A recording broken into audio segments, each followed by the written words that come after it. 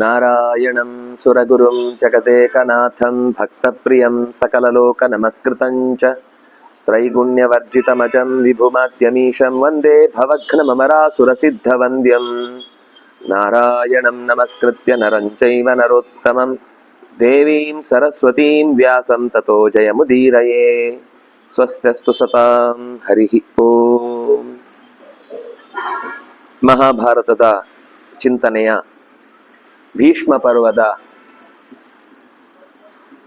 ಭಗವದ್ಗೀತಾ ಪರ್ವದ ಮಧ್ಯಭಾಗದಲ್ಲಿ ಅಂದರೆ 24ರ ನಂತರ 24ನೇ ಅಧ್ಯಾಯದ ನಂತರ ಬರುವ ಈ 18 ಅಧ್ಯಾಯಗಳಲ್ಲಿ 18ನೆಯ ಅಧ್ಯಾಯದ ಕೊನೆಯ ಭಾಗವನ್ನು ನಾವು ನೋಡ್ತಾ ಇದ್ದೇವೆ. ಅದರಲ್ಲಿ ಹಿಂದೆ 17 ಅಧ್ಯಾಯಗಳಲ್ಲಿ ಹೇಳಿದ್ದನ್ನೇ ಇನ್ನಷ್ಟು ಸ್ವಲ್ಪ ಹೊಸ ಮುಖದಿಂದ ಅದೇ ವಿಷಯವನ್ನ ಕನ್ಕ್ಲೂಡ್ ಮಾಡುವ ದೃಷ್ಟಿಯಿಂದ ಕೃಷ್ಣ ನಿರೂಪಣೆ ಮಾಡ್ತಾ ಕರ್ತೃ ಅನ್ನುವ ಕರ್ತೃ, ಕರ್ಮ ಮತ್ತು ಕಾರಣ, ಇದು ಮೂರು ಕೂಡ ಸಾತ್ವಿಕವಾಗಿ, ರಾಜಸವಾಗಿ, ತಾಮಸವಾಗಿ ಹೇಗೆ ಭಿನ್ನವಾಗುತ್ತೆ, ಸಾತ್ವಿಕ ಕರ್ತ ಯಾರು, ರಾಜಸ ಕರ್ತ ಯಾರು, ತಾಮಸ ಕರ್ತ ಯಾರು. ಕರ್ತ ಅಂದ್ರೆ ಒಂದು ಕೆಲಸ ಮಾಡುವುದಕ್ಕೆ ಯಜಮಾನ ಅಂತ ಇಟ್ಕೊಳ್ಳಿ. ಯಾವುದೇ ಕೆಲಸ ಆದ್ರೂ ಕೂಡ, ಈಗ ನೋಡುವುದು ಅನ್ನುವ ಕ್ರಿಯೆಗೆ ನಾನು ಕರ್ತ, ಮಾತಾಡುವುದು ಅನ್ನುವ ಕ್ರಿಯೆಗೆ ನಾನು ಕರ್ತ, ಅಂದ್ರೆ ಮಾತನಾಡುವವ, ಕೇಳುವವ, ನೋಡುವವ, ತಿನ್ನುವವ ಅನ್ನುವ ಈ ಕರ್ತೃಗಳಲ್ಲಿ ಮತ್ತೆ ಆ ಕೆಲಸ ಮಾಡುವುದಕ್ಕೆ ಏನು ಭಾವನೆ ಇರುತ್ತೆ ಅದು ಮೂರು ವೈವಿಧ್ಯವನ್ನು ಹೊಂದುತ್ತೆ ಅಂತ ಬಿಡಿಸಿ ಹೇಳಿದ್ರು. ಆಮೇಲೆ ಬುದ್ಧಿಯ ನಿರೂಪಣೆ ಮಾಡ್ತಾ 3 ರೀತಿಯ ಬುದ್ಧಿ ಇದೆ ಅಂತ ಹೇಳಿದ್ರು. ಒಂದು, ಸರಿ ತಪ್ಪುಗಳನ್ನ ಸರಿಯಾಗಿ ವಿವೇಚನೆ ಮಾಡಲಿಕ್ಕೆ ಬರುವವನು, ಸರಿಯನ್ನ ಸರಿ ತಪ್ಪನ್ನ ತಪ್ಪು ಅಂತ ತಿಳಿಯುವವನ ಬುದ್ಧಿ ಸಾತ್ವಿಕವಾದ ಬುದ್ಧಿ. ಸರಿಯೋ ತಪ್ಪೋ ಅನ್ನೋ ವಿಷಯದಲ್ಲಿ ಯಾವಾಗ್ಲೂ ಗೊಂದಲದಲ್ಲೇ ಇರುವವನಾದ್ರೆ ಅವನು ರಾಜಸ ಬುದ್ಧಿಯವನು. ಇನ್ನು ಅಧರ್ಮವನ್ನ ಧರ್ಮವನ್ನಾಗಿ, ಧರ್ಮವನ್ನು ಅಧರ್ಮವನ್ನಾಗಿ, ಮಾಡಬೇಕಾದ್ದನ್ನ ಮಾಡ್ಲೇಬಾರ್ದು ಅಂತ ಹಠ ಮಾಡ್ತಾನೆ, ಮಾಡಬಾರದನ್ನ ಮಾಡ್ಲೇಬೇಕು ಅಂತ ಒತ್ತಾಯ ಮಾಡ್ತಾನೆ, ಇಂಥ ಬುದ್ಧಿ ಇರುವವನು. ಹಾಗಂತ ಹೇಳಿ ಅವನಿಗೆ ತಾನು ಮಾಡುವ ಅಧರ್ಮವನ್ನ ಅಧರ್ಮ ಅಂತ ಗೊತ್ತಿದ್ದು ಮಾಡುವುದಲ್ಲ, ಅಧರ್ಮವನ್ನೇ ಧರ್ಮ ಅಂತ ಅವನ ಬುದ್ಧಿಯಲ್ಲಿ ಆಗ್ರಹ ಪೂರ್ವಕವಾಗಿ ಇದೇ ಸರಿ ಅಂತ ಸಮರ್ಥಿಸಿ ಮಾಡುವ, ಅದಕ್ಕೆ ಬೇಕಾದ ಲಾಜಿಕ್ ಎಲ್ರಿಗೂ ಇರುತ್ತಲ್ಲ. ನಾವೇನ್ ಕೆಲಸ ಮಾಡಿದ್ರು ನಮ್ಮ ಹತ್ರ ಅದಕ್ಕೆ ಬೇಕಾದ ಹಿನ್ನೆಲೆ ಕಾರಣಗಳು ಇದ್ದೇ ಇರುತ್ತೆ, ನಾವು ಅದನ್ನ ಯಾವತ್ತೂ ಬಿಟ್ಟು ಕೊಡ್ಲಿಕ್ಕೆ ಸಾಧ್ಯವೇ ಇಲ್ಲ. ಹಾಗಾಗಿ ಸರ್ವಾರ್ಥಾನ್ ವಿಪರೀತಾನ್, ಎಲ್ಲ ಕಾರ್ಯಭಾರಗಳನ್ನು ಕೂಡ, ಎಲ್ಲ ಸಂಗತಿಗಳನ್ನು ಕೂಡ ವಿಪರೀತವಾಗಿ ಅರ್ಥ ಮಾಡ್ಕೊಳ್ಳೋದು. ಅಂದ್ರೆ ಕೆಲವೊಂದ್ಸತಿ ಸಣ್ಣ ಸಣ್ಣ ಅಂಶದಲ್ಲಿ ನಮ್ಗೆ ಗೊತ್ತಾಗುತ್ತೆ. ನಮ್ ಸುತ್ತ ಕೆಲವರಲ್ಲಿ ನಾವ್ ಏನೋ ಹೇಳಿರ್ತೀವಿ, ಅವ್ರಿಗೆ ಆ ಕಾಂಟ್ಯಾಕ್ಸ್ಟ್ ಅಲ್ಲಿ ಅರ್ಥವೇ ಆಗುದಿಲ್ಲ. ಅವ್ರು ನಮ್ಮ ಹಾಗಾದ್ರೆ ಅವರನ್ನ ಯಾರನ್ನು ಹೊಗಳಿದ್ರೆ ಯಾವ್ದು ಚೆನ್ನಾಗಿದೆ ಅಂತ ಅಂದ್ರೆ ನಾನ್ ಮಾಡಿ ಚೆನ್ನಾಗಿಲ್ಲ ಅಂತನಾ ಅಂತ ಶುರುವಾಗುತ್ತೆ. ಅಂದ್ರೆ ಇದು ಒಂಥರದ ವೇರಿಯೇಷನ್ ಕಾಣುತ್ತೆ ಈ ತಾಮಸ ಬುದ್ಧಿಯದ್ದು. ಆದ್ರೆ ಇದು ಎಲ್ಲೋ ಸಣ್ಣ ಪುಟ್ಟದ್ದಾದ್ರೆ ಸಮಸ್ಯೆ ಇಲ್ಲ. ಕೆಲವೊಂದ್ ಸರ್ತಿ ದೊಡ್ಡ ದೊಡ್ಡ ತಾತ್ವಿಕವಾದ ಪ್ರಮೇಯ ವಿಚಾರಗಳಲ್ಲೇ ಅವರ ಆಗ್ರಹ ತಾನ್ ತಿಳಿದದ್ದು ಬಿಟ್ರೆ ಬೇರೆ ಯಾವುದು ಕೂಡ ಸರಿಯಲ್ಲ, ನಾನು ಹೇಳಿದ್ದನ್ನೇ ಎಲ್ಲರೂ ಒಪ್ಪಬೇಕು, ಅದೇ ಸರಿಯಾದದ್ದು ಅಂತ ಹಠ ಇರುತ್ತೆ. ಇಂಥ ಬುದ್ಧಿಯನ್ನು ತಾಮಸಿ ಬುದ್ಧಿ ಅಂತ ಕೃಷ್ಣ ಹೇಳಿದ. ಅಧರ್ಮಂ ಧರ್ಮಮಿತಿಯ ಮನ್ಯಂತೆ ತಮಸಾವೃತ ಸರ್ವಾರ್ಥಾನ್ ವಿಪರೀತಾಂಶ್ಚ ಬುದ್ಧಿ ಸಾ ಪಾರ್ಥ ತಾಮಸಿ ಅಂತ ಬಿಡಿಸಿದ. ಮುಂದೆ ಧೃತ್ಯ ಯಯಾ ಧಾರಯತೆ ಮನಃ ಪ್ರಾಣೇಂದ್ರಿಯ ಕ್ರಿಯಾ ಯೋಗೇನ ವ್ಯಭಿಚಾರಿಣ್ಯ ಧೃತಿ ಸಾ ಪಾರ್ಥ ಸಾತ್ವಿಕಿ. ಧೃತಿ ಇನ್ನೊಂದು ಬುದ್ಧಿಯನ್ನ ಹೇಳಿದ್ರು, ಈಗ ಧೃತಿಯನ್ನ ಹೇಳ್ತಾ ಇದ್ದಾರೆ. ಧೃತಿ ಅಂದ್ರೆ ನಿರ್ಧಾರ, ನಿರ್ದುಷ್ಟವಾದ ಒಂದು ಕಾರ್ಯವನ್ನ ಮಾಡುವ ವಿಷಯದಲ್ಲಿ ಹೀಗೆ ಯಾಕೆ ಮಾಡುವುದು ಅನ್ನೋದಕ್ಕೆ ತೆಗೆದುಕೊಳ್ಳುವಂತಹ ದೃಢವಾದ ಮನಸ್ಥಿತಿಯನ್ನ ಧೃತಿ ಅಂತ ಕರೀತಾರೆ. ಎಂತ ಧೃತಿ ಅನ್ನೋದಕ್ಕೆ ಮೊದಲನೇದ್ದು ಸಾತ್ವಿಕಿ ಧೃತಿ. ಯಾವುದದು ಅಂತಂದ್ರೆ ಧೃತ್ಯಾಯಯಾಧಾರಯತೆ ಮನಃ ಪ್ರಾಣೇಂದ್ರಿಯ ಕ್ರಿಯಾ. ಗಟ್ಟಿಗೊಂಡಂತಹ ಮನಸ್ಸು, ಗಟ್ಟಿಯಾಗಿ ಅಂದ್ರೆ ಹಿಂದಕ್ಕೆ ಸೆಳೆಯಲ್ಪಟ್ಟಂತಹ ಇಂದ್ರಿಯಗಳು. ಕೆಲವರಿಗೆ ಆಗಬೇಡ ಅನ್ಸುತ್ತೆ, ಸ್ವಲ್ಪ ಹೊತ್ತಾದ್ಮೇಲೆ ಅಷ್ಟೊತ್ತಿಗೆ ಅದರ ಯಾವ ಬೇಡ ಅಂತ ಹೇಳುವುದಕ್ಕೆ ಕಾರಣ ಇತ್ತು ಅದು ದುರ್ಬಲ ಆಗುತ್ತೆ. ಆವಾಗ ಬೇಕು ಅನ್ನೋದಕ್ಕೆ ಇನ್ನೊಂದು ಯಾವ್ದು ಕಾರಣ ಸಿಗುತ್ತೆ, ಕೂಡ್ಲೆ ಮನಸ್ಸು ಅಲ್ಲಿಗೆ ಹೋಗ್ಬಿಡುತ್ತೆ. ಒಂದ್ ನಿರ್ಧಾರ ತಗೊಂಡಿರುತ್ತೆ, ಸ್ವಲ್ಪ ಹೊತ್ತಾದ್ಮೇಲೆ ಇನ್ಯಾರೋ ಒಬ್ರು ಪುಸ್ಲಾಯಿಸಿದ್ರೆ ಮಾಡೋಣ ಮಾಡೋಣ ಮಾಡೋಣ ಅಂತ ಹೇಳಿದ ತಕ್ಷಣ ನಿರ್ಧಾರ ಬದಲಾಗುತ್ತೆ. ಆದ್ರೆ ಕೆಲವರದ್ದು ಹಾಗಿರುವುದಿಲ್ಲ. ಯಾರು ಎಷ್ಟೇ ತೆಗೆದುಕೊಂಡ ನಿರ್ಧಾರವನ್ನ ಬದಲಾಯಿಸ್ಲಿಕ್ಕೆ ಪ್ರಯತ್ನ ಮಾಡಿದ್ರು ಕೂಡ, ಅಂದ್ರೆ ಸಾತ್ವಿಕವಾದದ್ದಕ್ಕೆ, ಈಗ ಸಾತ್ವಿಕವಾದ ಧೃತಿ ಹೇಗೆ ಅಂದ್ರೆ ಮೊದಲು ನಿರ್ಧಾರ ತಗೊಳ್ಳುವಾಗ್ಲೇ ತುಂಬಾ ಆಲೋಚನೆ ಮಾಡಿ ತಗೊಂಡಿರುತ್ತದು. ಆಲೋಚನೆ ಮಾಡುವ ಹೊತ್ತಿಗೆ ತುಂಬಾ ಕನ್ಫ್ಯೂಷನ್ ಇದ್ದ ಹಾಗಿರುತ್ತೆ ಅದಕ್ಕೆ. ಆದ್ರೆ ಒಂದ್ಸರ್ತಿ ಕನ್ಫರ್ಮ್ ಆದ್ಮೇಲೆ ಮತ್ತೆ ಅಲ್ಲಾಡುದಿಲ್ಲ. ಈ ನಮ್ದು ಹಾಗಿರುದಿಲ್ಲ, ನಿರ್ಧಾರ ಬೇಗ ಆಗ್ಬಿಡುತ್ತೆ, ಆಮೇಲೆ ಕಚಿ ಆಗ್ತಾ ಇರುತ್ತೆ. ಹಾಗೆ ಮಾಡ್ಲಾ, ಹೀಗ್ ಮಾಡ್ಲಾ, ಅದ್ ಮಾಡ್ಲಿ, ಇದ್ ಮಾಡಿ, ಇನ್ನೊಂದು ಎಲ್ಲ ಯೋಚನೆಗಳು ಬರ್ತಾ ಇರುತ್ತೆ.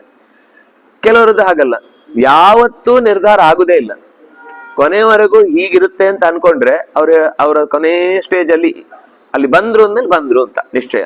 ಬರೋ ತನಕನು ಬರ್ಬೋದಾ ಕೇಳಿದ್ರೆ ಗೊತ್ತಿಲ್ಲ, ಅವ್ರು ಬಂದ್ರೆ ಗ್ಯಾರಂಟಿ, ಬರದೇ ಇದ್ರೆ ಗ್ಯಾರಂಟಿ ಇಲ್ಲ ಅನ್ನುವ ಸ್ಥಿತಿಯ ಧೃತಿ ಇರುತ್ತೆ. ಈಗ ಹೇಳಿಕೆ ಕೊಟ್ಟು ಬಿಡ್ತಾರೆ, ಆಮೇಲೆ ನನ್ನ ಹೇಳಿಕೆಯನ್ನು ತಿರುಚಲಾಗಿದೆ ಅಂತ ಹೊಡಿತಾ ಇರ್ತಾರೆ, ಏನೋ ಒಂದು ಮಾತಾಡಿ ಬಿಡ್ತಾರೆ. ಕೆಲವರು ಹಾಗಲ್ಲ, ನಾನು ಆ ಅಭಿಪ್ರಾಯದಲ್ಲಿ ಹೇಳಿದ್ದಲ್ಲ, ಆದ್ರೆ ನನ್ನ ನಿರ್ಧಾರ ಅದೇ, ನಾನು ಅದನ್ನೇ ಹೇಳಿದ್ದು ಅಂತ. ಧರ್ಮ ಅಂದ್ರೆ ಭಕ್ತಿ ಯೋಗ ಅನ್ನೋದು ಇದಕ್ಕೆ ಪ್ರಧಾನವಾದ ಧೃತಿ ಅನ್ನೋದಕ್ಕೆ ತುಂಬಾ ಮುಖ್ಯವಾದ ಆಯುಧ ಅಥವಾ ಸಾಧನೆ ಯಾವುದು ಅಂದ್ರೆ ಭಕ್ತಿ. ಭಕ್ತಿಯಿಂದ ದೃಢವಾಗಿದ್ರೆ ಮಾತ್ರ ಅದು ಸಾತ್ವಿಕ ಆಗುತ್ತೆ.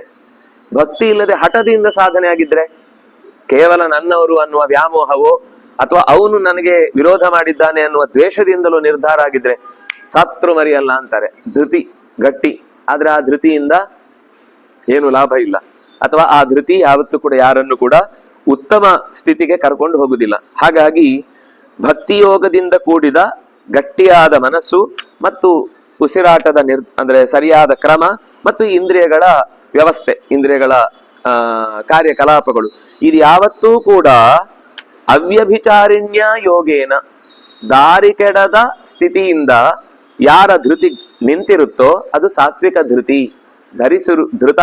ಧೃತಿ ಅಂದ್ರೆ ಧರಿಸುವಂಥದ್ದು, ದೃಢವಾಗಿ ನೆಲೆಗೊಳ್ಳಿಸುವಂಥದ್ದು. ಅದು ಸಾತ್ವಿಕವಾಗಿದ್ದಾಗ ಅದು ಭಕ್ತಿಗೆ ಕಾರಣವಾಗಿರುತ್ತೆ. ಆ ಭಕ್ತಿಯಿಂದ ಮುಪ್ಪುರಿಗೊಂಡಂತಹ ಮನಸ್ಸು ಮತ್ತು ಇಂದ್ರಿಯಗಳು ಯಾವತ್ತೂ ಕೂಡ ಮತ್ತು ನಿರ್ಧಾರದಿಂದ ಹಿಂದೆ ಸರಿಯುವುದಿಲ್ಲ. ಇದು ಸಾತ್ವಿಕವಾದ ಧೃತಿ. ಎರಡನೇದು ಯಯಾತು ಧರ್ಮ ಕಾಮಾರ್ಥಾನ್ ಧೃತ್ಯ ಧಾರಯತೆ ಅರ್ಜುನ ಪ್ರಸಂಗೇನ ಫಲಾಕಾಂಕ್ಷಿ ಧೃತಿ ಸಾ ಪಾರ್ಥ ರಾಜಸಿ. ಧರ್ಮಾರ್ಥಗಳನ್ನ ಕಾಮಗಳನ್ನ ಪಡೆಯುವ ಸಲುವಾಗಿ ಅತಿಯಾಗಿ ಹಚ್ಚಿಕೊಂಡು ಆಸೆ ತೊಟ್ಟು ಕೆಲಸ ಮಾಡ್ತಾನೆ. ಆದ್ರೆ ಮಾಡುವಾಗ ಚೆನ್ನಾಗಿ ಮಾಡ್ತಾನೆ, ಆದ್ರೆ ಅದರ ಹಿಂದೆ ಒಂದು ಆಸೆ ಇದ್ದೇ ಇರುತ್ತೆ, ನನಗೆ ಇದರಿಂದ ಏನೊಂದು ಲಾಭ ಆಗ್ಬೇಕು, ನನಗೆ ಇದರಿಂದ ಪ್ರತಿಫಲ ಸಿಗಬೇಕು ಅನ್ನುವುದನ್ನ ಅತಿಯಾಗಿ ಹಚ್ಚಿಕೊಳ್ತಾನೆ. ಮತ್ತು ಫಲದ ಆಸೆ ಬರ್ಲೇಬೇಕು ಅಂತ, ಅಂದ್ರೆ ಕೆಲಸ ಚೆನ್ನಾಗಿ ಮಾಡ್ತಾನೆ, ಕೆಲಸದಲ್ಲಿ ಎಂದು ಹಿಂದೇಟ್ ಹಾಕ್ಲಿಲ್ಲ ಅಥವಾ ಕೆಲಸದ ಬಗ್ಗೆ ಔದಾಸೀನ್ಯ ಇಲ್ಲ, ಈ ಕೆಲಸ ಆದ್ರೆ ಆಯ್ತು ಅಂತ ಅದರ ಬಗ್ಗೆ ತಾತ್ಸಾರ ಭಾವ ಇಲ್ಲ. ಆದ್ರೆ ಆದ ಕೆಲಸದಿಂದ ತನಗೆ ಇಂಥದ್ದೊಂದು ಪ್ರತಿಫಲವನ್ನ ಏನು ಯೋಚನೆ ಮಾಡಿರ್ತಾನೆ ಅದು ಬರ್ಲೇಬೇಕು ಅಂತ ಹಠ ಮಾಡ್ತಾನೆ. ಇದು ಸ್ವಲ್ಪ ಡೇಂಜರ್ ಅಂದ್ರೆ ಫಲ ಅಕಸ್ಮಾತ್ ಸಿಗದೆ ಇದ್ರೆ ಮಾತ್ರ ಅವನು ಆಮೇಲೆ ಆ ಕೆಲಸದ ಕಡೆ ತಲೆನೇ ಹಾಕಲ್ಲ. ಅವನಿಗೆ ಒಂಥರ ಅದರ ಬಗ್ಗೆ ಒಳ್ಳೆ ಕೆಲಸ ಆಗಿದ್ರು ನಾನು ಇನ್ನು ಮುಂದೆ ಆ ಕೆಲಸ ಮಾಡಲ್ಲ ಅನ್ನುವ ರೀತಿಯಲ್ಲಿ ಅವನಿಗೆ ಮನಸ್ಸು ಅದರಿಂದ ಸೋತು ಹೋಗ್ಬಿಡುತ್ತೆ. ಅಥವಾ ಕೆಲವೊಂದ್ ಸರ್ತಿ ಇನ್ಯಾರು ಕೂಡ ಈ ರುರು ಅವನ ಪ್ರಮದ್ವರೆಯನ್ನ ಒಂದು ಸರ್ಪ ಕಚ್ಚಿತು ಅನ್ನುವ ಕಾರಣಕ್ಕಾಗಿ ಸಿಕ್ಕಿದ ಊರಲ್ಲಿದ್ದ ಎಲ್ಲಾ ಸರ್ಪಗಳನ್ನು ಕೊಲ್ಲಿಕ್ಕೆ ಹೋಗ್ತಾನ ಅವನು. ವಸುಧಾ ಯಾವುದೋ ಒಂದು ಸರ್ಪ ಅವನಿಗೆ ಕಚ್ಚಿದ್ದು, ಆದ್ರೆ ಕಚ್ಚಿದ ಒಂದು ಸರ್ಪ ಕಚ್ಚಿದ್ದು ಅವನಿಗೆ ಹಿಂಸೆ ಆಗ್ಲಿಲ್ಲ. ಮುಖ್ಯ ಇನ್ನೊಂದು ಕಾರಣ ಇದ್ದದ್ದು ಏನಂದ್ರೆ ಅವನ ಅರ್ಧ ಆಯುಷ್ಯ ಅವಳಿಗೆ ಕೊಡ್ತಾನೆ. ಆ ಅರ್ಧ ಆಯುಷ್ಯ ನನ್ನ ಸಾಧನೆ ಹೋಯ್ತಲ್ಲ, ಆ ಅರ್ಧ ಆಯುಷ್ಯದಲ್ಲಿ ನಾನು ಏನಾದ್ರೂ ಒಳ್ಳೆ ಕೆಲಸ ಮಾಡ್ಬೋದಿತ್ತು. ನಾನು ಅವಳ ಜೊತೆಗೆ ದಾಂಪತ್ಯವನ್ನ ಬಯಸಿದ್ದೆ, ಸತ್ಕರ್ಮ ಮಾಡಿ ಸದ್ಗೃಹಸ್ಥನಾಗಿ ಒಳ್ಳೆ ರೀತಿಯಿಂದ ನನ್ನ ಬದುಕನ್ನು ಕಳಿಬೇಕು ಅಂತ ನಾನು ಸಂಕಲ್ಪ ಮಾಡಿದ್ದು. ಆ ಒಳ್ಳೆ ಸಂಕಲ್ಪಕ್ಕೆ ಕಾರಣವಾದದ್ದು ಈ ಸರ್ಪದ ಕಚ್ಚುವಿಕೆ. ಆದ್ರಿಂದ ಎಲ್ಲಾ ಸರ್ಪಗಳನ್ನು ಕೊಲ್ತೇನೆ ಅಂತ ಹೊರಟ. ಹೇಗೆ ಗರ್ಗಾಚಾರ್ಯರು ಯಾರೋ ಅವನ ಹೆಂಡತಿ ಅಂತಾನೆ ಅಮ್ಮನ ತಮ್ಮನೋ ಅಣ್ಣನೋ ಯಾರೋ ತಮಾಷೆ ಮಾಡಿದ್ದು, ಇವನಿಗೆ ಯಾಕೆ ಮದುವೆ ಅಂತ ನಕ್ಕಿದ್ದು ಯಾದವರು. ಆದ್ರೆ ಸಿಟ್ಟು ಬಂದದ್ದು ಕೃಷ್ಣನ ಮೇಲೆ. ಹೇಳಿದ್ದೊಬ್ಬ, ನಕ್ಕಿದ್ದು ಇನ್ನೊಬ್ರು, ಸಿಟ್ಟು ಬಂದದ್ದು ಕೃಷ್ಣನ ಮೇಲೆ ಯಾಕೆ ಸಿಟ್ಟು ಬಂತು ಅಂದ್ರೆ ಇವರಲ್ಲಿ ಇಷ್ಟು ನಗಲಿಕ್ಕೆ ಅಹಂಕಾರ ಬರ್ಲಿಕ್ಕೆ ಕಾರಣ ಕೃಷ್ಣ ಇಲ್ಲದೆ ಇದ್ರೆ ಇವರಲ್ಲಿ ಇಷ್ಟು ಅಹಂಕಾರ ತೋರುದು ಸಾಧ್ಯ ಇರಲಿಲ್ಲ. ಕೃಷ್ಣನ ಮೇಲೆ ಅವರು ಕೋಪ ಮಾಡಿಕೊಂಡು ಆ ದೃಢವಾದ ನಿಷ್ಠೆಯಿಂದ ತಪಸ್ಸು ಮಾಡಿದ್ದು ತಾಮಸವಾದ ತಪಸ್ಸು. ಅಂದ್ರೆ ಕೃಷ್ಣನನ್ನು ಕೊಲ್ಲಬೇಕು ಅಂತ ವ್ರತ ತೊಟ್ಟು ಅದಕ್ಕೋಸ್ಕರನೇ ಒಂದು ಮಗನನ್ನ ಪಡೆಯಬೇಕು ಅಂತ ಹಠ ಮಾಡಿದ್ರು. ಅಂದ್ರೆ ಈ ತರ ಧೃತಿಯಲ್ಲಿ ನಿರ್ಧಾರದಲ್ಲಿ ದೃಢವಾಗಿ ತಪ್ಪೇ ನಿರ್ಧಾರ ಇರುತ್ತೆ. ಕೆಲವೊಮ್ಮೆ ಕೆಲವರದ್ದು ಕನ್ಫ್ಯೂಷನ್ ಇರುತ್ತೆ, ಕೆಲವರದ್ದು ಗತಿ ಗಟ್ಟಿಯಾಗಿರುತ್ತೆ. ಅದೇ ಹೇಳಿದ್ದು, ಕೋಪ ಬಂದಾಗ ಯಾವುದು ಅವರ ಕೈಯಲ್ಲಿ ಇರಲ್ಲ. ಕೋಪ ಯಾರಿಗೆ ಆದ್ರೂ ಅವರ ತೀರಾ ವ್ಯಕ್ತಿಗತವಾದ ವಿಷಯಕ್ಕೆ ಕೈ ಹಾಕಿ ಒಬ್ಬ ತಮಾಷೆ ಮಾಡಿದ ಅಂದ್ರೆ ಕೋಪ ಬರುತ್ತೆ. ಅವರನ್ನು ಹೇಳಿದ್ದು, ಈ ನಪುಂಸಕನಿಗೆ ಆ ಹೆಣ್ಣನ್ನು ಕೊಟ್ಟು ಯಾಕೆ ಅವಳ ಬಾಳನ್ನ ಹಾಳು ಮಾಡ್ತೀರಿ ಅಂದ್ರೆ, ಇವನು ತಪಸ್ಸು ಮಾಡ್ತಾ ಮಾಡ್ತಾ ಮಾಡ್ತಾ ಬದುಕಿನ ಒಂದು ಸೌಖ್ಯದ ಬಗ್ಗೆ ಇವನಿಗೆ ಪ್ರಜ್ಞೆಯೇ ಇಲ್ಲ. ಇವನು ಏನು ಹೆಂಡತಿಯನ್ನು ಚೆನ್ನಾಗಿ ಸಾಕ್ತಾನೆ, ಇವನು ಏನು ದಾಂಪತ್ಯದ ಸೌಖ್ಯವನ್ನು ಅನುಭವಿಸ್ತಾನೆ ಅಂತ ಅವನು ತಮಾಷೆ ಮಾಡಿದ್ದು. ಆದ್ರೆ ಅದು ತಮಾಷೆಯ ಜೊತೆಗೆ ಸ್ವಲ್ಪ ಗಂಭೀರವಾಗಿ ಎಲ್ಲರೂ ನಕ್ಕದ್ದು ಅವನಿಗೆ ಅವಮಾನ ಆಯ್ತು. ಅವಮಾನ ಆದಾಗ ಸಿಟ್ಟು ಬಂತು. ಸಿಟ್ಟು ಅನ್ನೋದು ಯಾರನ್ನು ಕೂಡ ಕೇರ್ ಮಾಡಲ್ಲ, ಅದು ಯಾವ ತರ ಮಾತಾಡಿಸುತ್ತೆ ಅನ್ನೋದೇ ಗೊತ್ತಿರಲ್ಲ. ಕೆಲವೊಂದ್ಸರ್ತಿ ಅವನ ಹತ್ರನೇ ಅವನು ಮಾಡಿದ ರೆಕಾರ್ಡ್ ಅನ್ನ ಕೊಟ್ರೆ, ಮಾತಾಡಿದ ರೆಕಾರ್ಡ್ ಕೊಟ್ರೆ, ನಾನು ಇಷ್ಟೆಲ್ಲ ಮಾತಾಡಿದ್ನ ಅಂತ ಅನ್ನುವ ಭಯವೂ ಇರುತ್ತೆ ಕೆಲವೊಮ್ಮೆ ಅವನಿಗೆ. ಅಯ್ಯೋ ನಾನು ಹೀಗೆ ಮಾತಾಡಿದ್ನ, ನನ್ಗೆ ಇದು ಉದ್ದೇಶ. ಆಮೇಲೆ ಹೇಳ್ತಾನೆ, ಇಲ್ಲ ಇಲ್ಲ ನನ್ನ ಉದ್ದೇಶ ಹೀಗಿರ್ಲಿಲ್ಲ, ನಂಗೆ ನೋವಾದದ್ದ ನಾನು ಎಕ್ಸ್ಪ್ರೆಸ್ ಮಾಡಿದ ರೀತಿ ಅಂತ. ಕೆಲವೊಮ್ಮೆ ಹೌದು, ಕೆಲವೊಮ್ಮೆ ಸಿಟ್ಟಿನ ನೆಪದಲ್ಲಿ ಮನ್ಸಲ್ಲಿ ಇದ್ದಿದ್ದನ್ನೆಲ್ಲ, ಈಗ ಕೃಷ್ಣನ ಒಂದು ತಂತ್ರ ಹಾಗೆ ಕೆಲಸ ಮಾಡಿದ್ದಲ್ವಾ. ಅವನು ಅಣ್ಣನನ್ನು ಕೊಲ್ಲಬೇಕು ಅಂತ ಹೋದಾಗ ಅರ್ಜುನ ಯುಧಿಷ್ಠಿರನನ್ನ ನಾನು ಕೊಲ್ತೇನೆ ಅಂತ ಹೊರಡ್ತಾನೆ. ಯಾಕೆಂದ್ರೆ ಯುಧಿಷ್ಠಿರ ತನ್ನ ಗಾಂಡೀವವನ್ನ ಅವಮಾನ ಮಾಡಿದ ಅಂತ. ಅವನು ಕತ್ತಿ ಹಿಡ್ಕೊಂಡು ಸೀದಾ ಹೋಗ್ತಾನೆ. ಒಂದ್ ನಿಮಿಷ ತಾಳು, ನೀನ್ ಯಾಕೆ ಅಷ್ಟೆಲ್ಲ ಕಷ್ಟಪಡ್ತಿ, ಕತ್ತಿ ಇಲ್ದೆ ಕೊಲ್ಬಹುದು. ಹೌದಾ, ಅದು ಇದ್ಯಾವ ದಾರಿ, ಸರಿ ನೀವು ಒಳಗಿಡು ಮತ್ ಮಾತಾಡೋಣ. ನಿನಗೆ ಏನೇನ್ ಅಣ್ಣನ ಮೇಲೆ ಕೋಪ ಇತ್ತೋ ಅದೆಲ್ಲವನ್ನು ಈಗ ಹೇಳಿ ಮುಗಿಸು. ಆ ದೂರನ್ನ ನೀನು ಅವನ ಮುಂದೆ ಎಕ್ಸ್ಪ್ರೆಸ್ ಮಾಡಿ ಅವನನ್ನ ಜೋರು ಮಾಡಿದ್ರೆ ಅಣ್ಣನನ್ನು ಕೊಂದ ಹಾಗೆ. ಸರಿ, ಅವನಿಗೆ ಏನೇನು ಮನಸ್ಸಿನಲ್ಲಿ ಯೋಚನೆ ಇತ್ತೋ ಕೋಪ ಇತ್ತೋ ಎಲ್ಲ ತೆಗೆದು ಹೇಳಿದ. ನಿನ್ನಿಂದಾಗಿ ನಾವು ಕಾಡಿಗೆ ಬರ್ಬೇಕಾಯ್ತು, ನಿನ್ನಿಂದಾಗಿ ದ್ರೌಪದಿಗೆ ಅವಮಾನ ಆಯ್ತು, ನಿನ್ನಿಂದಾಗಿ ಹೀಗಾಯ್ತು ಹಾಗಾಯ್ತು ಅಂತ ಎಲ್ಲ ಹೇಳಿಬಿಡ್ತಾನೆ. ಹೇಳಿದಾಗ ಅವನ ಮಾತ್ ಒಂದು ಒಳಗೆ, ಅದೇನ್ ಗೊತ್ತಾ, ಕೋಪ ಬರ್ಲಿಕ್ಕೆ ಕಾರಣ ಒಳಗಿನಿಂದ ಕೆಲವೆಲ್ಲ ಹೇಳಲಿಕ್ಕಾಗದೆ ಒಳಗೆ ಇಟ್ಕೊಂಡದ್ದು. ಅದು ಯಾವಾಗ ಹೊರಗೆ ಹೋಗುತ್ತೋ ಆವಾಗ ಕೋಪ ಶಾಂತ ಆಯ್ತು. ಕೋಪ ಶಾಂತ ಆದ್ಮೇಲೆ ಈಗ ಇನ್ನೊಂದ್ ತರದ ಡಿಪ್ರೆಷನ್ಗೆ ಹೋದವನು. ಅಣ್ಣನ ಅನ್ಕೊಂಡ್ಮೇಲೆ ನಾನು ಹೇಗ್ ಬದುಕಿರುದು, ದೊಡ್ಡವರು ಅವಮಾನ ಮಾಡುದು ನನ್ನ ಜೀವಮಾನದ ಧರ್ಮ ಅಲ್ಲ, ಆದ್ರಿಂದ ನಾನೇ ಸಾಯ್ತೇನೆ ಅಂತ ಹೊರಟ. ಅವನು ಮತ್ತೆ ಕತ್ತಿ ಹಿಡ್ಕೊಂಡು ಕುತ್ತಿಗೆಗೆ ದರ್ಶನ ಬರ್ಲಿಕ್ಕೆ ಹೋದ್ರೆ ಹೇಳ್ತಾನೆ, ಒಂದ್ ನಿಮಿಷ ತಾಳಪ್ಪ, ಅದಕ್ಕೂ ಒಂದು ವ್ಯವಸ್ಥೆ ಇದೆ, ಇದಕ್ಕೂ ಒಂದು ವ್ಯವಸ್ಥೆ ಇದೆ. ಸರಿ ಆಯ್ತು, ಕತ್ತಿ ಒಳಗಿಡು. ಸರಿ, ಕತ್ತಿ ಒಳಗಿಡು, ನೀನೇನೇನ್ ಮಾಡಿದ್ ಎಲ್ಲ ಹೊಗಳ್ಕೊ ಅಂದ.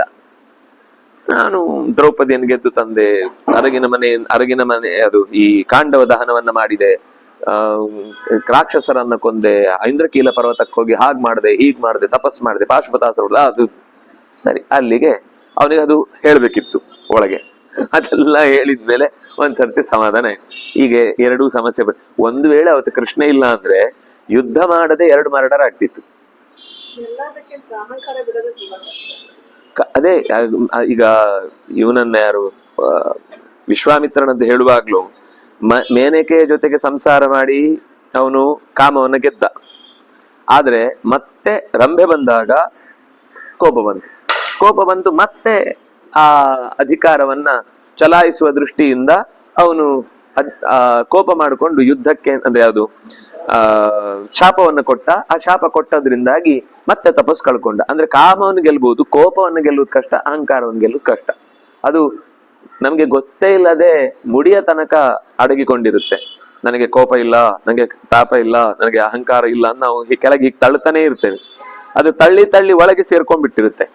ಎಲ್ಲಿಂದ ಅದು ಕಾಲ ಹೆಬ್ಬೆರಳಿನಿಂದ ನುಗ್ಗಿದ್ದು ನೆತ್ತಿಯ ತನಕ ತುಂಬಿರುತ್ತೆ, ಕಾಣದ ಕೋಡಿನ ಹಾಗೆ. ಆದ್ರೆ ಯಾವಾಗೋ ಒಂದ್ಸರ್ತಿ ಅದು ಪ್ರಿಕ್ ಆದಾಗ ಈಗೋ ಬರ್ಸ್ಟ್ ಆಗ್ಬಿಡುತ್ತೆ, ಡಮ್ ಅಂತ ಆಗ ತೆರ್ಕೊಳ್ಳುತ್ತೆ. ಹಾಗಾಗಿ ಅಂತಹ ಧರ್ಮ ಕಾಮಾರ್ಥಗಳನ್ನ ಪಡೆಯಬೇಕು ಎನ್ನುವ ಬಯಕೆಯಿಂದ ಅತಿಯಾಗಿ ಹಚ್ಚಿಕೊಂಡು ಇಂಥದ್ದೇ ಫಲ ಬೇಕು ಅನ್ನುವ ಆಸೆ ತೊಟ್ಟ ಗಟ್ಟಿಗವಾದ ನಿರ್ಧಾರ ಏನಿದೆ ಇದನ್ನ ರಾಜಸಧೃತಿ ಅಂತ ಕರೀತಾರೆ. ಮೂರನೇದ್ದು ಯಯಾ ಸ್ವಪ್ನಂ ಭಯಂ ಶೋಕಂ ವಿಷಾದಂ ಮದಮೇವ ಚ ನವಿಮುಂಚತಿ ದುರ್ಮೇಧಾ ಧೃತಿಸ್ಸಾ ಪಾರ್ಥ ತಾಮಸಿ. ಜಗತ್ತು ಏಳಿ ಬಿಡ್ಲಿ, ನಿದ್ದೆ ಬಂದ್ರೆ ನಿದ್ದೆ, ನೀವು 3 ಆಗ್ಲಿ 6 ಆಗ್ಲಿ ಎಲ್ಲ ಈ ಅದೇನೋ ಪಿಯಾನೋ ಓದುದೊಂದು ಕತೆ ಇದ್ದಿಲ್ಲ ಇಡೀ ಹಡಗು ಮುಳುಗುವಾಗ, ಹಾಗೆ ಅಂತದ್ದು ಇರ್ತಾರೆ ಕೆಲವರು. ಏನ್ ಬೇಕಾದ್ರೂ ಆಗ್ಲಿ ನಾವು ಹೀಗೇನೆ ನೋಡಿ ಸ್ವಾಮಿ ನಾವಿರೋದು ಹೀಗೆ ಅನ್ನೋ ಸ್ವಭಾವ ಏನಿದೆ ಇದು ತಾಮಸ ಧೃತಿ. ಏನಂದ್ರೂ ಬದಲಾಗಲ್ಲ. ಸ್ವಪ್ನಂ ಕನಸು ಕಾಣೋದು ಬೇಡ, ಸುಮ್ನೆ ಯಾವಾಗ್ಲೂ ಏನೋ ದೊಡ್ಡ ಕನಸು ಕಾಣೋದು, ಆಗತ್ತಾ ಇಲ್ವಾ, ನಮ್ಮ ಹತ್ರ ಸಾಮರ್ಥ್ಯ ಇದೆಯಾ, ಏನು ಯೋಚನೆ ಮಾಡಲ್ಲ. ಪ್ರತಿ ಸರ್ತಿ ಅದೀಗ ಯಾವತ್ತೋ ಒಂದೊಂದ್ ದಿವ್ಸ ನಮ್ಗೆ ಹಾಗೆ ಅನ್ನಿಸ್ಬೋದು ಗೊತ್ತಿಲ್ಲದೆ ನಿರ್ಧಾರ ತೆಗೆದುಕೊಳ್ಳುವಲ್ಲಿ. ಇದು ಯಾವಾಗ್ಲೂ ಕನಸೇ ಕಾಣೋದು, ಕೆಲಸ ಮಾಡುದಿಲ್ಲ. ಸ್ವಪ್ನಂ. ಆಮೇಲೆ ಭಯಂ. ಈ ಕೆಲವರಿಗೆ ಒಂದು ಸರ್ತಿ ಏನಾದ್ರೂ ಆಯ್ತು ಅಂದ್ರೆ ಆ ಭಯ ಮತ್ತೆ ಹೋಗುದೇ ಇಲ್ಲ. ಆ ಕೊನೆವರೆಗೂ ಅದು ಭಯ. ಒಂದು ಕತ್ತಲೆಯಲ್ಲಿ ಏನೋ ಜೀವನದಲ್ಲಿ ಒಂದು ಕೆಟ್ಟ ಘಟನೆ ನಡೆದೋಯ್ತು, ಹಿಂದಿಂದ ಅಟ್ಟಿಸ್ಕೊಂಡು ಯಾರೋ ಬಂದಂಗಾಯ್ತು, ಆಮೇಲೆ ಕತ್ತಲೆಯಲ್ಲಿ ಎಲ್ಲೂ ಹೋಗಲ್ಲ ಅಲ್ಲ. ಅದು ಕೆಲವೊಂದ್ ಸರ್ತಿ ತೀವ್ರವಾದ್ರೆ ಸ್ವಲ್ಪ ಸ್ವಲ್ಪ ಭಯ ಎಲ್ಲರಿಗೂ ಇದ್ದೇ ಇರುತ್ತೆ. ಕೆಲವರಿಗೆ ಲೈಟ್ ಆಫ್ ಮಾಡಿದ್ರೆ ಇಡೀ ಕತ್ಲೆ ಎಲ್ಲೂ ಇಲ್ಲ ಅಂದ್ರೆ ಉಸಿರೇ ನಿಂತೋಗುತ್ತೆ. ಅದೊಂಥರದ ತೀವ್ರ 4ನೇ ಸ್ಟೇಟಸ್ಗೆ ಹೋದ ಒಂದು ಅಫೋಬಿಯಾ. ಅದು ಭಯ ಹೇಗಿರುತ್ತೆ ಅಂದ್ರೆ ಕತ್ತಲೆ ತಂದ ತಕ್ಷಣ ಎದೆ ಎಲ್ಲ ಶಬ್ದ ಅವರಿಗೆ ಕೇಳಿಸುವ ಹಾಗಾಗಿ ಉಸಿರೇ ನಿಂತು ಹೋಗ್ಬಿಡುತ್ತೆ. ಇದು ಒಂಥರದ ಕತ್ತಲೆಯನ್ನ ತಪ್ಪಿಸಿಕೊಂಡು ಬದುಕಲಿಕ್ಕೆ ಬಾರದೇ ಇರುವಂತ. ಅದಕ್ಕೆ ಕನಿಷ್ಠ ಪಕ್ಷ ಮನೆಯಲ್ಲಿ ಇನ್ವರ್ಟರ್ ಇಟ್ಕೋಬಾರ್ದು. ಆ ದೃಷ್ಟಿಯಿಂದಾದ್ರೂ ಕತ್ತಲೆ ಅನ್ನೋದ್ರ ಅಭ್ಯಾಸ ಮಕ್ಕಳಿಗಿರುತ್ತೆ. ಇಲ್ಲ ಅಂದ್ರೆ ಒಂದೊಂದ್ ಸರ್ತಿ ಅದು ಹೇಗಿರುತ್ತೆ ಅಂದ್ರೆ ಊಹಿಸ್ಲಿಕ್ಕೆ ಸಾಧ್ಯ ಇಲ್ಲ. ಆ ಭಯ ಬೇರೆ ಏನು ಆಯುಧವೇ ಬೇಡ, ಅವನನ್ನು ಕೊಲ್ಬೇಕು ಅಂದ್ರೆ ಆಯುಧನೇ ಬೇಡ, ಕರ್ಕೊಂಡು ಹೋಗುದು ಆರಾಮಾಗಿ ಎಲ್ಲ ಚಿನ್ನಿಸಿ ಉಣಿಸಿ ಎಲ್ಲ ಮಾಡಿ ಕೊನೆಗೆ ರಾತ್ರಿ ಲೈಟ್ ಆಫ್ ಮಾಡಿ ರೂಮ್ ಒಳಗೆ ಹಾಕ್ಬಿಡುದು, ಮುಗಿದು. ಸಣ್ಣ ಮಕ್ಳು ಇಲ್ಲ, ಅವರು ಲೈಟ್ ಹಾಕೊಂಡೇ ಮಲಗ್ತಾರೆ. ನಾನು ತುಂಬಾ ಜನರನ್ನು ನೋಡಿದ್ದೀನಿ, ಲೈಟ್ ಹಾಕೊಂಡೇ ಮಲಗ್ತಾರೆ. ಕಣ್ಣು ಮುಚ್ಚಿದ್ರು ಕೂಡ ಅವ್ರಿಗೆ ಆ ಕಣ್ಣು ಮುಚ್ಚಿದ್ರೆ ಒಂದು ಲೈಟ್ ಇದ್ದು ಒಂಥರ ಬೆಳಕು ಬೀಳ್ದಿರುತ್ತಲ್ಲ, ಅದು ಆಫ್ ಆದ ತಕ್ಷಣ ಎಚ್ಚರ ಆಗುತ್ತೆ. ಎಷ್ಟು ನಿದ್ದೆಯಲ್ಲಿದ್ರು ಎಚ್ಚರ ಆಗ್ಬಿಡುತ್ತೆ. ಒಂಥರ ಗಾಢ ನಿದ್ದೆಗೆ ಹೋದಾಗ ಆಗಿರ್ಲಿಕ್ಕಿಲ್ಲ, ಆದ್ರೆ ಕನಸಿನಲ್ಲಿ ಸ್ವಲ್ಪ ಮಲಗಿದ್ದಾಗ ಆಫ್ ಮಾಡಿದ ತಕ್ಷಣ ಎಚ್ಚರ ಆಗುತ್ತೆ.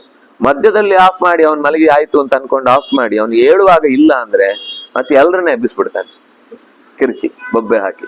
ಆದ್ರಿಂದಾಗಿ ಅದೊಂದು ಭಯ. ಇನ್ನು ಒಂಥರ ಒಳಗೊಳಗೆ ನೋವು, ಹೀಗಾಯ್ತು, ಅದು ಹಾಗಾಗ್ಬಾರ್ದಿತ್ತು, ಹಾಗೆ 15 ವರ್ಷ ಆಗಿರುತ್ತೆ. ಇನ್ನೂ ಅದೇ ಒಂಥರ ಒಳಗಿನಿಂದ ನೋವು. ಆ ನೋವನ್ನೇ ಮತ್ತೆ ಮತ್ತೆ ಹೇಳ್ಕೊಳ್ತಾ ಇರ್ತಾನೆ. ಮತ್ತೆ ಯಾರೋ ಒಂದು ತಂದೆ ಬಂದಿದ್ರು, ಮಗಳನ್ನ ಕಳ್ಕೊಂಡು ಸುಮಾರು 15 ವರ್ಷ ಆಗಿತ್ತು. ಅವರು ಮತ್ತೆ ಸಿಕ್ಕಿದಾಗೆಲ್ಲ ಬಂದು ಅಳ್ತಾರೆ. ಅತ್ತು ನನ್ನ ಮಗಳನ್ನ ಕಳ್ಕೊಂಡ ವ್ಯಥೆಯನ್ನ ನನಗೆ ತಡ್ಲಿಕ್ಕೆ ಆಗ್ತಾ ಇಲ್ಲ. ಬೇರೆ ಎಲ್ಲ ಕೆಲಸ ಮಾಡ್ತಾರೆ, ಏನೋ ಒಂದು ಪ್ರಸಂಗದಲ್ಲಿ ಮಗಳ ನೆನಪಾಯ್ತು ಅಂದ್ರೆ ಮತ್ತೆ ಆ ಇಡೀ ಕೆಲಸ ನಿಂತೋಯ್ತು ಅಂತ ಲೆಕ್ಕ ಆಗುದಿಲ್ಲ. ಆಮೇಲೆ ಅವರು ಕುಮ್ನೆ ಇದ್ದು ಬಿಡ್ತಾರೆ. ಅವ್ರಿಗೆ ಏನು ಬೇರೆ ಏನು ರೋಗ ಇಲ್ಲ, ಬೇರೆ ಏನೂ ಸಮಸ್ಯೆ ಇಲ್ಲ. ಈ ನೋವನ್ನ ತಡ್ಕೊಳಿಕ್ ಬರಲ್ಲ ಅವರಿಗೆ.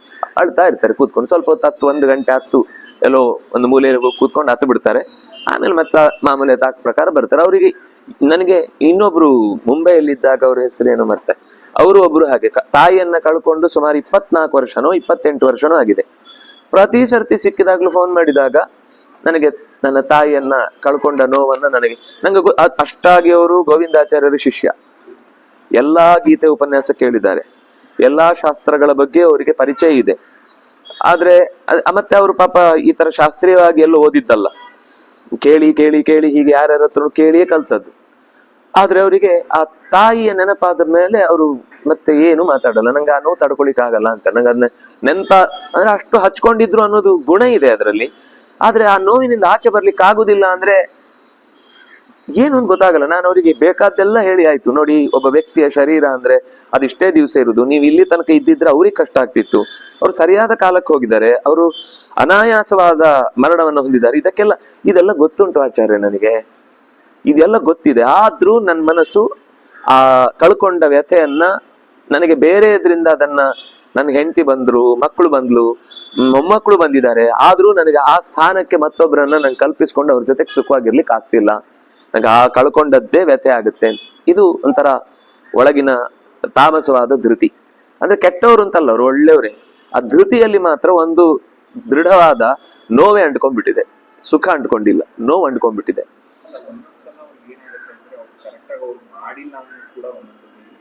ಹಾಗೇನಿಲ್ಲ, ಅವ್ರು ಒಟ್ಟಿಗೆ ಇದ್ರು, ತಂದೆಯನ್ನ ತಾಯಿಯನ್ನು ಬದುಕಿದ್ದಾಗ್ಲೂ ಚೆನ್ನಾಗೇ ನೋಡ್ಕೊಂಡವ್ರು. ಅವರು ಒಂದು ದಿವಸವೂ ತಾಯಿಯ ನಿಯಮ ಮೀರಿ ಮಾತು ಮೀರಿ, ನೀವು ಹೇಳಿದ ಒಂದು ಕಾರಣ ಇದೆ. ಅಂದ್ರೆ ಬೇರೆ ಕಡೆಗಳಲ್ಲಿ ಹೀಗಾಗುವ ಸಾಧ್ಯತೆಗಳಿರ್ತವೆ. ಅಂದ್ರೆ ಕೆಲವೊಮ್ಮೆ ನಾವು ಮಾತು ಕೇಳದವ್ರನ್ನ ಚೆನ್ನಾಗಿ ನೋಯಿಸಿ ಕೊನೆಯ ಕಾಲಕ್ಕೆ ಅವರು ನಮ್ಮ ಮೇಲೆ ಇಟ್ಟ ಪ್ರೀತಿ ಯಾವುದೋ ಒಂದು ಘಟನೆಯಿಂದ ಗೊತ್ತಾದಾಗ ಆವಾಗ ಇಷ್ಟು ದಿವಸ ನಾನು ಅವರನ್ನ ಗೋಳೈಕೊಂಡಲ್ಲ ಅಂತ ಅದು ಒಂಥರ ಗಿಲ್ಟಿ, ಪಾಪ ಪ್ರಜ್ಞೆ ಕಾಡ್ತಾ ಇರುತ್ತೆ. ಇದು ಅವ್ರಿಗೆ ಹಾಗಲ್ಲ, ಅವರನ್ನ ಬಿಟ್ಟಿರ್ಲಿಕ್ಕೆ ಆಗುದಿಲ್ಲ ಅಂತ. ನಂಗೆ ಅವ್ರ ಮಾತು ಕೇಳಬೇಕು, ಅವ್ರ ಜೊತೆಗಿರ್ಬೇಕು, ಅವ್ರನ್ನ ಮಾತಾಡಿಸ್ಬೇಕು ಅಂತ ಅವ್ರು ಅದು ಹೇಳಿದ್ರು. ನನಗೆ ಅವರಿಂದ ಏನೂ ಲಾಭವನ್ನ ನಾನು ಅಪೇಕ್ಷೆ ಪಡ್ತಿಲ್ಲ. ಅವ್ರಿದ್ದಿದ್ರೆ ಅವ್ರ ಆಸ್ತಿ ಬರ್ತಿತ್ತು, ಅಥವಾ ಅವರಿಂದಾಗಿ ಏನೋ ಕೆಲವು ನಾಮಿನಿಗಳು ಸಿಗ್ತಾ ಇತ್ತು. ಇದು ಯಾವುದು ನನ್ ಅವರಿಂದ 1 ಪೈಸೆ ಲಾಭವನ್ನು ನಾನು ಬಯಸ್ತಿಲ್ಲ. ಆದ್ರೆ ಅವ್ರು ನನ್ನ ಜೊತೆಗೆ ಇಲ್ಲ ಅನ್ನೋದು ನನ್ ವ್ಯಥೆ. ನಾನು ಅವರಿಂದ ಯಾವ ಲಾಭವನ್ನು ನಿರೀಕ್ಷಿಲ್ಲ, ಅಥವಾ ಅವರಿದ್ದದ್ರಿಂದ ನನಗೇನೋ ಒಂದು ಉಪಕಾರ ಆಗ್ತಿತ್ತು ಅನ್ನೋದು ಅಲ್ಲ. ನನಗೆ ಇನ್ನೂ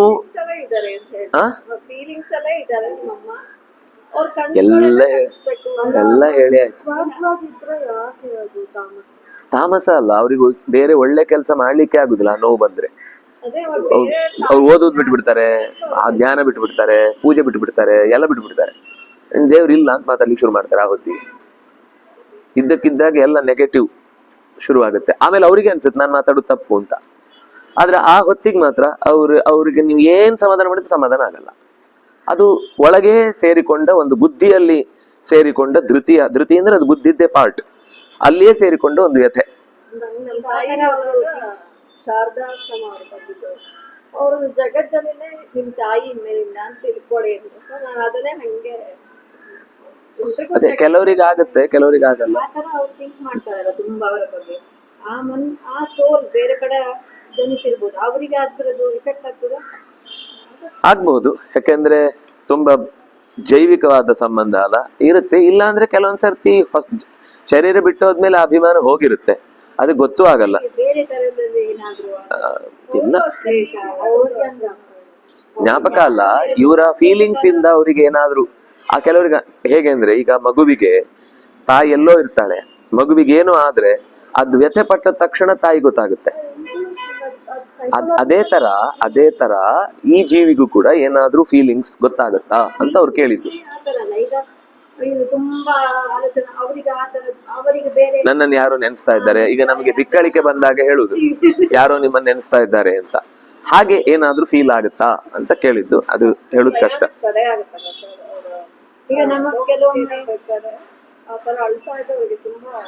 ಅದು ಇನ್ನು ಪ್ರಯಾಣ ಮುಗಿಲಿಲ್ಲ ಅಂದ್ರೆ ಆತರ ವ್ಯಥೆ ಆಗುತ್ತೆ. ಕೆಲವೊಮ್ಮೆ ಎಲ್ಲೋ ಈ ಸೀನ್ ಎಲ್ಲೋ ಮುಂಚೆ ನಾನು ನೋಡಿದಾಗ, ಈ ತರ ಯಾರೋ ನನ್ನ ಹತ್ರ ಮುಂಚೆ ಮಾತಾಡಿದಾಗ ಯೋಚನೆ ಬರುತ್ತೆ.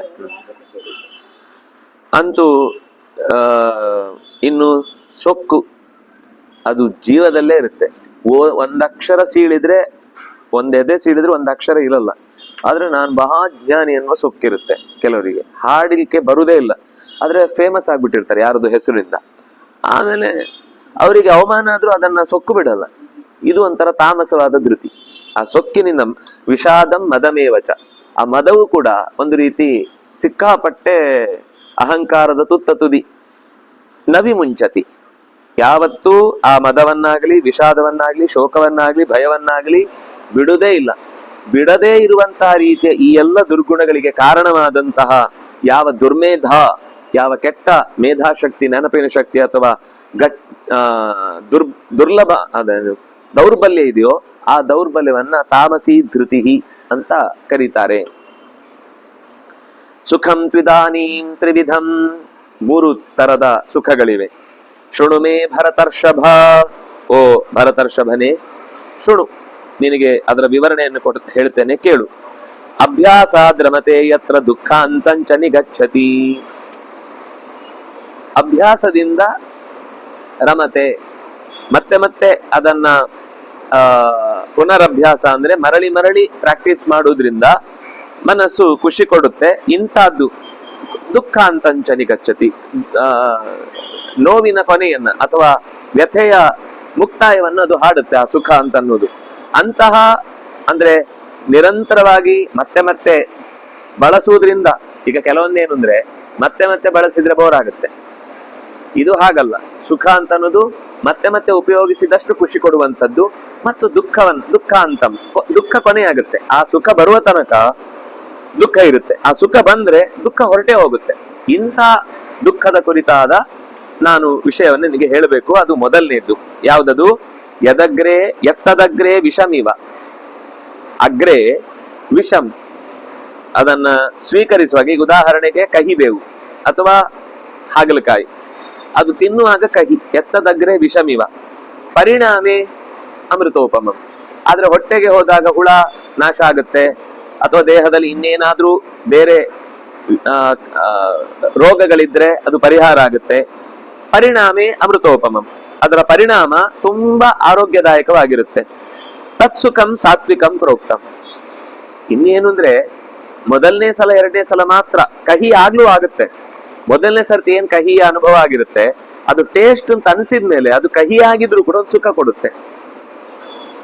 ಮಧುರ ಯಾತನೆ ಇದ್ದ ಹಾಗೆ ಅದು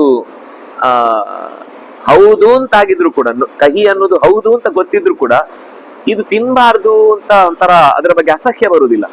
ಆ ಕಹಿ ಬೇಕು ಅಂತ ಹಾಕೊಂಡು ತಿನ್ನುವ ತರ ಇರುತ್ತೆ. ಕೆಲವರೆಲ್ಲ ಕಹಿ ಬೇವಿನ ಎಲೆ ಸೊಪ್ಪು ತೆಗೆದು ತಿಂತಾ ಇರ್ತಾರೆ, ಅವ್ರಿಗದು ಕಹಿ ಅಂತಾನೆ ಅನ್ಸಲ್ಲ.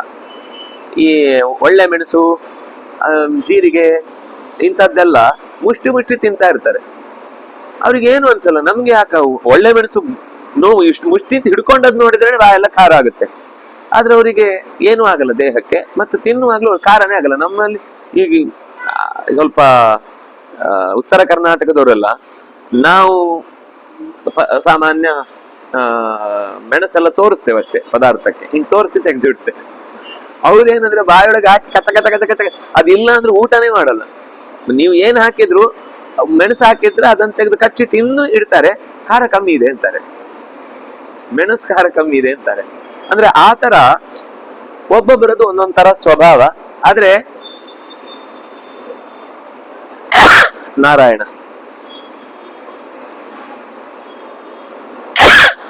ಹರೇ ರಾಮ, ಆರಂಭ ಅನ್ನೋದು ಒಂಥರ ಕಹಿ ಅನ್ನುವ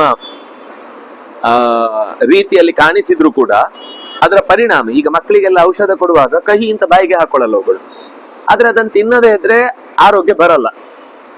ಅದಕ್ಕೋಸ್ಕರ ದೊಡ್ಡವರು ಒತ್ತಾಯ ಮಾಡಿ ಒಂಚೂರು ಬೆಲ್ಲ ಕೊಡ್ತೇನೆ, ಒಂಚೂರು ಕಲ್ಸಕ್ರೆ ಕೊಡ್ತೇನೆ ಅಂತ ಏನೋ ಮಾಡಿ ಅದಕ್ಕೆ ಆಸೆ ಹುಟ್ಟಿಸಿ ತಿನ್ನಿಸ್ತಾರೆ. ಆದ್ರೆ ಅದು ಆರಂಭದಲ್ಲಿ ವಿಷದಂತೆ ಕಂಡ್ರೂ ಕೂಡ ಪರೀಕ್ಷೆಗೆ ಓದುವ ಸಮಯದಲ್ಲಿ ಓದುದಕ್ ಮನ್ಸಿರಲ್ಲ, ಬೇಡ ಅನಿಸ್ತಿರುತ್ತೆ, ಯಾಕೆ ಬೇಕು. ಆಗಲೇ ಎಷ್ಟು ಯೋಚನೆ ಬರುತ್ತೆ ಅಂದ್ರೆ ಈ ಸರ್ಟಿಫಿಕೇಟ್ ತಗೊಂಡು ಏನ್ ಮಾಡ್ಲಿ, ಕೊನೆಗೆ ನಾಳೆ ಮತ್ತೆ ಯಥಾ ಪ್ರಕಾರ ನಮ್ಮ ಅಪ್ಪನೋ ಯಾರೋ ಒಬ್ರು ಕೊಡಿಸಿದ ಕೆಲಸದಲ್ಲೇ ಬದುಕಬೇಕು, ಈ ಸರ್ಟಿಫಿಕೇಟ್ ಉಪ್ಪಿನಕಾಯಿ ಹಾಕಿ ನೆಕ್ಕುದ ಅಂತೆಲ್ಲ ಏನೋ ಯೋಚನೆ ಬರುತ್ತೆ. ಆದ್ರೆ ಅದು ಕಷ್ಟ ಅಂತ 100 ಸರ್ತಿ ನಾವು ಅದನ್ನ ಬೇಡ ಅಂತ ತ್ಯಾಗ ಮಾಡ್ತಾ ಇರ್ತೀವಿ. ಆದ್ರೆ ಇನ್ಯಾರೋ ಒಬ್ರು ಅದಕ್ಕೆ ಫೀಸ್ ಕಟ್ಟಿದ್ ಸುಮ್ನೆ ನಿಮ್ ತಲೆ ಮೇಲೆ ಹೊಯ್ಕೊಳ್ಳಿಕ್ಕ ಹಾಗೆ ಹೀಗೆ ಅಂತ ಅವ್ರ ಆಚೆಯಿಂದ ಈಚೆಯಿಂದ ಎಲ್ಲ ಒಂದಿಷ್ಟು ಪುಷ್ ಮಾಡಿದ್ಮೇಲೆ ಸರಿ ಇವ್ರು ಕಿರಿಕಿರಿ ಮಾಡ್ತಾರೆ ಅಂತ ನಾವು ಓದಿರ್ತೇವೆ. ಆದ್ರೆ ಜೀವನದಲ್ಲಿ ಆಮೇಲೆ ಎಷ್ಟೋ ಸರ್ತಿ ಅದು ನಮ್ಮನ್ನ ಚೆನ್ನಾಗಿ ಕೈ ಹಿಡಿಯಿತು ಅಂತಂದಾಗ ಅವಾಗ ನೆನಪಾಗುತ್ತೆ, ಅವತ್ತು ಓದದೆ ಅಕಸ್ಮಾತ್ ಬಿಟ್ಟಿದ್ದಿದ್ರೆ ಇವತ್ತು ಈ ತರದ ಒಂದು ಸೌಖ್ಯವನ್ನು ಅನುಭವಿಸ್ಲಿಕ್ಕೆ ಸಾಧ್ಯ ಇರ್ಲಿಲ್ಲ ಅಂತ. ಕೆಲವೊಂದ್ಸರ್ತಿ ಕೆಲವರಿಗೆ ಉಲ್ಟಾ ಪಲ್ಟಾ ಅನುಭವ ಆಗುತ್ತೆ, ಏನ್ ಮಾಡ್ಲಿಕ್ಕೆ ಆಗಲ್ಲ. ಆದ್ರೆ ಸಾಮಾನ್ಯವಾಗಿ ಕಷ್ಟಪಟ್ಟದ್ದಕ್ಕೆ, ಈಗ ಬೆಳೆ ತೆಗೆಯುವಾಗ ಸಿಕ್ಕಾಪಟ್ಟೆ ಕಷ್ಟ ಆಗುತ್ತೆ. ಒಂದು ದಿವಸ ಅಲ್ಲ ರೀ, ತಿಂಗಳಾನುಗಟ್ಲೆ ಕಷ್ಟ ಅನುಭವಿಸ್ಬೇಕು. ಬೀಜ ಹಾಕಿ 2 ದಿವಸಕ್ಕೆ ಜೋರ್ ಮಳೆ ಬಂದ್ರೆ ಬೀಜ ಎಲ್ಲ ವೇಸ್ಟ್ ಆಗುತ್ತೆ. ಬೀಜ ಹಾಕಿ ಸುಮಾರು ಒಂದು 15 ದಿವಸದ ತನಕ ಜೋರ್ ಮಳೆ ಬರಬಾರ್ದು. ಅದು ಭತ್ತಗಳೆಲ್ಲ ಅಥವಾ ಯಾವುದೇ ಹಾಕಿದ್ರು, ಪ್ರಧಾನವಾಗಿ ಭತ್ತ ಹಾಕಿದ್ರೆ ಅದು ಒಂದೊಂದು ಜಾಗದಲ್ಲಿ ಹಾಗೆ ಇರ್ಬೇಕು. ಈ ಮಳೆ ಬಂದ್ರೆ ಏನಾಗುತ್ತೆ ಅಂದ್ರೆ ಅದೆಲ್ಲ ಒಂದ್ ಸೈಡಿಗೆ ಬಂದು ಕೂತ್ ಬಿಡುತ್ತೆ. ಜೋರಾಗಿ ಬಂದ್ರೆ ಅದಾ ಬಂದ್ರೆ ತೊಂದ್ರೆ ಇಲ್ಲ, ಆಗ ಅಲ್ಲಲ್ಲೇ ಬರುತ್ತೆ, ಉಳಿದದ್ದೆಲ್ಲ ಖಾಲಿ ಉಳಿದು ಅಷ್ಟು ವೇಸ್ಟ್ ಆಗುತ್ತೆ. ಈ ಮಳೆ ಬಂತು, ಅದ್ಯಾವುದು ಮೊಳಕೆ ಬಂತು, ಮೊಳಕೆ ಬಂದ್ಮೇಲೆ ಜೋರ್ ಮಳೆ ಬರ್ಬೇಕು. ಬರದೇ ಇದ್ರೆ ಮತ್ತೆ ಅದು ಒಣಗೋಗುತ್ತೆ, ಅಷ್ಟಕ್ಕೆ ನೀರನ್ನು ಹಿಡಿದು ಇಡ್ಲಿಕ್ಕೆ ಆಗುದಿಲ್ಲ, ಎಲ್ಲಾ ಸಂದರ್ಭದಲ್ಲಿ ಆಗುದಿಲ್ಲ. ಆಗ ಮಳೆ ಬರಬೇಕು. ಹೀಗೆ ಪ್ರತಿಯೊಂದಕ್ಕೂ ಮಳೆ ಬರ್ಲಿಲ್ಲ ಅಂದ್ರೆ ಏನ್ ಮಾಡ್ಬೇಕು ಅಂದ್ರೆ ಮೊದಲೇ ಮೇಲಿನ ಗದ್ದೆಯಲ್ಲಿ ನೀರ್ ಕಟ್ಟ ಹಾಕಿ ಇಡಬೇಕು.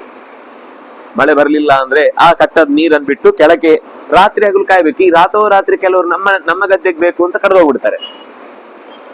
ಆವಾಗ ಇವರು ಕಾದು ಕೂತು ಬೆಚ್ಚಪ್ಪನಾಗಿ ನಿಂತಿರ್ಬೇಕಲ್ಲೇ, ಸುಮ್ನೆ ಅಲ್ಲ. ಅಂದ್ರೆ ತುಂಬಾ ದೊಡ್ಡ ಪ್ರೊಸೀಜರ್ ಅದು, ಕೆಲಸಗಳು ಅಂತಂದ್ರೆ. ಆಯ್ತು, ಇದಾಯ್ತು. ಆಗ್ಲೂ ಹಾಗೆ ಜೋರ್ ಮಳೆ ಇದ್ದು ಚೆನ್ನಾಗಿ ಅದು ಹದ ಆದ್ರೆ ಮಾತ್ರ ಅಡಿಗೆ ಉಳುವವನು ಆ ಟೈಮಿಗೆ ಸಿಗ್ಬೇಕು. ಅದಕ್ಕೊಂದು 30 ದಿವಸವೋ 35 ದಿವಸವೋ ಇರುತ್ತೆ ಆ ಗಿಡಕ್ಕೆ. ನಿಮಗದು 35 ದಿವಸಕ್ಕಿಂತ ಮುಂದೆ ಒಂದು 10 ದಿವಸ ಜಾಸ್ತಿ ಹೋದ್ರೂ ಆ ಗಿಡದಲ್ಲಿ ಒಳ್ಳೆ ಬೆಳೆ ಬರಲ್ಲ. ಎಳೆದನ್ನೇ ಬೇಗ ತೆಗೆದು ಹಾಕಿದ್ರು ಅದು ಸತ್ತು ಹೋಗುತ್ತೆ. ಆ ಕರೆಕ್ಟ್ ಒಂದು ಈಗ ನಮ್ಗೆ ಹಿಂದೆ ಹೇಗಿದ್ರೆ ಮನೆಯಲ್ಲೇ ಒಂದು ಎತ್ತು ಇರ್ತಿತ್ತು, ಪುತ್ರೆ ಮುಗಿದು ಹೋಗ್ತಿತ್ತು, ನಮ್ಮ ಡೇಟಿಗೆ ಆಗ್ತಿತ್ತು. ಈಗ ಯಾವನೋ ಒಬ್ಬ ನನ್ ಕರಿಬೇಕು, ಅವನ್ ಡೇಟ್ ಅವ್ನು ಊರೆಲ್ಲ ವಹಿಸ್ಕೊಂಡಿರ್ತಾನೆ, ಇವನ್ ಡೇಟಿಗೆ ಬರಲ್ಲ ಅಂತ ನಾವು ಬರದೇ ಇದ್ರೆ ಇವನಿಗೆ ಜೀವ ಹೋಗುತ್ತೆ. ಅಯ್ಯೋ, ಇನ್ನು 1 ದಿವಸ ಆಚೆ ಈಚೆ ಆದ್ರೂ 1 ದಿವಸದ ವ್ಯತ್ಯಾಸ ಆಗೋದ್ರಿಂದ ಕೆಲವೊಂದ್ ಸರ್ತಿ ಅದ್ರ ಹಾಲು ಪಿಚಿಕ್ಕಾಗಿ ಬಿಟ್ರೆ ಅದಕ್ಕೆ ಗೊಡ್ಡು ಅಂತಾರಲ್ಲ, ಜಡ್ಡಾಗಿ ಬಿಡುತ್ತೆ, ಒಳಗೆ ಹೊಟ್ಟೆ ಇರಲ್ಲ. ಅಂದ್ರೆ ಧಾನ್ಯವೇ ಇರಲ್ಲ, ಹೊಟ್ಟಾಗ್ಬಿಡುತ್ತೆ. ಅಂದ್ರೆ ಈ ರೀತಿ ಒಂದು ಕೆಲಸ ಮಾಡುವಾಗ ಇದು ನಿರಂತರ ಕಷ್ಟ. ಕೊನೆಗೆ 4 ತಿಂಗಳಾಗಿ ಇಷ್ಟಾಗಿ ಕಟಾವಾಯ್ತು ಅಂದ್ರೆ ನೆಟ್ಟದ್ದಾಯ್ತು, ನಾಟಿ ಅಂತಾರೆ, ನೆಟ್ಟದ್ದಾಯ್ತು, ನೆಟ್ಟ ಮೇಲೆ ಮತ್ತೆ ಅದ್ರಲ್ಲಿ ನೀರು ನಿಲ್ಬೇಕಾಗೆ, ಹರಿಬಾರದು, ನೀರು ನಿಂತಿರ್ಬೇಕು. ಒಂದು 15 ದಿವಸ ಆದ್ಮೇಲೆ ಬುಡ ಗಟ್ಟಿ ಆಗುತ್ತೆ. ಆಮೇಲೆ ಮತ್ತೆ ಕೆಲಸ ಏನು ಅಂದ್ರೆ ಅದ್ರಲ್ಲಿ ಹುಲ್ಲು ಬರುತ್ತೆ. ಆಗ್ಲೇ ಆ ಗಿಡದಷ್ಟೇ ಎತ್ತರದ ಹುಲ್ಲು ಬಂದ್ಬಿಡುತ್ತೆ. ಒಂದು ವೇಳೆ ಅದನ್ನ ನಾವು ತೆಗಿಲಿಲ್ಲ ಅಂದ್ರೆ ಈ ಇಡೀ ಗಿಡವನ್ನ ನುಂಗಿ ತಿಂದ್ಬಿಡುತ್ತದು. ಆಗ ಎಲ್ಲ ಹುಲ್ಲು ಹರಿಲಿಕ್ಕಿದೆ. ಆ 20 ದಿವಸ 40 ದಿವಸದೊಳಗೆ ಅದು ಅಷ್ಟರೊಳಗೆ ಬಿಟ್ರೆ ಮತ್ತೆ ಯಥಾ ಪ್ರಕಾರ ಅದು 2 ಕಾರಣ. ಒಂದು ಹುಲ್ಲು ತೆಗೆಯುವುದು ಒಂದು, ಎರಡನೇದು ನಮ್ಮ ಕಾಲಿನ ಒತ್ತುವಿಕೆ ಏನಿದೆ ಅಂದ್ರೆ ಈ 2 ಗಿಡಗಳ ನಡುವೆ ಕಾಲು ಒತ್ತುವುದರಿಂದ ಅದರ ಬುಡ ಗಟ್ಟಿ ಆಗುತ್ತೆ. ಆಮೇಲೆ ಮಳೆ ಬಂದ್ರೂ ಕೂಡ ಅದು ಕೊಚ್ಕೊಂಡು ಹೋಗಲ್ಲ. ಈ ನಾವು ಹುಲ್ಲು ತೆಗಿಲಿಲ್ಲ ಅಥವಾ ಅದನ್ನ ಮಾಡ್ಲಿಲ್ಲ ಅಂದ್ರೆ ಇನ್ನೊಂದ್ ಸರ್ತಿ ಜೋರಾಗಿ ಮಳೆ ಬಂದ್ರೆ ಕೆಲವೆಲ್ಲ ಬುಡ ಸಮೇತ ಕಿತ್ಕೊಂಡು ಹೋಗ್ಬಿಡುತ್ತೆ. ಅದರಿಂದ ಅದರ ನಮ್ಮ ಕಾಲಿನ ಒತ್ತುವಿಕೆ ಅದಕ್ಕೊಂದು, ನೀವು ಗಿಡ ನೆಟ್ಟ ಮೇಲೆ ಅದ್ರ ಬುಡ ಒತ್ತುತ್ತೀರಲ್ಲ, ಗಾಳಿ ಹೋಗ್ಬಾರ್ದು ಅದರ ಬೇರಿಗೆ ಗಾಳಿ ಹೋಯ್ತು ಅಂದ್ರೆ ಸತ್ತೋಗುತ್ತೆ ಮರ. ಅದರ ಎಲೆಗಳಿಗೆ ಗಾಳಿ ಸಿಗಬೇಕು. ನೀವು ನೀರು ಬೇರೆ ಕೊಡುದಲ್ಲ, ಗಾಳಿ ಒಂದ್ ಇರ್ಲಿ ಅಂತ ಒಂದು ಪೈಪ್ ಹಾಕಿ ಒಳಗಿಂದ ಇಟ್ಬಿಟ್ರೆ ಸತ್ತೋಗ್ಬಿಡುತ್ತೆ. ಚೂರು ಗಾಳಿ ತಾಕ್ಬಾರ್ದು ಬೇರುಗಳಿಗೆ. ಅಂದ್ರೆ ಈ ತರ ಇಷ್ಟು ಕಷ್ಟಗಳನ್ನ ಅನುಭವಿಸಿ ಅದರ ಮೇಲೆ ಬೇರೆ ಪ್ರಾಣಿಗಳು ಬರದ ಹಾಗೆ ಅಲ್ಲಿ ತಟ್ಟಿರಾಯನನ್ನು ನಿಲ್ಲಿಸ್ಬೇಕು, ಬೆರ್ಚಪ್ಪನನ್ನು ನಿಲ್ಲಿಸ್ಬೇಕು, ಕಾಯ್ಬೇಕು, ಹಕ್ಕಿಗಳು ಬರ್ತವೆ. ಚಳಿ ಬೀಸಿ ಜಾಸ್ತಿ ಆದ್ರೆ ಅದನ್ನ ಪರಿಹಾರ ಮಾಡ್ಲಿಕ್ಕೆ ಉದ್ದು ಇತ್ಯಾದಿಗಳಾದ್ರೆ ಅದಕ್ಕೆ ಬೂದಿ ಹಾಕಬೇಕು. ಬೂದಿ ಹಾಕಿದ್ರೆ ಮಾತ್ರ ಅದ್ರ ಬೆಚ್ಚಗೆ ಉಳಿಯುತ್ತೆ. ಬೂದಿ ಹಾಕದೇ ಇದ್ರೆ ಅದರ ಎಲೆಗಳ ಮೇಲೆ ಏನಾಗುತ್ತೆ, ಎಲೆಲ್ಲ ಚಿರುಟಿ ಕೋಡುಗಳಲ್ಲಿ ಇಷ್ಟು ಚಿಕ್ಕದಾಗ್ಬಿಡುತ್ತೆ. ಇಷ್ಟುದ್ದದ ಕೋಡು ಸೊಟ್ಟಾಗಿ ಇಷ್ಟು ಚಿಕ್ಕದಾಗಿ 4 ಕಾಳಿರುತ್ತೆ. ಇಲ್ಲಾಂದ್ರೆ 10-12 ಕಾಳು ಬರ್ಬೇಕಾದಲ್ಲಿ ಅದು ಸೊಟ್ಟಾಗಿ ಬಿಡುತ್ತೆ. ಅಂದ್ರೆ ಈ ಇಷ್ಟು ಮಾಡಿ ಅದರ ಕಟಾವು ಮಾಡುವಾಗ ಮಳೆ ಬರಬಾರ್ದು. ಬಂದ್ರೆ ಮತ್ತೆಲ್ಲ ಆ ತೆನೆಗಳು ಮೊಳಕೆ ಬಂದು ಕಹಿಯಾಗಿ ಭತ್ತ ವೇಸ್ಟ್ ಆಗುತ್ತೆ. ಕಟಾವು ಮಾಡುವಾಗ ಮಳೆ ಬರಬಾರ್ದು. ಕಟಾವು ಮಾಡಿ ಹೊಡೆದು ಮತ್ತೆ 10 ದಿವಸ ಅವನು ಒಣಗಿಸ್ಬೇಕು. ಅದನ್ನು ಒಣಗಿಸಿ ಮಿಲ್ಲಿಗೆ ಹಾಕಿ ನಮ್ದೇ ಒಂದು ಕ್ರಮದಲ್ಲಿ ಹಾಕ್ಬೇಕು. ಇಲ್ಲಾಂದ್ರೆ ಯಾವ್ದ್ರ ಜೊತೆ ಮಿಕ್ಸ್ ಮಾಡಿದ ಅಂದ್ರೆ ಯಾವ್ದಾವ್ದು ಅಕ್ಕಿ, ಯಾವ್ದಾವ್ದು ಕಲ್ಲು ಎಲ್ಲ ಸೇರಿ ಮನೆಯಲ್ಲಿ ಗುಡಿಸಿ ತಂದೆ ಹಾಕಿ ಬೇರೆಯವ್ರದೆಲ್ಲ ಸೇರಿದ್ರೆ ಕಲ್ಲೇ ಬರುತ್ತೆ. ಇವನು ಬಹಳ ಜಾಗ್ರತೆ ಮಾಡ್ಬೇಕು ಅಂಗಳದಲ್ಲಿ ಅದನ್ನ ಕ್ಲೀನ್ ಮಾಡ್ಬೇಕು ಅಂದ್ರೆ ಇದಾಗಿ ಒಂದು ದಿವಸ ನಮ್ಮಲ್ಲಿ ಹೊಸತು ಊಟ ಮಾಡುದು ಅಂತ ಇರುತ್ತೆ. ಇದರ ಸಂದರ್ಭದಲ್ಲಿ, ಕೊರಳು ಹಾಕುವ ಸಂದರ್ಭದಲ್ಲಿ ಹೊಸ ಬೆಳೆಯನ್ನ ಊಟ ಮಾಡುದು. ಅವಾಗ ಒಂದು ಆನಂದ. ಆ ತುತ್ತು ನಾವು ಬೆಳೆದದ್ದನ್ನ ತಿನ್ನುವಾಗ ಈ ಆನಂದ ಪಡಿಬೇಕು ಅಂದ್ರೆ ಅದ್ರ ಹಿಂದೆ 4 ತಿಂಗಳು ಕಷ್ಟಪಡ್ಬೇಕು. ಇಲ್ಲ ಅಂದ್ರೆ ನಾವು ದುಡ್ಡು ಕೊಡ್ತಾ ಇರ್ತೀವಿ, ನಾವು ತಿಂತೀವಲ್ಲ ಅಂದ್ರೆ ನಿಮ್ಗೆ ಆನಂದ ಸಿಗುದೇ ಇಲ್ಲ. ಆ ಆನಂದವೇ ಬೇರೆ. ಆ ಕಷ್ಟಪಟ್ಟು ದುಡಿದು ತಿಂದಾಗ ಸಿಗುವ ಆನಂದ ಇದೆಯಲ್ಲ, ಆ ಆನಂದವು ನೀವು ಹೊರಗಿನಿಂದ ಯಾವ ಯಂತ್ರದಿಂದಲೂ ಮೆಜರ್ ಮಾಡ್ಲಿಕ್ಕೆ ಬರುದಿಲ್ಲ. ನಾವ್ ಅನ್ಕೊಳ್ಳೋದೇನು ಅಂದ್ರೆ ಅವನು ಹೊಸ ಅನ್ನ ಊಟ ಮಾಡ್ತಿದ್ದಾನೆ, ನಾವು 50 ರೂಪಾಯಿ ಕೊಟ್ಟು ತಕ್ಷಣ ತಂದು ನಾವು ಊಟ ಮಾಡ್ತಾ ಇದ್ದೇವೆ ಅಂತ. ಊಟ ಮಾಡೋದಿಬ್ರು ಸೇಮ್. ಆದ್ರೆ ಅವನಿಗೆ ಸಿಕ್ಕಿದ ಜೀವ ತೃಪ್ತಿ ಇದೆಯಲ್ವಾ, ಅದು ಯಾವತ್ತು ಯಾರಿಗೂ ಸಿಗುತ್ಸಾದ್ರೆ ಮತ್ತೆ ಅದಕ್ಕೊಂದು ಸಾಟಿಯೂ ಇಲ್ಲ. ಮತ್ತೆ ಪ್ರತಿ ಸರ್ತಿ ಸಿಗುವಾಗ್ಲೂ ಕೂಡ ಹೊಸತೆ. ಈ ಸರ್ತಿ ಸಿಕ್ತಲ್ಲ ಮುಗೀತು, ಮುಂದಿನ ಸರ್ತಿಗೆ ಅದೇ ಅಲ್ವಾ ಅಂತ ಅನ್ಸಲ್ಲ. ಮತ್ತೆ ಆ ಕಷ್ಟ ಇದೆಯಲ್ವಾ, ಆ ದಿವಸದ ಇಷ್ಟಕ್ಕೆ ಅದು ಅಷ್ಟು ಕಷ್ಟ ಪಡುತ್ತೆ, ಬೇಕು ಅಂತ ಅನ್ಸುತ್ತೆ. ಅಂದ್ರೆ ಅದೆಲ್ಲ ಕೆಲವರಿಗೆ ಈ ಅಡಿಗೆ ಮಾಡಿದ್ಮೇಲೆ ಯಾರಾದ್ರೂ ಊಟ ಮಾಡುವಾಗ ಚೆನ್ನಾಗಿತ್ತು ಅಂತ ಅಂದುಬಿಟ್ರೆ ಅವರಿಗೆ ನೊಬೆಲ್ ಪ್ರೈಸ್ ಕೊಟ್ಟಷ್ಟು ಖುಷಿ ಆಗುತ್ತೆ. ಅವ್ರು ಬೇರೆ ಏನು ಅಪೇಕ್ಷೆ ಪಡುದಿಲ್ಲ. ನೀವು ಸಂಭಾವನೆನೂ ಕಮ್ಮಿ ಕೊಡಿ, ತೊಂದ್ರೆ ಇಲ್ಲ. ಏನೇ ಒಳಗ್ ಕಷ್ಟ ಇರ್ಲಿ, ಅಲ್ಲಿ ಹಸಿ ಕಟ್ಟಿಗೆ ಇತ್ತು, ನೀರು ಸೋರ್ತಾ ಇತ್ತು, ಇನ್ನೇನೋ ವ್ಯವಸ್ಥೆ, ಪಾತ್ರೆಗಳು ಸರಿ ಇರ್ಲಿಲ್ಲ, ರುಬ್ಲಿಕ್ಕೆ ಏನೋ ಕಲ್ಲು ವ್ಯವಸ್ಥೆ ಇರ್ಲಿಲ್ಲ, ಏನಿದ್ರು ತೊಂದ್ರೆ ಇಲ್ಲ. ಅವ್ರು ಕಷ್ಟಪಟ್ಟು ಮಾಡ್ತಾರೆ. ಮಾಡಿದ್ಮೇಲೆ ಊಟದಲ್ಲಿ ಒಂದು ತೃಪ್ತಿಯಿಂದ ತುಂಬಾ ಚೆನ್ನಾಗಿತ್ತು ಅಂತ ಅಂದುಬಿಟ್ರೆ ಅವರಿಗೆ ಆ ತೃಪ್ತಿಯ ಮುಂದೆ ಜಗತ್ತಲ್ಲಿ ನೀವು ಅವರಿಗೆ ನಿಜವಾಗಿಯೂ ನೊಬೆಲ್ ಪ್ರೈಸ್ ಕೊಟ್ಟರು ಅವ್ರು ಅದನ್ನು ಖುಷಿ ಪಡಲ್ಲ. ಊಟ ನೊಬೆಲ್ ಪ್ರೈಸ್ ಕೊಡುವಾಗ್ಲಿ ಏನ್ರಿ ಅಡಿಗೆ ಚಟ್ನಿಗೆ ಉಪ್ಪೆ ಹಾಕಿಲ್ಲ ಅಂದ್ಬಿಟ್ರೆ ನೊಬೆಲ್ ಪ್ರೈಸ್ ಮುಖಕ್ಕೆ ಎಸ್ತು ಹೋಗ್ಬಿಡುತ್ತೇನೆ. ನಂಗೆ ಅದೆಲ್ಲ ಬೇಡ, ನೀವು ಖುಷಿ ಪಟ್ರೆ ಅದೇ ನಂಗೆ ಸಂತೋಷ ಅಂತ. ಹಾಗೆ ಇದು ತತ್ಸುಖಂ ಸಾತ್ವಿಕಂ ಪ್ರೋಕ್ತಂ. ಆ ಸುಖ ಅನ್ನೋದು ಇದು ಸಾತ್ವಿಕ ಸುಖ. ಯಾಕೆಂದ್ರೆ ಶ್ರಮದಿಂದ ಬಂದ ಸುಖ, ಕ್ರಮದಿಂದ ಬಂದ ಸುಖ, ಕರೆಕ್ಟ್ ಆದ ವ್ಯವಸ್ಥೆಯಿಂದ ಬಂದ ಸುಖ. ಆತ್ಮಬುದ್ಧಿ ಪ್ರಸಾದ. ಯಾಕೆ ಗೊತ್ತಾ? ಆತ್ಮಬುದ್ಧಿ ಪ್ರಸಾದಜಂ. ಇದು ಜೀವಕ್ಕೆ ಮತ್ತು ಮನಸ್ಸಿಗೆ ಖುಷಿ ಕೊಡುದು. ಅದು ಕೇವಲ ಬುದ್ಧಿಗೆ ಮಾತ್ರ ಖುಷಿ. ನಾನು ದುಡ್ದಿದ್ದೇನೆ, ದುಡ್ಡು ಕೊಟ್ಟು ತಂದಿದ್ದೇನೆ, ತಿಂದಿದ್ದೇನೆ. ತಿನ್ನುವಾಗ ಏನೋ ಒಂದು ಅದರದ್ದೇನು ರುಚಿ ಇರುತ್ತೋ ಅಷ್ಟು ಮಾತ್ರ ಅನ್ಸುತ್ತೆ. ಅದರದ ಹಿಂದಿನ ಕಷ್ಟದ ಸುಖವೇ ಗೊತ್ತಿಲ್ಲ. ಕಷ್ಟಪಟ್ಟಾಗ ಪರಿಣಾಮದಲ್ಲಿ ಆಗುವ ಸುಖ ಏನಿದೆ ಅದು ಸಾತ್ವಿಕ ಸುಖ.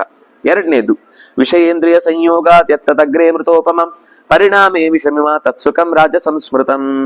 ವಿಷಯ ಮತ್ತು ಇಂದ್ರಿಯ ಪದಾರ್ಥಗಳ ಸಂಬಂಧದಿಂದ ಒಂದು ವಿಶೇಷವಾದ ಸುಖ ಆಗುತ್ತೆ. ತಾತ್ಕಾಲಿಕವಾದ ಸುಖ ಆಗುತ್ತೆ. ತಾತ್ಕಾಲಿಕವಾದ ಸುಖ ಯಾವಾಗ ನೋಡಿದ್ರು ಆ ರುಚಿ ಇದೆ ಅಂತ ಪದಾರ್ಥವನ್ನ ತಿಂದ ತಿಂದ ತಿಂದ ತಿಂದ ತಿಂದ ಪರಿಣಾಮೇ ವಿಷಮಿವ. ಮೆತ್ತಗಿದೆ, ದೊಡ್ಡದಿದೆ ಅಂತ ತಿಂದ, ಜೀವನ ಪೂರ್ತಿ ಬ್ರೆಡ್ಡೇ ತಿಂದು ಸತ್ತ.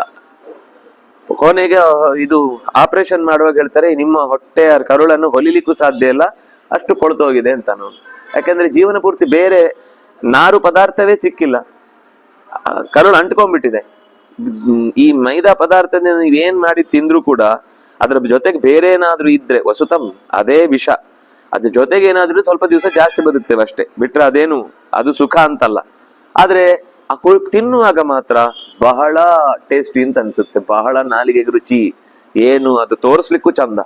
ನೋಡಿ ನಮ್ಮನೆ ಎಷ್ಟು ಮೆತ್ತಗಿದೆ ಅಂತ ಮೆತ್ತಗಿರುವುದನ್ನು ತೋರಿಸ್ತಾನೆ, ಬಣ್ಣ ತೋರಿಸ್ತಾನೆ, ರುಚಿ ತೋರಿಸ್ತಾನೆ, ಎಲ್ಲ ತೋರಿಸ್ತಾನೆ. ಆದ್ರೆ ಹೊಟ್ಟೆ ಮಾತ್ರ ಪರಿಣಾಮದಲ್ಲಿ ಕೊಳೆತು ಹೋಗುವಂತೆ ಮಾಡುತ್ತೆ. ಅದು ರಾಜಸ ಸುಖ, ಸುಖದಲ್ಲಿ ರಾಜಸ. ಯದಗ್ರೇಚ ಅನುಬಂಧೇಚ ಸುಖಂ ಮೋಹನಮಾತ್ಮನಃ ನಿದ್ರಾಲಸ್ಯ ಪ್ರಮಾದೋತ್ತಂ ತತ್ತಾಮಸ ಮುದಾಹೃತಂ. ಮೊದಲಿಗೂ ಸುಖ ಕೊಡುವಂತೆ ಮಾಡುತ್ತೆ, ಕೊನೆಗೂ ಸುಖ ಸಿಕ್ಕಿದಂತೆ ಮೈ ಮರೆಸತ್ತೆ. ಕುಡಿಲಿಕ್ಕೆ ಹೋಗುವ ತನಕ ಇವತ್ತು ಕುಡಿಲಿಕ್ಕೆ ಅವ್ರು ಯಾರೋ ಕೊಡಿಸ್ತಾರೆ ಅಂತ ಸುಖ, ಅಥವಾ ನಾನು ಇವತ್ತು ತಗೊಂಡು ಕುಡಿತೇನೆ ಅಂತ ಅನ್ನುವ ಸುಖ. ಅಂದ್ರೆ ಕುಡಿಲಿಲ್ಲ ಇನ್ನು, ಇವತ್ತು ಕುಡಿಲಿಕ್ಕಿದೆ ಅಂತ ಸುಖ.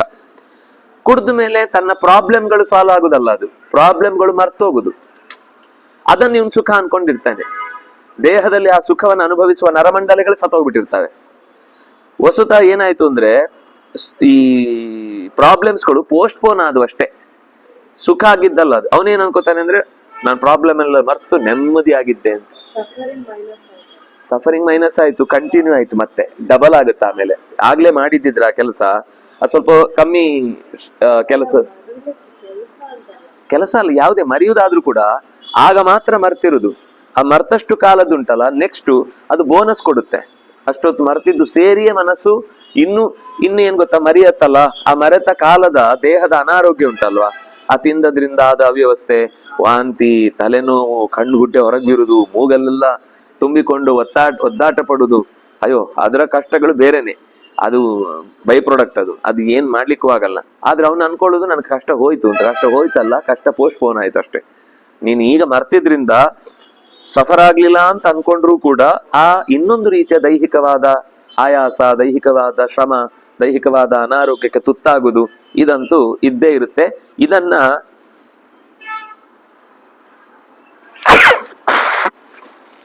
ತಾಮಸ ಸುಖ ಇದೇನು ಅಂದ್ರೆ ಒಂಥರ ನಿದ್ದೆ, ಕೆಲಸದಿಂದ ತಪ್ಪಿಸಿಕೊಳ್ಳುವುದು, ಹೇಗ್ ಬೇಕಾದ್ರೂ ಇರ್ತೇನೆ ಅಂತ ಹುಂಬನಂತೆ ಬದುಕುವುದು, ಇದೆಲ್ಲ ಈ ತಾಮಸ ಸುಖದ ನಾವು ದಿಲ್ದಾರ್, ಎಸ್ತ್ ಬಿಡ್ತೇನೆ, ಹಂಗ್ ಮಾಡ್ತೇನೆ, ಹಿಂಗ್ ಮಾಡ್ತೇನೆ ಅಂತ ಹೇಳ್ತಿರ್ತಾನೆ.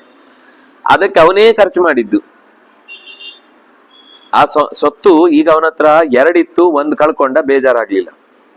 ನಾಳೆ ಅದನ್ನ ಇನ್ಯಾರೋ ಕರ್ಕೊಂಡು ಹೋದಾಗ ಯಾವ ವಸ್ತುವನ್ನ ಕಳ್ಕೊಂಡಿದ್ನೋ ಆ ವಸ್ತುವೇ ಬೇಕು ಅಂತಾದಾಗ ಅದಕ್ಕಿಂತ 10 ಪಟ್ಟು ವ್ಯಥೆ ಆಗುತ್ತೆ. ಈಗ ದರ್ಪ ತೋರಿಸಿದ್ದೆಲ್ಲ ಯಾವ ವಸ್ತುವನ್ನು ನಾವು ಆ ಕ್ಷಣದಲ್ಲಿ ಅದು ಅನುಪಯುಕ್ತ ಅಂತ ಅದರ ಬಗ್ಗೆ ತಿರಸ್ಕಾರ ತಾಳಿದ್ರು ಕೂಡ ಮತ್ತೊಂದ್ ಸರ್ತಿ ಅದು ಅವನ ಮೈಗಳ್ಳತನಕ್ಕೆ ಪ್ರತಿಯಾದ ಫಲವನ್ನು ಅನುಭವಿಸ್ಲೇಬೇಕು. ಈಗ ನಾಳೆ ನೋಡೋಣ ಅಂತ ಮಾಡ್ತಾನೆ.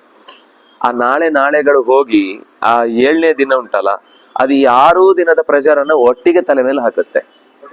ಮಾಡು ಇಲ್ಲವೇ ಮಡಿಯಾಗಿ ಕೂತ್ಕೊಳ್ಳುತ್ತೆ. ಅದನ್ನೇ ಹದವಾಗಿ ಮಾಡಿದಿದ್ರೆ ಮುಗಿದೋಗ್ತಿತ್ತು.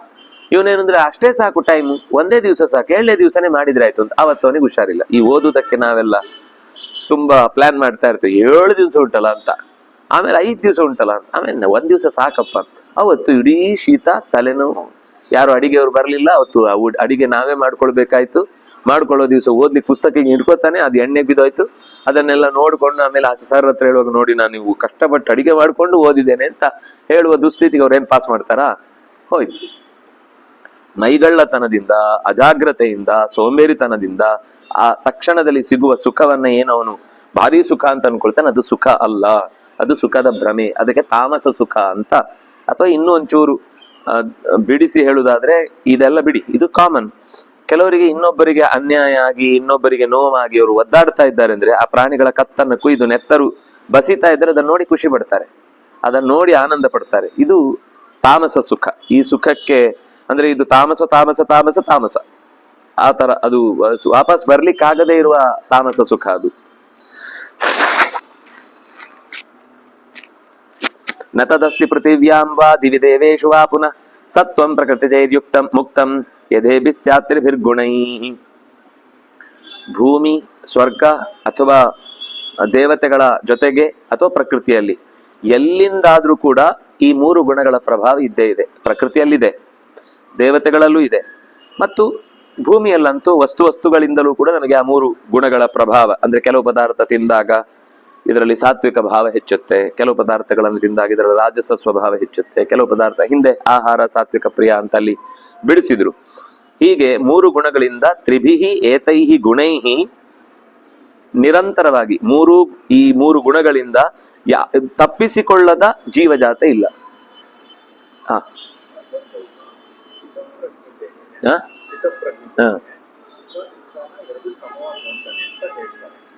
ಅದು ಮಾನಸಿಕವಾದ ಸುಖಕ್ಕೂ ಬಾಹ್ಯ ಸುಖಕ್ಕೆ ಏನಾದ್ರು ಬಂತು, ಇವಾಗ ಏನೋ ಆಕ್ಸಿಡೆಂಟ್ ಆಯ್ತು ಅಥವಾ ಯಾವುದೋ ಏನೋ ಅಂಗದ ಪ್ರಾಬ್ಲಮ್ ಆಯ್ತು ಅಂತ ಬಂದಾಗ ಅವಾಗ ದುಃಖನ ಮೈನ್ ಸ್ಟೇಟ್ ಅನ್ನೋದೇ ಸುಖ ದುಃಖದ ಮಾನದಂಡ. ದೈಹಿಕವಾದದ್ದು ಅವನು ಸಹಿಸ್ಕೊಳ್ತಾನೆ. ಹಾ, ಅವ್ರಿಗೆ ಅದು ಎಫೆಕ್ಟೇ ಆಗಲ್ಲ. ನೋವು ಆಗುತ್ತೆ. ಡಿಪ್ರೆಷನ್ ಟ್ರಿಗರ್ ಮಾಡೋದು ರಾಮಕೃಷ್ಣ ಪರಮಹಂಸ ರಮಣ ಮಹರ್ಷಿ ಇದೆಲ್ಲ ಕ್ಯಾನ್ಸರ್ ವ್ರಣ ಬರುತ್ತಲ್ಲ ಅವೆಲ್ಲ ಆದ್ರೆ ಅವರಷ್ಟು ಎಲ್ರಿಗ್ ಆಗತ್ತೆ. ಅದೇ ಆ ಸ್ಥಿತಿಗೆ ಹೋಗ್ಬೇಕಷ್ಟೇ ಎಲ್ರು. ಒಟ್ಟು ಸಾಧ್ಯತೆ ಇದೆ ಅಂತ ಹೇಳಿದ್ದು. ಟಾರ್ಚರ್ ಎಲ್ಲ ಮಾಡೋವಾಗ ಆ ವ್ಯಕ್ತಿ ಯಾರು ಅದನ್ನ ಅನುಭವಿಸ್ತಾ ಇರ್ತಾನೆ ಅವನು ಶರೀರದ ಮೇಲೆ ಅಭಿಮಾನ ಕಳ್ಕೊಂಡಿರ್ತಾನೆ. ಅಂದ್ರೆ ಆ ಸ್ಥಿತಿಗೆ ಹೋದವನಿಗೆ, ನಾನು ದೇಹ ಅಲ್ಲ ಅನ್ನುವ ಸ್ಥಿತಿಗೆ ಹೋದವನಿಗೆ ಆಗ್ಲೂ ಏನಾಗಲ್ಲ. ಯಾಕೆಂದ್ರೆ ರಮಣ ಮಹರ್ಷಿಗಳು ಎದ್ದಿರುವಾಗ್ಲೇನೆ ಅವರಿಗೆ ಓಪನ್ ಹಾರ್ಟ್ ಸರ್ಜರಿ ಮಾಡ್ತಾರೆ. ಅವ್ರ ಅನಸ್ತೇಶ ಕೊಡೋ ಬೇಡ ನೀವು ಮಾಡಿ ಏನಾಗಲ್ಲ, ಅವ್ರಿಗೆ ಏನೂ ಆಗ್ಲಿಲ್ಲ. ಅಂದ್ರೆ ಪ್ರತಿ ಜೀವ ಕೋಶಗಳಿಗೂ ಮೆಸೇಜ್ ಹೋಗಿರುತ್ತೆ, ಇದು ನೀನ್ ನಾನಲ್ಲ ಅಂತ, ನನಗೆ ನಿನಗೇನು ಸಂಬಂಧ ಇಲ್ಲ ಅಂತ. ಅಂದ್ರೆ ಆ ಸ್ಥಿತಿಗೆ ಹೋದವನಿಗೆ ನೀವು ಹೇಳಿದ ಯಾವುದೇ ಕ್ರೂರ ಕೆಲಸಗಳಿವೆ ಅವ್ರಿಗೆ ಏನು ಆಗಲ್ಲ. ಅವನು ದೇಶ ಪ್ರೇಮ ಅಷ್ಟಿರುತ್ತೆ ಅವ್ರಿಗಿನ್ನ ಅಂದ್ರೆ ನೋವಾಗಲ್ವಾ ಕೇಳುದು. ದೈಹಿಕವಾಗಿ ಆಗತ್ತೆ, ದೈಹಿಕವಾಗಿ ಆಗತ್ತೆ. ಆದ್ರೆ ಅವರಿಗೆ ಆಧ್ಯಾತ್ಮಿಕವಾಗಿ ಬಲ ಇದ್ರೆ ಅದು ಆಗಲ್ಲ. ದೈಹಿಕವಾದ ಒಂದು ಪ್ರೀತಿ ಇರುವುದರಿಂದ ಅದನ್ನ ಸಹಿಸ್ಕೊಳ್ತಾರೆ. ಅಂದ್ರೆ ಯಾವ ಕಾರಣಕ್ಕೂ ಗುಟ್ಟು ಬಿಡಲ್ಲ. ಆದ್ರೆ ನೋವು ಹಾಗೆ ಆಗತ್ತೆ, ನೋವು ಸಹಿಸ್ಕೊಳ್ಳೋದಷ್ಟೇ ಅದು. ಆದ್ರೆ ಯಾವಾಗ ಅಧ್ಯಾತ್ಮದ ದೃಷ್ಟಿಯಿಂದ ನಾನು ಈ ದೇಹ ಅಲ್ಲ ಅನ್ನೋದವನಿಗೆ ದೃಢವಾಗಿರುತ್ತೋ ಆಗ ಆ ಟ್ರೀಟ್ಮೆಂಟು ಕೂಡ ಅವನೇ ಕಂಗಾಲಾಗ್ತಾನೆ. ಯಾರು ಟ್ರೀಟ್ ಮಾಡ್ತಾನೋ ಅವನೇ ಕಂಗಾಲಾಗ್ತಾನೆ. ಗೊತ್ತಿಲ್ಲ, ಕೊನೆಗೆ ಶಿಷ್ಯಾದ್ರೂ ಆಗ್ಬೋದು ಅವನು ಆ ಸ್ಥಿತಿಗೆ ಹೋಗಿದ್ರೆ ಅವನು. ಅದರಿಂದಾಗಿ ಅದು ಮಾನಸಿಕ ಸ್ಥಿತಿಯೇ ಪ್ರಬಲ, ದೈಹಿಕವಾದದ್ದು ಅದಕ್ಕೆ ಪೋಷಕ.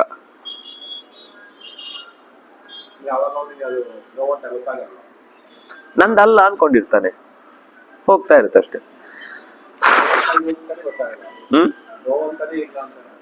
ನೋವಿಲ್ಲ ಅಂತಾನೆ ಅನ್ಕೋತಾನ. ಬ್ರಾಹ್ಮಣ ಕ್ಷತ್ರಿಯ ವಿಷಾಂ ಶೂದ್ರಾಣಾಂಚ ಪರಂತಪ ಕರ್ಮಾಣಿ ಪ್ರವಿಭಕ್ತಾನಿ ಸ್ವಭಾವ ಪ್ರಭವೈರ್ಗುಣೈ. ಸ್ವಭಾವ ಮತ್ತು ಪ್ರಭಾವ ಈ ಎರಡು ಗುಣಗಳಿಗೂ ಹೊಂದಿಕೊಂಡು ಸ್ವಭಾವದಿಂದ ಉಂಟಾದ ಗುಣಗಳಿಗೆ ಸಂಬಂಧಪಟ್ಟಂತೆ ಅವನು ಜ್ಞಾನದ ಸಂಪಾದನೆಗೆ ಅಥವಾ ಕ್ಷೇತ್ರದ ರಕ್ಷಣೆಗೆ ಅಥವಾ ವ್ಯವಹಾರಕ್ಕೆ ಅಥವಾ ಸೇವೆಯ ಕರ್ಮಗಳಿಗೆ ಅವರವರ ಸ್ವಭಾವಕ್ಕೆ ತಕ್ಕಂತೆ, ಮೂಲಭೂತವಾದ ಸ್ವಭಾವ ಏನಿದೆ ಅದಕ್ಕೆ ತಕ್ಕಂತೆ ಅವನು ಕರ್ಮಗಳನ್ನು ಮಾಡ್ಕೊಂಡು ಹೋಗ್ತಾನೆ ಅಂತ ಅವನು ಒಂದು ಸಂಬೋಧನೆ ಮಾಡುವುದು ಪರಂತಪ. ಸ್ವಲ್ಪ ಆಳವಾಗಿ ಯೋಚನೆ ಮಾಡಪ್ಪ, ಇದು ಸುಮ್ಮನೆ ಮೇಲ್ನೋಟಕ್ಕೆ ಹೀಗೆ ಅಂತ ನಾನು ಶಬ್ದ ಹೇಳಿದ್ದೇನೆ ಅಂತ ಯೋಚನೆ. ಪರಂ ಉತ್ತಮವಾದನ್ನು ತಪ ಆಲೋಚಿಸು, ಆಗ ನಿನಗಿದು ಅರ್ಥ ಆಗುತ್ತೆ. ಯಾಕಂದ್ರೆ ಸ್ವಭಾವವೇ ಪ್ರಧಾನ. ಅದಕ್ಕೆ ಸ್ವಭಾವ ಪ್ರಭವೈರ್ಗುಣೈ. ಸ್ವಭಾವದಿಂದ ಆಗಿರ್ಬೇಕು ಹೊರತು ಸ್ವಭಾವ ಅಲ್ಲದೆ ಹೊರಗಿನದ್ದನ್ನ ನಾವು ಶಾಸ್ತ್ರದ ವ್ಯವಸ್ಥೆಯ ದೃಷ್ಟಿಯಿಂದ ಅಥವಾ ಅಧ್ಯಯನಕ್ಕೆ ಅಥವಾ ಇನ್ಯಾವುದೇ ಸಾಧನೆ ಅಂತ ಇಟ್ಕೊಳ್ಳಿ, ಕರೆಕ್ಟಾಗಿ ಶಬ್ದ ಬಳಸಬೇಕು ಅಂದ್ರೆ ಸಾಧನೆಯ ದೃಷ್ಟಿಯಿಂದ ಸ್ವಭಾವವೇ ಪ್ರಧಾನ ಆಗುತ್ತೆ ಹೊರತು ಉಳಿದದ್ದು ಯಾವುದೂ ಕೂಡ ಕಾರಣ ಆಗುದಿಲ್ಲ. ಅವನ ಒಳಗಿನ ಸಾಧನೆಗೆ ಕಾರಣ ಇದೆ. ಹೊರಗಿನಿಂದ ಅವನು ಏನಾದ್ರೂ ಸರಿ, ಅವನ ಸ್ವಭಾವವೇ ಮಾನದಂಡ ಆಗುತ್ತೆ ಹೊರತು ಹೊರಗಿನದ್ದೆಲ್ಲವೂ ಕೂಡ ಕೇವಲ ಒಂದು ತಾತ್ಕಾಲಿಕ ಸಾಮಾಜಿಕ ವ್ಯವಸ್ಥೆ ಅಷ್ಟೇ. ಅದನ್ನ ಸಾಧನೆಗೆ ಭಗವಂತನ ಅವನ ಲೆಕ್ಕಕ್ಕಂತೂ ಇದು ಈ ಹೊರಗಿದ್ ಯಾವುದು ಲೆಕ್ಕಕ್ಕಿಲ್ಲ. ಅದಕ್ಕೆ ಎಷ್ಟೋ ಸರ್ತಿ ನ ತಪಸ ನ ಚೈಜ್ಜಯ ನ ದಾನೇನ ಇತ್ಯಾದಿ ಯಾಕೆ ಹೇಳುದು ಅಂದ್ರೆ, ಅವನು ಹೊರಗಿನಿಂದ ದಾನ ಮಾಡ್ತಿರ್ತಾನೆ, ಆದ್ರೆ ಒಳಗಿನಿಂದ ಅವನಿಗೆ ಅದರ ಬಗ್ಗೆ ಅಹಂಕಾರ ಇತ್ತು ಅಂದ್ರೆ ಅವನ ಆ ದಾನದ ಬುದ್ಧಿಯಲ್ಲಿ ಇರಬೇಕಾದ ಸಾತ್ವಿಕತೆ ಹೋಯ್ತು, ಲೆಕ್ಕಕ್ಕೆ ಬರುದಿಲ್ಲ. ಆದ್ರೆ ಒಳಗಿನಿಂದ ಅವನಿಗೆ ಕೊಡ್ಬೇಕಾದಾಗ ಇಷ್ಟೇ ಕೊಡ್ಲಿ ಅವನು, ಆದ್ರೆ ಪೂರ್ತಿ ಡೆಡಿಕೇಟೆಡ್ ಆಗಿ ಅವನು ಆ ಕ್ರಿಯೆಯಲ್ಲಿ ತನ್ನನ್ನು ತೊಡಗಿಸಿಕೊಂಡಿದ್ದಾನೆ ಅಂದ್ರೆ, ಪ್ರಹ್ಲಾದ ಅದೇ ಹೇಳುದಲ್ವ ಮಾತು, ನಾನೊಬ್ಬ ಅಸುರ ಬಾಲಕ ಆಗಿದ್ರೂ ಕೂಡ ನನ್ನನ್ನು ನೀನು ಇಷ್ಟು ಹತ್ತಿರಕ್ಕೆ ಕರ್ಕೊಂಡಿದ್ದಿ ಅಂತಂದ್ರೆ ನಿನಗೆ ಬೇಕಿರುವುದು ಶುದ್ಧವಾದ ಭಕ್ತಿ ಹೊರತು ತಪಸ್ಸು ಅಲ್ಲ, ಯೋಗವೂ ಅಲ್ಲ, ಧ್ಯಾನವಲ್ಲ, ಸಮಾಧಿಯೂ ಅಲ್ಲ, ಯಾವುದೂ ಅಲ್ಲ. ಸಮಾಧಿ ಅನ್ನೋದು ಬೇಕು, ಭಕ್ತಿಯಿಂದ ಕೂಡಿದ್ರೆ ಬೇಕು, ಅವನ ಸ್ವಭಾವಕ್ಕೆ ಸರಿಯಾಗಿ ಕೂಡಿದ್ರೆ ಬೇಕು. ತೋರ್ಪಡಿಕೆಯ ಸಮಾಧಿ, ತೋರ್ಪಡಿಕೆಯ ಧ್ಯಾನ, ತೋರ್ಪಡಿಕೆಯ ಜ್ಞಾನ ಇದ್ಯಾವುದು ಭಗವಂತನ ಗುಣ ಸಾಧನೆಯ ವ್ಯವಸ್ಥೆಯಲ್ಲಿ ಲೆಕ್ಕಕ್ಕೆ ಬರಲ್ಲ ಅನ್ನೋದನ್ನ ಹೇಳಿ, ಏನಿರ್ಬೇಕು ಸ್ವಭಾವ, ಏನಿರ್ಬೇಕು ಅವನದ್ದು? ಶಮಃ, ಶಮೋ ಮನ್ನಿಷ್ಠತಾ ಬುದ್ಧೇ, ಪರಮಾತ್ಮನಲ್ಲಿ ನಿರಂತರವಾದ ಭಕ್ತಿ. ದಮಃ, ಇಂದ್ರಿಯಗಳ ನಿಗ್ರಹ. ತಪಃ, ನಿರಂತರ ಆಲೋಚನೆ. ಶೌಚ, ಶುದ್ಧಿ. ಕ್ಷಾಂತಿ, ಸಹನೆ. ಎಂಥ ದುಸ್ಥಿತಿ ಬಂದಾಗಲೂ ಕೂಡ ಅದನ್ನ ತನ್ನ ಬದುಕಿನಲ್ಲಿ ಅದು ಬರ್ಬೇಕಾದ್ದು ಬಂತು ಅಂತ ಅನ್ಕೊಳ್ತಾನೆ ಹೊರತು ಅದಕ್ಕಾಗಿ ಯಾರನ್ನೋ ಒಬ್ಬರನ್ನ ಬ್ಲೇಮ್ ಮಾಡ್ಲಿಕ್ಕೆ ಹೋಗಲ್ಲ. ಅದು ಶಾಂತಿ. ಆರ್ಜವ, ಎಷ್ಟೇ ಕಷ್ಟ ಬಂದ್ರೂ ಕೂಡ ತನ್ನ ರುಜುತ್ವವನ್ನ ಬಿಡಲ್ಲ, ಪ್ರಾಮಾಣಿಕತೆಯನ್ನ ಎಂದು ಕೂಡ ಬಿಟ್ಕೊಡಲ್ಲ. ನಮ್ಮಲ್ಲಿ ಇವತ್ತು ಯಾವುದೇ ಸಿನಿಮಾಗಳಲ್ಲಿ ಅವನೇನಾದ್ರೂ ಒಂದು ಸಮಸ್ಯೆ ಆಯ್ತು ಅಂದ್ರೆ ಅವ್ನು ಹಿಂದಿದ್ದೊಂದು ಲಾಜಿಕ್ ಕೊಡುದು, ಅವನಿಗೆ ಹೀಗೆ ಮಾಡಿದ್ರು, ಅದಕ್ಕೆ ಅವ್ನು ಹೀಗೆ ಮಾಡಿದ್ದಾನೆ, ಅದು ಅವ್ನು ಮಾಡಿದ್ದಾನೆ ಅನ್ನೋದನ್ನ ಹೇಳ್ಬೋದು ಅಷ್ಟೇ ಬಿಟ್ಟು ಅದು ಸರಿ ಅಂತ ಸಮರ್ಥಿಸುವುದಲ್ಲ. ಅವನ ಕತೆ ಇರುದೇ ಹೀಗೆ, ನಾವು ಹೀಗೆ ತೋರಿಸಿದ್ದೇವೆ ಅಂತ ಹೇಳ್ಬೇಕೆ ಬಿಟ್ರೆ ಅದು ನಾಳೆಗೆ ಇನ್ನೊಬ್ಬನಿಗೆ ಮಾದರಿ ಅಲ್ಲ. ಅವನ ಹಿಂದೆ ಏನೋ ಒಂದು ತಪ್ಪಾಗಿತ್ತು, ಅದಕ್ಕೋಸ್ಕರ ಅವ್ನು ಈ ತಪ್ಪು ಅವ್ನು ನನ್ ಕದ್ಕೊಂಡು ಹೋಗಿದ್ದೆ, ನಾನು ಅವ್ನು ಕದೀತೇನೆ ಅಂದ್ರೆ ಅದೇ ಯಾರು ವಿದುರನ ಮಾತು, ದುರ್ಗತೋಸ್ಮೀತ್ಯಪಿ, ನಾನು ಅಂತ ಕಷ್ಟದಲ್ಲಿದ್ದೇನೆ ಅಂತ ಅನ್ನುವಾಗ್ಲೂ ಯಾರಿಗೆ ಕದಿಯುವ ಬುದ್ಧಿ ಬರದೆ ಅದು ನನ್ನದಲ್ಲ ಅನ್ನುವ ಕಾರಣಕ್ಕೆ ಅದನ್ನ ಇನ್ನೊಂದು ಒಪ್ಪಿಸ್ತಾನೋ ಅವನು ಸಾತ್ವಿಕ, ಅವನು ಪ್ರಾಮಾಣಿಕ, ಅವನು ಪಂಡಿತ ಅಂತ ಮಾತು ಬರುತ್ತೆ. ಅಂದ್ರೆ ಆ ರೀತಿ ಆರ್ಜವ, ನೇರ ಮಾತು, ನೇರ ನುಡಿ. ಜ್ಞಾನಂ, ಸಾಮಾನ್ಯ ಕಾಮನ್ ಸೆನ್ಸ್ ಅಂತ ಇಟ್ಕೊಳ್ಳಿ, ಇದು ಬಹಳ ಮುಖ್ಯ. ಜ್ಞಾನಂ. ವಿಜ್ಞಾನಂ, ಇದು ಸ್ವಲ್ಪ ವಿಶೇಷ ಜ್ಞಾನ. ವಿಜ್ಞಾನ ಅಂತಂದ್ರೆ ಒಂದು ವಸ್ತುವಿನ ಆಳವಾದ ತಿಳಿವು, ಮೇಲ್ನೋಟದ ತಿಳಿವು. ಮೇಲ್ನೋಟದ ತಿಳಿವು ಅಂದ್ರೆ ಯಾರು ಜಪ ಮಾಡ್ತಾ ಇದ್ದಾರೆ, ಇವನು ಗೊತ್ತಿಲ್ಲ, ಮಾತಾಡ್ಕೊಂಡ್ ಬರ್ತಿದ್ದ, ಆಮೇಲೆ ಫೋನಲ್ಲಿ ಮಾತಾಡ್ಕೊಂಡ್ ಬರ್ತಿದ್ದ, ಅವ್ನು ಜಪ ಮಾಡ್ತಾ ಇದ್ದಾನೆ ನೋಡಿದ ತಕ್ಷಣ ವಾಪಸ್ ಹೋಗ್ಬೇಕು, ಒಂದ ಆಮೇಲೆ ಮಾಡ್ತೇನೆ ಅಂತ ಹೇಳಿ ದಾಟಿ ಆಚೆ ಹೋಗಿ ಮಾಡ್ಬೇಕು. ಅವ್ನು ಮಾಡ್ತಾ ಇದ್ರು ಅಂತ ಮತ್ತೆ ಬೊಬ್ಬೆ ಹೊಡಿತಾ ಹೋಗ್ತಾ ಇದ್ದಾನೆ ಅಂದ್ರೆ ಅವನಿಗೆ ಚೂರೂ ಜ್ಞಾನ ಇಲ್ಲ ಅಂತ ಅರ್ಥ, ಕಾಮನ್ ಸೆನ್ಸ್ ಇಲ್ಲ ಅಂತ ಅರ್ಥ. ಯಾರೋ ಒಂದು ಹೆಣ್ಮಗಳು ಮಗುವಿಗೆ ಹಾಲು ಕೊಡ್ತಿದ್ದಾನೆ, ಸೀದಾ ಬಂದ, ಗೊತ್ತಾಗ್ಲಿಲ್ಲ, ತಪ್ಪಾಯ್ತು ಅಂತ ಹೋಗುದು ಬೇರೆ ತರ. ಆಗ್ಲೂ ಬಂದು ನೀವ್ ಇಲ್ಲಿ ಯಾಕೆ ಹೋದಿದ್ದು, ಅಲ್ಲಿ ಹೋಗಿ, ನಿಮ್ಗೆ ಅಲ್ಲಿ ವ್ಯವಸ್ಥೆ ಇದೆ. ಕೂತಾಗಿದೆ, ಹಾಲು ಉಡಿಸ್ತಾ ಇದ್ದಾಳೆ, ಆಗ ಅದರ ಬಗ್ಗೆ ಕಾಮನ್ ಸೆನ್ಸ್ ಯೋಚನೆ ಮಾಡ್ಬೇಕು ಹೊರತು ಕೂತವರನ್ನ ಎಬ್ಬಿಸಿ ಕಳಿಸುದ. ಯಾರು ವಯಸ್ಸಾದವರು ಬಂದು ಕೂತ್ ಬಿಟ್ಟಿದ್ದಾರೆ ಬಸ್ಸಲ್ಲಿ, ನಮ್ದು ಆ ಪಕ್ಕ ಸೀಟ್ ಇದೆ, ಆಚೆ ಕೂತ್ರೆ ಏನಾಗಲ್ಲ. ಅವ್ರು ರಿಕ್ವೆಸ್ಟ್ ಮಾಡಿದ್ರು, ಇಲ್ಲ ನಂಗೆ ಅಲ್ಲಿ ಗಾಳಿ ಬರುತ್ತೆ, ಸ್ವಲ್ಪ ಕಷ್ಟ ಆಗುತ್ತೆ. ಕೂತು ಬಿಟ್ರೆ ಮುಗಿದೋಯ್ತು. ಇಲ್ಲ ನಾನು ನನ್ನ ಶಿಸ್ತು ಅಂತ ಹೇಳಿ ಅವರನ್ನ ಎಬಡಾ ತಬಡ ಆದ್ರೂ ಮಾಡಿ ಎಬ್ಬಿಸಿ ಅವರನ್ನ ಆ ಕಡೆ ಕುಡಿಸು, ನಾನು ನನ್ನ ವ್ಯವಸ್ಥೆಯಿಂದ ಆಚೆಗೆ ಚೂರು ಅಲ್ಲಾಡುದಿಲ್ಲ ಅಂತ ರುಜುತ್ವ ತೋರಿಸ್ಲಿಕ್ಕೆ ಹೋದ್ರೆ ಇದು ಜ್ಞಾನ ಇಲ್ಲ ಅಂತ ಅರ್ಥ. ಹಾಗಾಗಿ ಕೆಲವೆಲ್ಲ ಕಾಮನ್ ಸೆನ್ಸ್ ಅಂತ ಶಬ್ದ ಇಟ್ಕೊಳ್ಬೇಕು, ಆದ್ರೆ ಅದು ಕಾಮನ್ ಆಗಿರಲ್ಲ. ಆಸ್ತಿಕ್ಯಂ. ಇನ್ನೊಂದು, ನಾನು ತಿಳಿಯದೇ ಇರುವ ಸಂಗತಿಯು ಜಗತ್ತಿನಲ್ಲಿ ಇದೆ.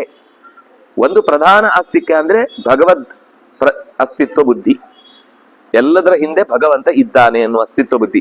ಭಗವಂತ ಮಾತ್ರ ಅಲ್ಲ, ನನಗೆ ತಿಳಿಯದ ಭಗವತ್ ಪ್ರಜ್ಞೆಗೆ ಕಾರಣೀಭೂತವಾದ ಎಷ್ಟೋ ತಿಳಿಯದ ಸಂಗತಿಗಳು ಇವೆ. ಹೊಸ್ತು ಬಂದಾಗ ಮೈಂಡ್ ಓಪನ್ ಆಗಿ ಅದನ್ನು ತಗೊಳ್ಳುವ ಮನಸ್ಥಿತಿ ಇರಬೇಕು, ಅದು ಆಸ್ತಿಕ್ಯ. ಇದು ಬ್ರಹ್ಮಕರ್ಮ. ಇದು ಒಬ್ಬ ವೇದ ತಿಳಿಬೇಕು ಅಥವಾ ಜ್ಞಾನ ಪಡೆಯಬೇಕು ಅನ್ನುವನಿಗೆ ಇರಬೇಕಾದ, ಅಂದ್ರೆ ವೇದವನ್ನು ಉಪಯೋಗಿಸಿ ಮಾಡುವ ಕರ್ಮ ಅಥವಾ ವೇದವನ್ನ ಉಪಯೋಗಿಸಿ ಪಡೆಯುವ ಜ್ಞಾನ. ಈ ದಾರಿಯಲ್ಲಿ ಅಂದ್ರೆ ಷಟ್ಕರ್ಮಿಗಳು ಅಂತ ಇಟ್ಕೊಳ್ಳಿ. ಈ ಷಟ್ಕರ್ಮ ಮಾಡ್ಲಿಕ್ಕೆ ಯಾರಿಗೆ ಅಧಿಕಾರ ಬರುತ್ತೆ ಅಂದ್ರೆ ಇಷ್ಟು ವ್ಯವಸ್ಥೆಯ ಜೊತೆಗಿದ್ರೆ ಅವನು ಬ್ರಹ್ಮಕರ್ಮ ಸ್ವಭಾವಜಂ, ಅದು ಸ್ವಭಾವದಿಂದಲೇ ಹುಟ್ಟಿದ್ದಾಗಿರ್ಬೇಕು. ಅಧ್ಯಯನ, ಅಧ್ಯಾಪನ, ದಾನ, ಪ್ರತಿಗ್ರಹ, ಯಜನ, ಯಾಜನ. ಇದು 6 ಮುಖ್ಯ ಧರ್ಮ ಅವನದ್ದು. ಹಾಗಾದ್ರೆ ಮುಂದಿನದ್ದು ಶೌರ್ಯಂ ತೇಜೋ ಧೃತಿರ್ದಾಕ್ಷ್ಯಂ ಯುದ್ಧೇ ಚಾಪ್ಯಪಲಾಯನಂ ದಾನಮೀಶ್ವರ ಭಾವಶ್ಚ ಕ್ಷಾತ್ರಂ ಕರ್ಮ ಸ್ವಭಾವಜಂ. ಸ್ವಭಾವ ಸಹಜವಾದ ಕರ್ಮ ಯಾರಿಗಿದೆಯೋ ಅವನು ಕ್ಷಾತ್ರ ಅಂತ ಅನಿಸ್ಕೊಳ್ಳೋದು. ಯಾವುದೆಲ್ಲ ಸ್ವಭಾವ ಸಹಜವಾದದ್ದು? ಶೌರ್ಯಂ, ಒಂದು ಕೆಲಸಕ್ಕೆ ಹೊರಡುವಾಗ ಪುಕ್ಕಲುತನ ಇಲ್ಲದೆ ಧೈರ್ಯವಾಗಿ ಮುನ್ನುಗ್ಗುವ ಗುಣ. ಅಂದ್ರೆ ಆಲೋಚನೆ ಮಾಡಿರ್ಬೇಕು. ಸುಮ್ನೆ ಮುನ್ನುಗ್ಗುದು ಅಂತೇಳಿ ಕರೆಂಟ್ ವೈರ್ ಬಿದ್ದಿದೆ, ಯಾರು ಹೋಗ್ಲಿ ನಾನು ಹೋಗ್ತೇನೆ ಅಂತ ಹೇಳಿ ಕೈ ಮುತ್ತಿ ಆಮೇಲೆ ಓಡ್ಕೊಂಡು ಬಂದು ಮತ್ತೆ ಬೊಬ್ಬೆ ಹೊಡೆಯುವುದಲ್ಲ. ಪ್ರಜ್ಞಾಪೂರ್ವಕವಾಗಿ ಏನ್ ಮಾಡಿದ್ರೆ ತೊಂದರೆ ಆಗಲ್ಲ ಅನ್ನುವ ನಿರ್ಧಾರದ ಜೊತೆಗೆ ಶೌರ್ಯ ತೋರುವುದುಂಟಲ್ವಾ. ನಮ್ಮಲ್ಲಿ ಧೈರ್ಯ ಬೇರೆ, ಹುಂಬ ಧೈರ್ಯ ಬೇರೆ. ಈ ಹುಂಬ ಧೈರ್ಯ ಅಂದ್ರೆ ಕಣ್ಮುಚ್ಚಿ ಹೊಡೆಯುದು, ಸಿಕ್ಸ್ ಹೋಗುತ್ತೋ ವಿಕೆಟ್ ಹೋಗುತ್ತೋ ಗೊತ್ತಿಲ್ಲ. ಆದ್ರೆ ಯಾರು ಬಾಲ್ ಎಲ್ಲಿಂದ ಬಂತೋ ಲಾಸ್ಟ್ ಮೊಮೆಂಟಿಗೆ ಬೆರಳನ್ನ ತಿರುಗಿಸಿ ಹಾಕಿದ್ರು ಕೂಡ ಅದಕ್ಕೆ ಸರಿಯಾದ ಪ್ರತಿಕ್ರಿಯೆ ಕೊಡುವ ಹಾಗೇನೆ ಅವನು ಸ್ಟ್ರೈಟ್ ಹೊಡಿಬೇಕು ಅನ್ಕೊಂಡಿದ್ದ, ಅದು ಲಾಸ್ಟ್ ಮೂಮೆಂಟ್ ಅಲ್ಲಿ ಒಂದು ಸ್ವಿಂಗ್ ಮಾಡ್ದ ಅಂತ ಬಲಗಡೆಗೆ ಎತ್ತಿ ಹೊಡೆದ. ಅಂದ್ರೆ ಈ ಕೊನೆಯ ಮೂಮೆಂಟಿನವರೆಗೂ ಅದರ ಕ್ಯಾಲ್ಕುಲೇಷನ್ ನಿಂದ ಏನ್ ಕೆಲಸ ಮಾಡ್ತಾನೆ, ಇದು ಸರಿಯಾದ ಶೌರ್ಯ. ಈ ಶೌರ್ಯ ಅನ್ನೋದು ಒಬ್ಬ ಕ್ಷತ್ರಿಯನಿಗೆ ಒಂದೇ ಆರಂಭದಲ್ಲಿ ನಾನು ನಿರ್ಧಾರ ತಗೊಂಡ್ಬಿಟ್ಟಿದ್ದೇನೆ ಅಂತ ಅದಕ್ಕೆ ಸ್ಟಿಕ್ ಆಗಿರ್ಲಿಕ್ಕಾಗಲ್ಲ. ಕೆಲವೊಮ್ಮೆ ಯಾವುದ್ರಿಂದ ಒಳ್ಳೇದಾಗುತ್ತೋ ಕೊನೆಗೆ ಆ ಮೂಮೆಂಟ್ ಚೇಂಜ್ ಮಾಡ್ಬೇಕಾಗತ್ತೆ, ನಿರ್ಧಾರವನ್ನು ಹಿಂತಗೊಳ್ಬೇಕಾಗುತ್ತೆ. ಈಗ ನಾವು ಒಂದ್ಸರ್ತಿ ಯುದ್ಧ ಮಾಡುದು ಅಂತ ಹೊರಟ್ಬಿಟ್ವಿ, ಆದ್ರೆ ಮುಂದೆ ಗೊತ್ತಾಯ್ತು ಅವ್ರ ಹತ್ರ ಅದಕ್ಕಿಂತ ದೊಡ್ಡ ಸೈನ್ಯ, ಅದಕ್ಕಿಂತ ದೊಡ್ಡ ಏನೋ ಒಂದು ಪ್ಲಾನ್ ಇದೆ ಅಂತ. ಇಲ್ಲ ನಾನು ಹೇಗಾದ್ರೂ ಸರಿ ಬಂಡೆಗಾದ್ರೂ ತಲೆ ಹೊಡ್ಕೊಂಡೇ ಸಾಯ್ತೇನೆ ಅಂತ ಹೋಗುದಲ್ಲ. ಅವಾಗ ಹಿಂದೆ ಸರಿಯುವುದೇ ಗುಣ.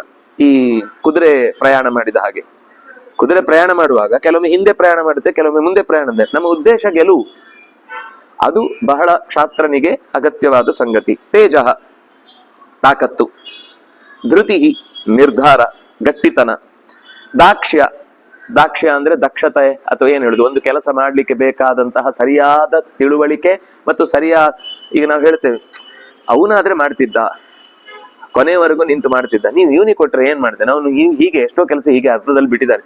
ನಾವು ಒಂದು ಕ್ವಾಲಿಟಿ ನೋಡ್ತೇವೆ, ಕೆಲಸ ಮುಗಿಸಿ ಕೊಡುವಿಕೆ ಅನ್ನುವಂತಹದ್ದೊಂದು ಗುಣ ಏನಿದೆ, ಇದು ದಾಕ್ಷ್ಯ.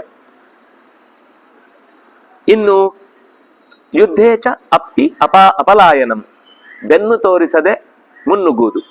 ಅಂದ್ರೆ ಏನೋ ಒಂದು ಸಮಸ್ಯೆ ಆಯ್ತು, ಯುದ್ಧಕ್ಕೆ ಇಳಿದಾಗಿದೆ, ಹಿಂದೆ ಹೋಗೋದ್ರಿಂದಲೂ ಮರ್ಯಾದೆ ಹೋಗುತ್ತೆ, ಮುಂದೆ ಹೋದ್ರೂ ಪ್ರಾಣ ಹೋಗುತ್ತೆ. ಪ್ರಾಣ ಹೋದ್ರೂ ಸರಿ, ಮರ್ಯಾದೆ ಹೋಗ್ಬಾರ್ದು ಅಂತ ಮುಂದೆ ಹೋಗಿಯೇ ಯುದ್ಧಕ್ಕೆ ಅವನು ನುಗ್ಗುತ್ತಾನೆ ಅಂತಂದ್ರೆ ಅದು ಒಬ್ಬ ಕ್ಷಾತ್ರನ ಸಹಜವಾದ ಗುಣ. ಇನ್ನು ದಾನಂ, ಕೈಯೆತ್ತಿ ಅಗತ್ಯ ಇದ್ದಲ್ಲಿಗೆ ಕೊಡುವ ಗುಣ, ಅವು ಕ್ಷತ್ರಿಯನಿಗೆ ಬಹಳ ವಿಶೇಷದ್ದು ದಾನ ಅನ್ನೋದು. ಯಾಕಂದ್ರೆ ಅವನು ಈ ತಿಜೋರಿಯ ಒಡೆಯ, ಕೋಶಾಧಿಕಾರಿಯು ಅವನು ಆಗಿರ್ತಾನೆ. ಅದರಿಂದಾಗಿ ಹಾಗಾಗಿ ದಾನಂ. ಈಶ್ವರ ಭಾವ, ಮತ್ತೆ ಎಲ್ಲದರ ಮೇಲೆ ಒಂದು ರಾಜ ಅಂದ್ರೆ ಪುಕ್ಕಲು ತರ ಇರುದು, ಹೆದರ್ಕೊಂಡು ಓಡೋಗುದು, ನಿರ್ಧಾರ ತಗೊಳ್ಳುವಾಗ ಏನ್ ಮಾಡ್ಬೇಕು ಅಂತ ಗೊತ್ತಾಗದೆ ಎಲ್ಲ ಮಂತ್ರಿಗಳ ಮುಂದೆಲೆ ಕಂಗಾಲಾಗುದು. ಹೀಗೆ ಮಾಡಿದ್ರೆ ಈಶ್ವರ ಭಾವ ಇಲ್ಲ ಅಂದ್ರೆ ಅವನು ಹೆಚ್ಚು ದಿವಸ ರಾಜ ಉಳಿಯಲ್ಲ.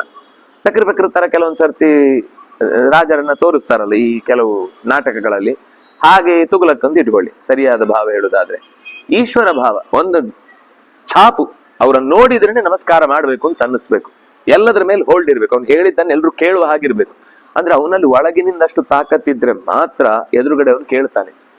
ಅವನೇ ಒಂದು ತನ್ನ ನಿರ್ಧಾರದಲ್ಲೇ ಇಲ್ಲದೆ ಹೋದಾಗ ಉಳಿದವರು ಇವನು ಹೇಳಿದ ನಿರ್ಧಾರಕ್ಕೆ ಯಾಕೆ ಬಗ್ಗಬೇಕು?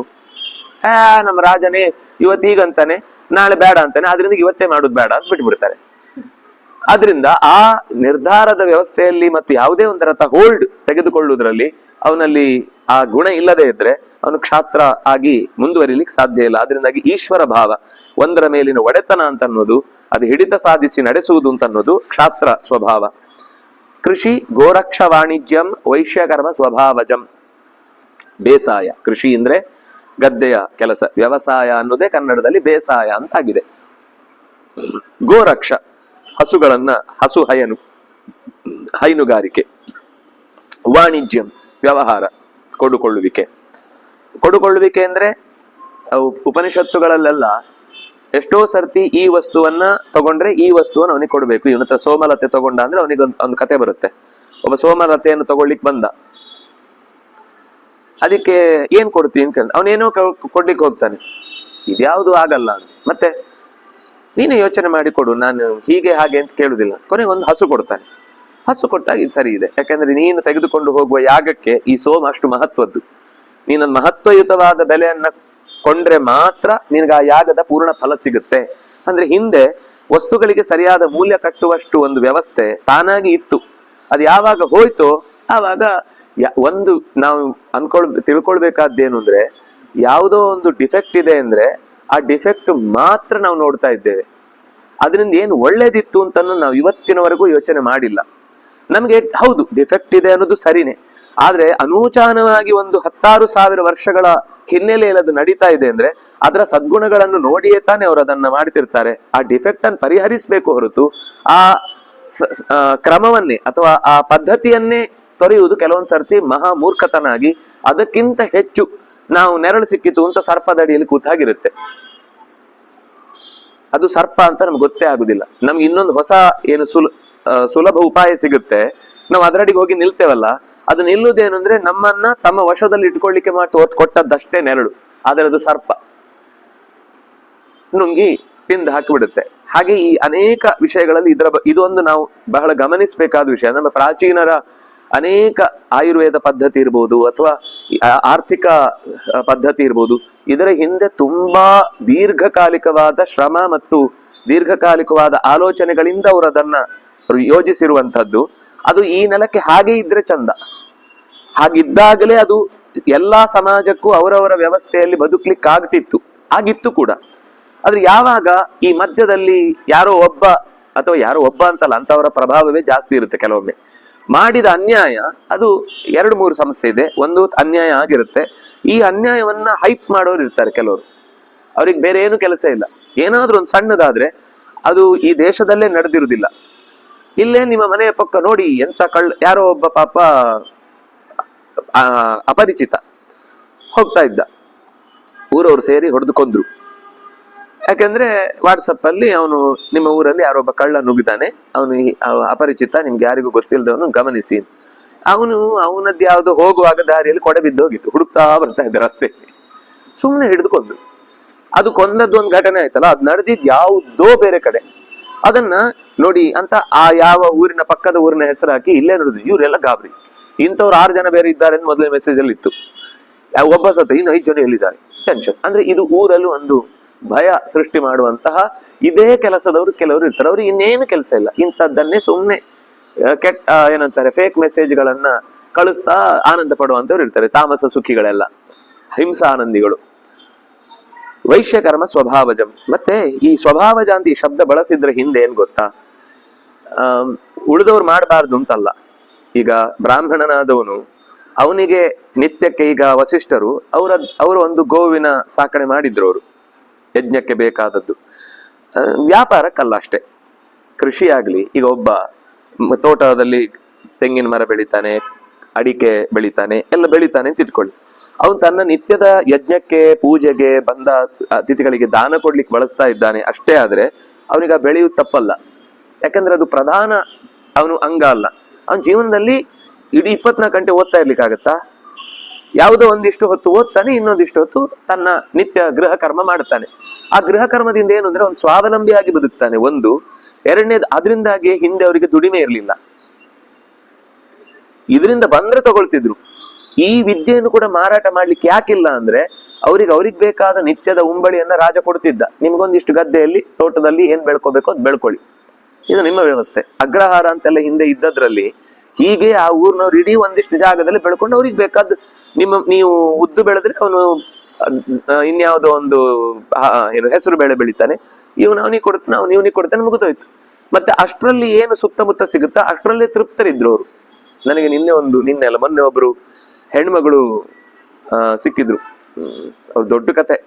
ಅವರು ತಂದೆ ತಾಯಿಗಳನ್ನ ವಿರೋಧಿಸಿ ತಾನು ಸಂಗೀತ ಕಲೀಲೇಬೇಕು ಅಂತ ಕೇರಳದಿಂದ ಎಲ್ಲೆಲ್ಲೆಲ್ಲೆಲ್ಲೆಲ್ಲೆಲ್ಲೆಲ್ಲೂ ಓಡಾಡಿ ಕೊನೆಗೆ ಯಾವುದೋ ಒಂದು ಜಾಗದಲ್ಲಿ ಕಲ್ತ ಮೇಲೆ ಅದಕ್ಕೇನೋ ಸರ್ಟಿಫಿಕೇಟ್ ಸಿಗಬೇಕಾದ್ರೆ ನೀವು ಒಂದು ಚೂರು ಏನಂತಾರೆ ಟೀಚಿಂಗ್ ಎಕ್ಸ್ಪೀರಿಯನ್ಸ್ ಬೇಕು ಅಂತ ಸುಮಾರು ಕಡೆಗೆ ಹೋಗಿ ಕೇಳಿದ್ದಲ್ಲಿ ಕೊನೆಗೆ ಯಾವುದೋ ಒಂದು ತಮಿಳುನಾಡಿನ ಗುಡ್ಡಗಾಡು ಪ್ರದೇಶದ ಜನರ ಜೊತೆಗೆ ನೀವು ಅವ್ರ ಶಾಲೆ ಇಲ್ಲ ಅಲ್ಲಿ, ಆದ್ರೆ ಒಂದು ಇನ್ಸ್ಟಿಟ್ಯೂಷನ್ ಇದೆ. ಆ ಇನ್ಸ್ಟಿಟ್ಯೂಷನ್ ವಿಶೇಷತೆ ಏನು ಅಂದ್ರೆ ಅವರ ಹೆಸರೇನೋ ಹೇಳಿದ್ರು, ಅಹಂ ಅಂತನೋ ಏನೋ ಒಂದು ಚಿತ್ರವಾಗಿದೆ ಹೆಸರು. ಅಲ್ಲಿ ಯಾವ ಮಕ್ಕಳು ಏನ್ ಕಲೀಲಿಕ್ಕೆ ಬರ್ತೋ ಅದನ್ನ ಕಲ್ಸ್ಕೊಡುದು. ಅವ್ರ ಮನೆಯ ಇದರಲ್ಲಿ ಅವರು ಈ ಈಚಲು ಮರದ್ದು ಏನು ದ್ರವ ತೆಗಿತಾರಲ್ಲ, ಅದಾದ್ರೆ ಆ ಮರ ಹತ್ತುದು ಫಸ್ಟ್ ಹೇಳ್ಕೊಡ್ತಾರೆ, ಉಳಿದದ್ದು ಏನು ಕಲಿಬಹುದು. ಆದ್ರೆ ಅವ್ರಿಗೆ ಏನು ಪರಂಪರೆಯಲ್ಲಿ ಬಂದಿದೆ ಅದು ಕಲಿಬೇಕು, ಅದ್ರ ಜೊತೆಗೆ ಇನ್ನೇನ್ ಬೇಕಾದ್ರೂ ಕಲಿಬಹುದು. ಅದ್ರ ಜೊತೆ ಕೆಲವು ಮನೆಯಲ್ಲಿ ಅಲ್ಲಿ ಹಳ್ಳಿ ಜನರ ಜಾನಪದದ ಇದಕ್ಕೆ ತಾಳಬದ್ಧವಾಗಿ ಅವ್ರು ಹಾಡ್ಬೇಕು ಅಂತ ಅನ್ನೋ ಅಪೇಕ್ಷೆ ಪಟ್ಟದ್ದಕ್ಕೆ ಇವ್ರನ್ನ ಕಳಿಸಿದ್ರು. ಅವ್ರು ಹೇಳಿದ್ರು ಅವ್ರು ಎಷ್ಟು ಸುಖಿಗಳು ಅಂದ್ರೆ, ಅವರಿಗೆ ಇಂಟರ್ನೆಟ್ ಇಲ್ಲ, ಟಿವಿ ಇಲ್ಲ, ಮೊಬೈಲ್ ಇಲ್ಲ, ಅಥವಾ ಈ ಹೊರಗಿನ ಯಾವುದೇ ಸಿಹಿ ತಿನಿಸುಗಳ ಬಗ್ಗೆ ಏನೂ ಗೊತ್ತಿಲ್ಲ. ಆದ್ರೆ ಪ್ರಾಕೃತಿಕವಾಗಿ ಅವರಿಗೆ ಸಿಗುವ ಸಿಹಿ ತಿನಿಸಿನ ಬಗ್ಗೆ ಇರುವಷ್ಟು ಅರಿವು ನಾವು ಇವತ್ತು ಯಾವುದೇ ದೊಡ್ಡ ದೊಡ್ಡ ಹೋಟೆಲ್ಗಳಲ್ಲಿ ಇನ್ನೊಂದು ಇದ್ರಲ್ಲೆಲ್ಲ ನೋಡ್ತೀವಲ್ಲ, ಅಲ್ಲಿ ಏನೂ ಇಲ್ಲ.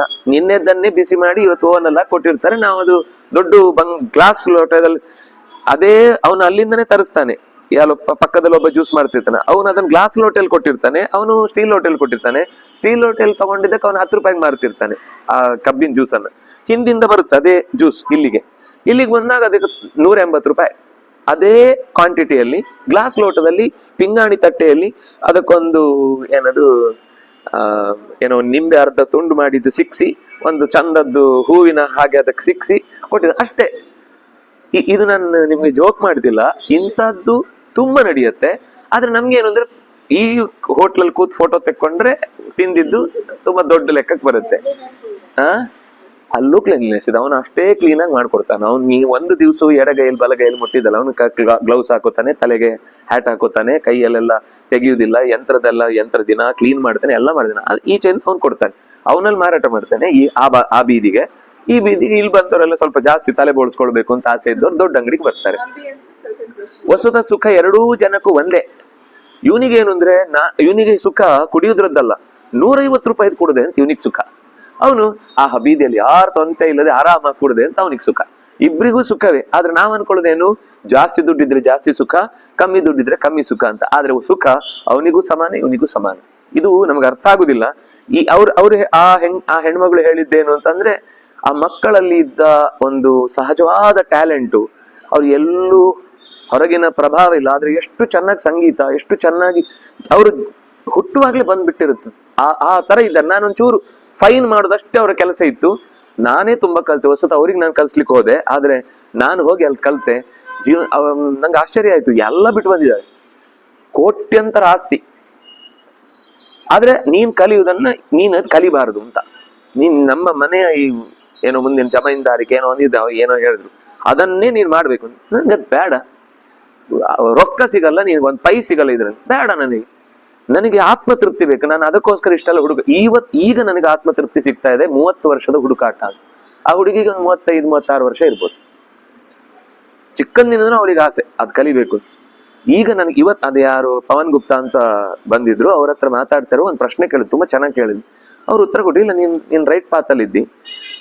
ಯಾವಾಗ ನಾವು ಸಾಮಾಜಿಕವಾಗಿ ಅವರನ್ನ ಅವಮಾನ ಮಾಡ್ತೀವಿ ಅಂತಂದ್ರೆ ತಪ್ಪು. ನಿನ್ನ ಜೀವ ಸ್ವಭಾವಕ್ಕೆ ನೀನು ಹುಡ್ಕೊಂಡು ಬಂದ ಈ ದಾರಿಯಲ್ಲಿ ಅವರನ್ನು ವಿರೋಧಿಸಿದ್ರು ಕೂಡ ನಿಂದದು ತಪ್ಪಲ್ಲ. ನೀನ್ ಅದನ್ನ ಮುಂದುವರಿಸು, ನೀನ್ ಅದ್ರಲ್ಲಿ ಯಶಸ್ಸು ಗಳಿಸು, ಆಮೇಲೆ ವಾಪಸ್ ಹೋಗು. ಆಗ ಅವರಿಗೆ ಅರ್ಥ ಆಗುತ್ತೆ ನಿನ್ನನ್ನ ನಾವು ಬಿಟ್ಟು ಕೊಟ್ಟದ್ದು ತಪ್ಪಾಯ್ತು ಅಂತ ಗೊತ್ತಾಗುತ್ತೆ. ಸ್ವಲ್ಪ ಕಾಯ್ಬೇಕಾಗತ್ತೆ, ನೀನ್ ಸ್ಟ್ರಗಲ್ ಮಾಡ್ಬೇಕಾಗತ್ತೆ. ನಾನು ಅದು ಒಪ್ಕೊಳ್ತೇನೆ, ಸ್ಟ್ರಗಲ್ ಇಲ್ಲದೆ ಆಗುದಿಲ್ಲ.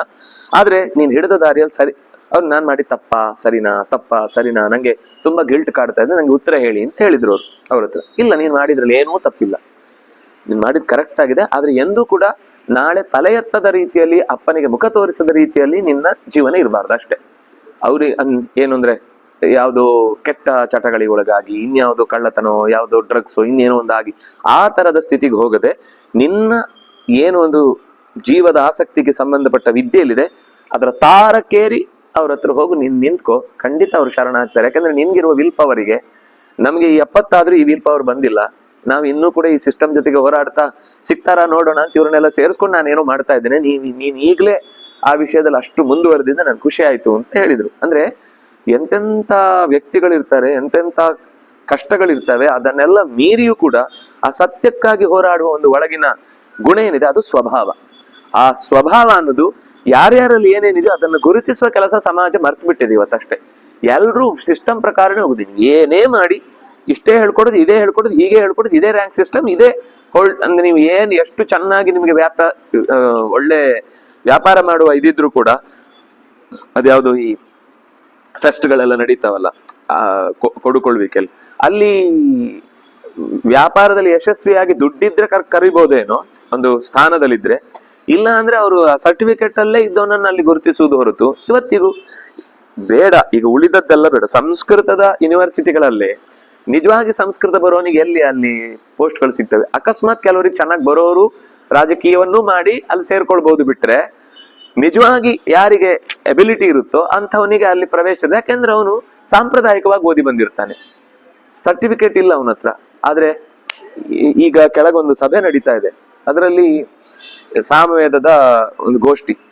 ಸಾಮವೇದದ ಮಂತ್ರಗಳು ತುಂಬಾ ಕಷ್ಟ ಹೇಳುದು.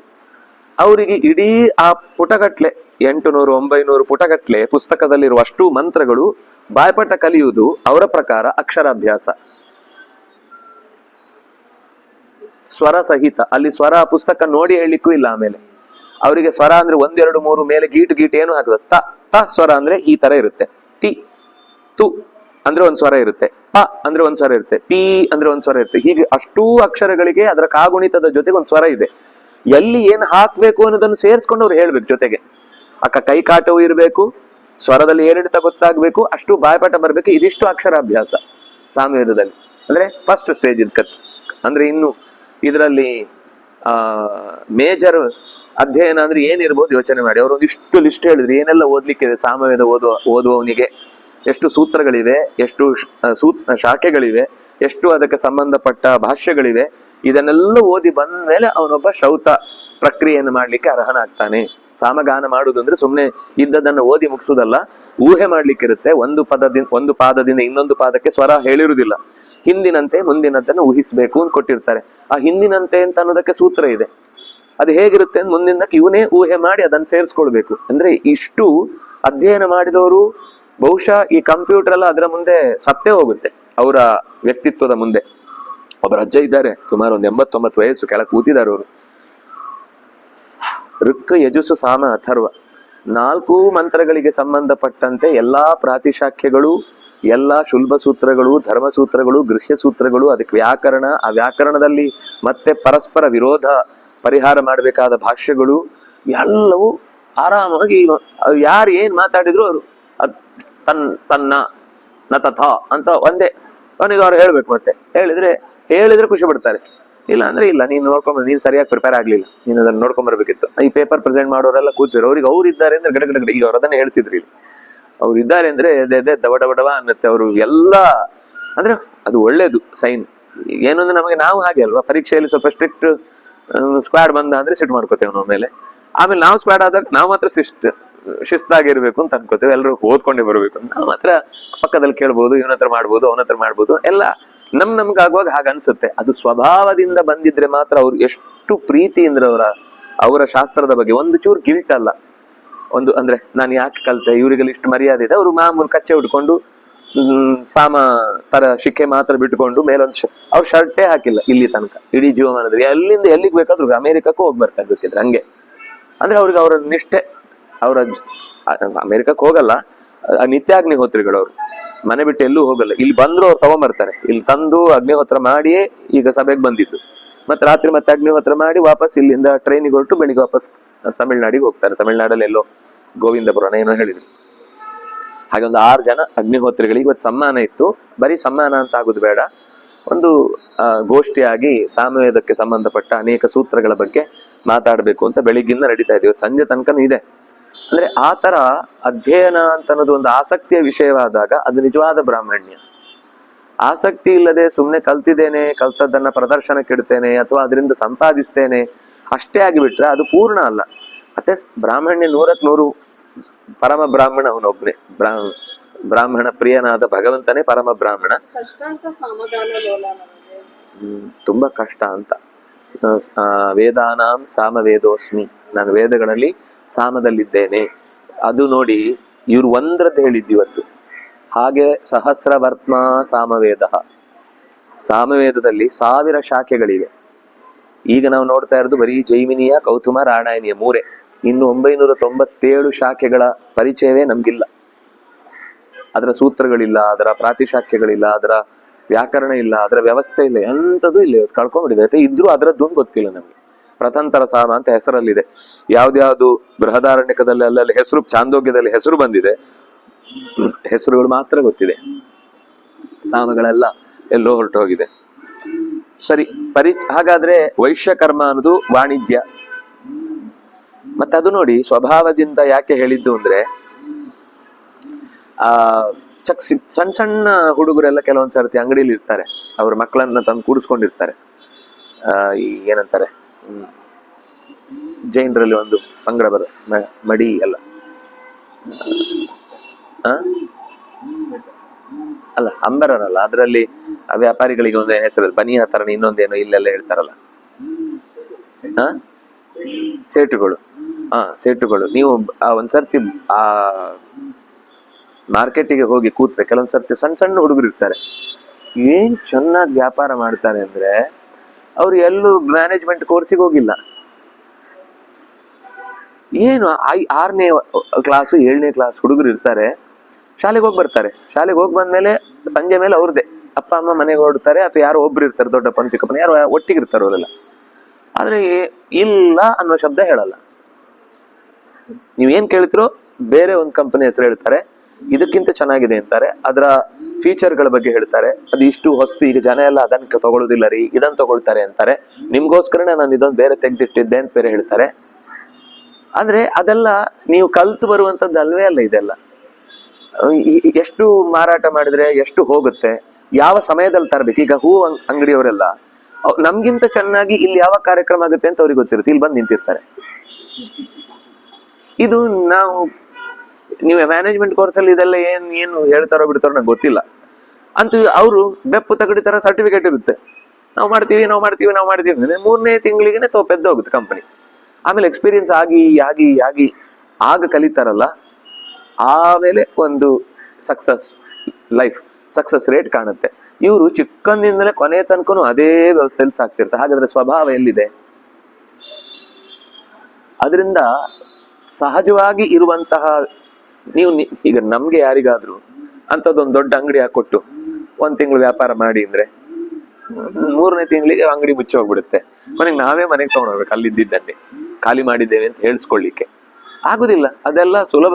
ನಮ್ಗನ್ಸುದೇನು, ಅಂಗಡಿಯಲ್ಲಿ ಆರಾಮಾಗಿ ಕೂತಿರ್ಬೋದು, ಅವ್ರು ಹೀಗೆ ತಗೊಂಡಾಗ ದುಡ್ಡು ತಗೊಂಡ್ರೆ ಆಯ್ತು ಇಷ್ಟೇ ಅಂತ ನಾವ್ ಅನ್ಕೋತೀವಿ ವ್ಯಾಪಾರ ಮಾಡುದು ಅಂದ್ರೆ. ಆದ್ರೆ ಹಿಂದೆ ಆ ಪದಾರ್ಥಗಳು ಕೆಡುವಂಥದ್ದು ಯಾವುದು, ಕೆಡದೇ ಇರುವಂತದ್ದು ಯಾವುದು, ಎಷ್ಟು ದಿವಸ ಕೆಡುತ್ತೆ, ಕೆಡದೇ ಇರುವುದಕ್ಕೆ ಏನ್ ಮಾಡ್ಬೇಕು, ಈ ಎಲ್ಲ ವಿದ್ಯೆಗಳನ್ನ ನಾವು ಕಳ್ಕೊಂಡದ್ರಿಂದ ಇವತ್ತು ಪೆಸ್ಟಿಸೈಡ್ಗಳನ್ನ ನಾವು ಬಳಸ್ಲಿಕ್ಕೆ ಶುರು ಮಾಡಿದ್ದು.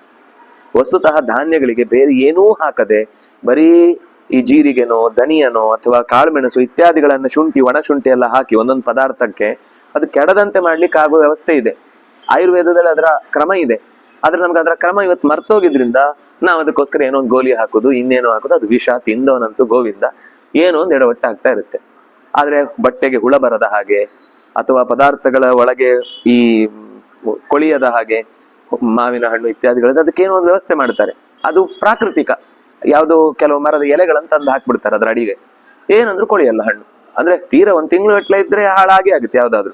ಆದ್ರೆ ಮಧ್ಯದಲ್ಲಿ ಒಂದು ಹಾಳಾಗಿದ್ರೆ ಅದರಿಂದ ಇನ್ನೊಂದು ಹಾಳಾಗಲ್ಲ, ತಕ್ಷಣ ಅದನ್ನು ತೆಗೆದ್ಬಿಟ್ರೆ ಮುಗಿದೈತೆ. ಈ ಸೊಪ್ಪಿರುತ್ತೆ, ಏನೂ ಆಗಲ್ಲ. ನಮ್ಗೆ ಈ ಎಲ್ಲ ಒಂದು ವಿಜ್ಞಾನ ಮರೆತು ಹೋದ್ರಿಂದ ಇವತ್ತು ಎಲ್ಲಾ ಪದಾರ್ಥಗಳನ್ನ ಉಳಿಸ್ಲಿಕ್ಕೋಸ್ಕರ ಒಂದು ತಂಗಳು ಪೆಟ್ಟಿಗೆ ನಿರ್ಮಾಣ ಆಯ್ತು. ಆ ಪೆಟ್ಟಿಗೆ ನಿರ್ಮಾಣ ಆದ್ಮೇಲೆ ನಮ್ಮ ವಾರಗಟ್ಲೆದ್ದು ಎಲ್ಲವೂ ಅದರಲ್ಲೇ ಇರುತ್ತೆ. ಹಳೇದ್ದು ನಿಮ್ಮ ಮುಂದೆ ಮಾಡ್ಲಿಕ್ಕಿರುವಂಥದ್ದು ಭೂತ ಭವ್ಯ ಭವತ್ ಎಲ್ಲ ಪ್ರಭು ಅದು. ಅಂದ್ರೆ ಈ ತರ ನಮ್ಮ ವಿಜ್ಞಾನದ ಕಳೆದುಕೊಳ್ಳುವಿಕೆಯಿಂದ ನಮ್ಮ ಬದುಕಿನ ಶೈಲಿ ಪೂರ್ತಿ ಹಾಳಾಗ್ಬಿಟ್ಟಿದೆ. ಜ್ಞಾನ ಕಳ್ಕೊಂಡಷ್ಟು ಎಲ್ಲಾ ವರ್ಗದಲ್ಲೂ, ಅದು ಬ್ರಾಹ್ಮಣ್ಯ ಇರ್ಬೋದು, ಕ್ಷಾತ್ರ ಇರ್ಬೋದು, ವೈಶ್ಯ ಇರ್ಬೋದು, ಶೂದ್ರ ಇರ್ಬೋದು, ಎಲ್ಲರಲ್ಲೂ ಅವರವರದ್ದೇ ಅದೊಂದು ಎಕ್ಸ್ಕ್ಲೂಸಿವ್ ಕ್ವಾಲಿಟಿ ಇತ್ತು. ನಾವು ಎಲ್ಲರೂ ಎಲ್ಲವನ್ನು ಕಳ್ಕೊಂಡಿದ್ದೇವೆ. ನೆನ್ಪಿಟ್ಕೊಳ್ಳಿಕ್ಕೆ ಒಂದು ವಿಧಾನ ಇದೆ, ಅದನ್ನು ಕಳ್ಕೊಂಡದ್ರಿಂದ ಇವತ್ತು ವೇದ ಮಂತ್ರಗಳ ಬಗ್ಗೆ ನಮ್ಗೆ ಅರಿವೇ ಇಲ್ಲ. ಏನೇ ಗಾಯ ಆದ್ರೂ ಕೂಡ ರಕ್ತ ಸೋರದ ಹಾಗೆ ಮಾಡ್ಕೊಳ್ಳಿಕ್ಕಾಗತ್ತೆ. ಒಳಗಿನಿಂದ ಉಸಿರಾಟದಿಂದ ಗಾಯ ಆಗಿದ್ರು ರಕ್ತ ಸೋರದಂತೆ ಮಾಡ್ಕೊಳ್ಳಿಕ್ಕಾಗತ್ತೆ. ನಮ್ಗೆ ಆ ಉಸಿರಾಟದ ವ್ಯವಸ್ಥೆ ಮರ್ತೋಗಿದೆ. ಅದರಿಂದಾಗಿ ಗಾಯ ಆಗೋ ಮುಂಚೆನೆ ಬ್ಯಾಂಡೇಜ್ ತಂದು ಇಟ್ಕೊಂಡಿರ್ತೇವೆ ಮೊದ್ಲೇ, ಆದ್ರೆ ಇಟ್ಕೊಂಡ್ಬಿಡೋಣ, ಹಾಕೊಂಡ್ಬಿಡೋಣ ಅಂತ. ಅಂದ್ರೆ ಇದೆಲ್ಲ ನಮ್ಮ ದುಸ್ಥಿತಿಗಳು. ಪರಿಚರ್ಯಾತ್ಮಕಂ ಕರ್ಮ ಶೂದ್ರಸ್ಯಾಪಿ ಸ್ವಭಾವತಂ. ಇನ್ನು ಕೆಲವರಿಗೆ ಸಹಜವಾಗಿ ಅಧ್ಯಯನದಲ್ಲಾಗಲಿ, ಕ್ಷಾತ್ರದಲ್ಲಾಗಲಿ ಅಥವಾ ವ್ಯಾಪಾರದಲ್ಲಾಗಲಿ ತೊಡಗಿಸಿಕೊಳ್ಳಿಕ್ಕೆ ಆಗುದಿಲ್ಲ ಅಂದಾಗ ಉಳಿದ ಮೂವರಿಗೆ ವಿಶೇಷವಾದ ಸೇವೆಯನ್ನು ಕೊಡುವುದರ ಮೂಲಕ ಮ್ಯಾನ್ ಪವರ್, ಅದು ನಿಜವಾದ ಮ್ಯಾನ್ ಪವರ್, ಅವನು ಆ ಕರ್ಮದಿಂದ ತನ್ನ ಸಾಧನೆಯನ್ನು ಕೂಡ ಮಾಡ್ತಾನೆ. ಅದಕ್ಕೆ ಸ್ವಭಾವಜ ಶಬ್ದ ಬಳಸಿದ್ದು. ಅದೇ ಕೆಲಸದಿಂದ ಅವನಿಗೆ ಮೋಕ್ಷ. ಅವನು ಮತ್ತೆ ಗ್ರಂಥಾಂತರಗಳನ್ನೆಲ್ಲ ಸ್ವರ ಪ್ರಕ್ರಿಯೆ ಹೀಗಾಗ್ಬೇಕು, ಒಂದು ಸ್ವರ ಹೀಗಾದ್ರೆ ಉಲ್ಟಾ ಅರ್ಥ ಬಂದು ಅವನಿಗೆ ಅನ್ಯಾಯ ಆಗುತ್ತೆ, ಈ ಎಲ್ಲ ತಲೆಬಿಸಿನೇ ಇಲ್ಲ ಅವನಿಗೆ. ಅದು ವರ. ಅವನು ಅದು ಮಾಡದೇ ಇದ್ರೂ ಕೂಡ ಅವನಿಗೆ ಆ ಸಿದ್ಧಿಯಿಂದಲೇ, ಸೇವೆಯ ಸಿದ್ಧಿಯಿಂದಲೇನೆ ಅವನಿಗೆ ಬಿಡುಗಡೆಯ ದಾರಿ ಆಗುತ್ತೆ. ತಿಳುವಳಿಕೆ ಬರುತ್ತೆ. ನಾನು ತಿಳುವಳಿಕೆ ಬರುವುದಿಲ್ಲ ಹೇಳ್ತಿಲ್ಲ, ವ್ಯಾಖ್ಯಾನ ಮುಖೇನವಾದ ಅಧ್ಯಯನ ಬೇಕಿಲ್ಲ. ವಿಷಯದ ತಿಳುವಳಿಕೆ ಅವನಿಗೆ ಹೇಗೋ ಒಂದು ದಾರಿಯಲ್ಲಿ ಬರುತ್ತೆ, ಅದನ್ನು ಯಾರೋ ಒಬ್ರು ಜ್ಞಾನಿಗಳು ಕೊಡ್ತಾರೆ, ಅದರಿಂದ ಅವನು ಬಿಡುಗಡೆಯನ್ನ ಹೊಂದುತ್ತಾನೆ. ನಾನು ಹೊರಗಿನ ಜಾತಿ ವಿಷಯಕ್ಕೆ ಮಾತಾಡ್ತಿಲ್ಲ, ಒಳಗಿನ ಸ್ವಭಾವಕ್ಕೆ ಸಂಬಂಧಪಟ್ಟಂತೆ ಮಾತಾಡ್ತಾ ಇದ್ದೇನೆ. ಹಾಗಾದ್ರೆ ಏನು ಇಷ್ಟು ಹೇಳಿದ್ ಯಾಕೆ ಅಂದ್ರೆ, ಸ್ವೇ ಸ್ವೇ ಕರ್ಮಣ್ಯಭಿರತಃ ಸಂಸಿದ್ಧಿಂ ಲಭತೆ. ನಾನು ಈ ಮಾತಿಗೋಸ್ಕರ ಹೇಳಿದ್ದು ಸ್ವೇ ಸ್ವೇ ಕರ್ಮಣಿ. ಈಗ 4 ಕರ್ಮಗಳನ್ನು ಹೇಳಿದ್ರು. ಅವರವರು ಅವರವರ ಕರ್ಮದಿಂದಲೇ ಸಂಸಿದ್ಧಿ, ಬರೀ ಸಿದ್ಧಿ ಅಲ್ಲ, ಸಿದ್ಧಿ ಆಗ್ಬೋದು ಯಾರಿಗ್ ಬೇಕಾದ್ರು. ಈಗ ಕೆಲವೊಂದ್ ಸರ್ತಿ ಈ ಧರ್ಮದಲ್ಲಿ ಇರ್ಲಿಕ್ಕೆ ಆಗುದಿಲ್ಲ ಅಂದ್ರೆ ಇನ್ನೊಂದು ಧರ್ಮಕ್ಕೆ ಅವನಿಗೆ ಹೋಗ್ಲಿಕ್ಕಿದೆ, ಅನಿವಾರ್ಯವಾದ ಪ್ರಸಂಗ ಬಂದಾಗ ಅದನ್ನ ಆಪದ್ಧರ್ಮ ಅಂತ ಮಾಡ್ಬೋದು, ಹೀಗೆಲ್ಲ ಇದೆ. ಅದರಿಂದ ಸಿದ್ಧಿ ಆಗುತ್ತೆ ಹೊರತು ಸಂಸಿದ್ಧಿ ಆಗುದು. ಮತ್ತೆ ಅವನು ಮೂಲ ಧರ್ಮಕ್ಕೆ ಬರಲೇಬೇಕು.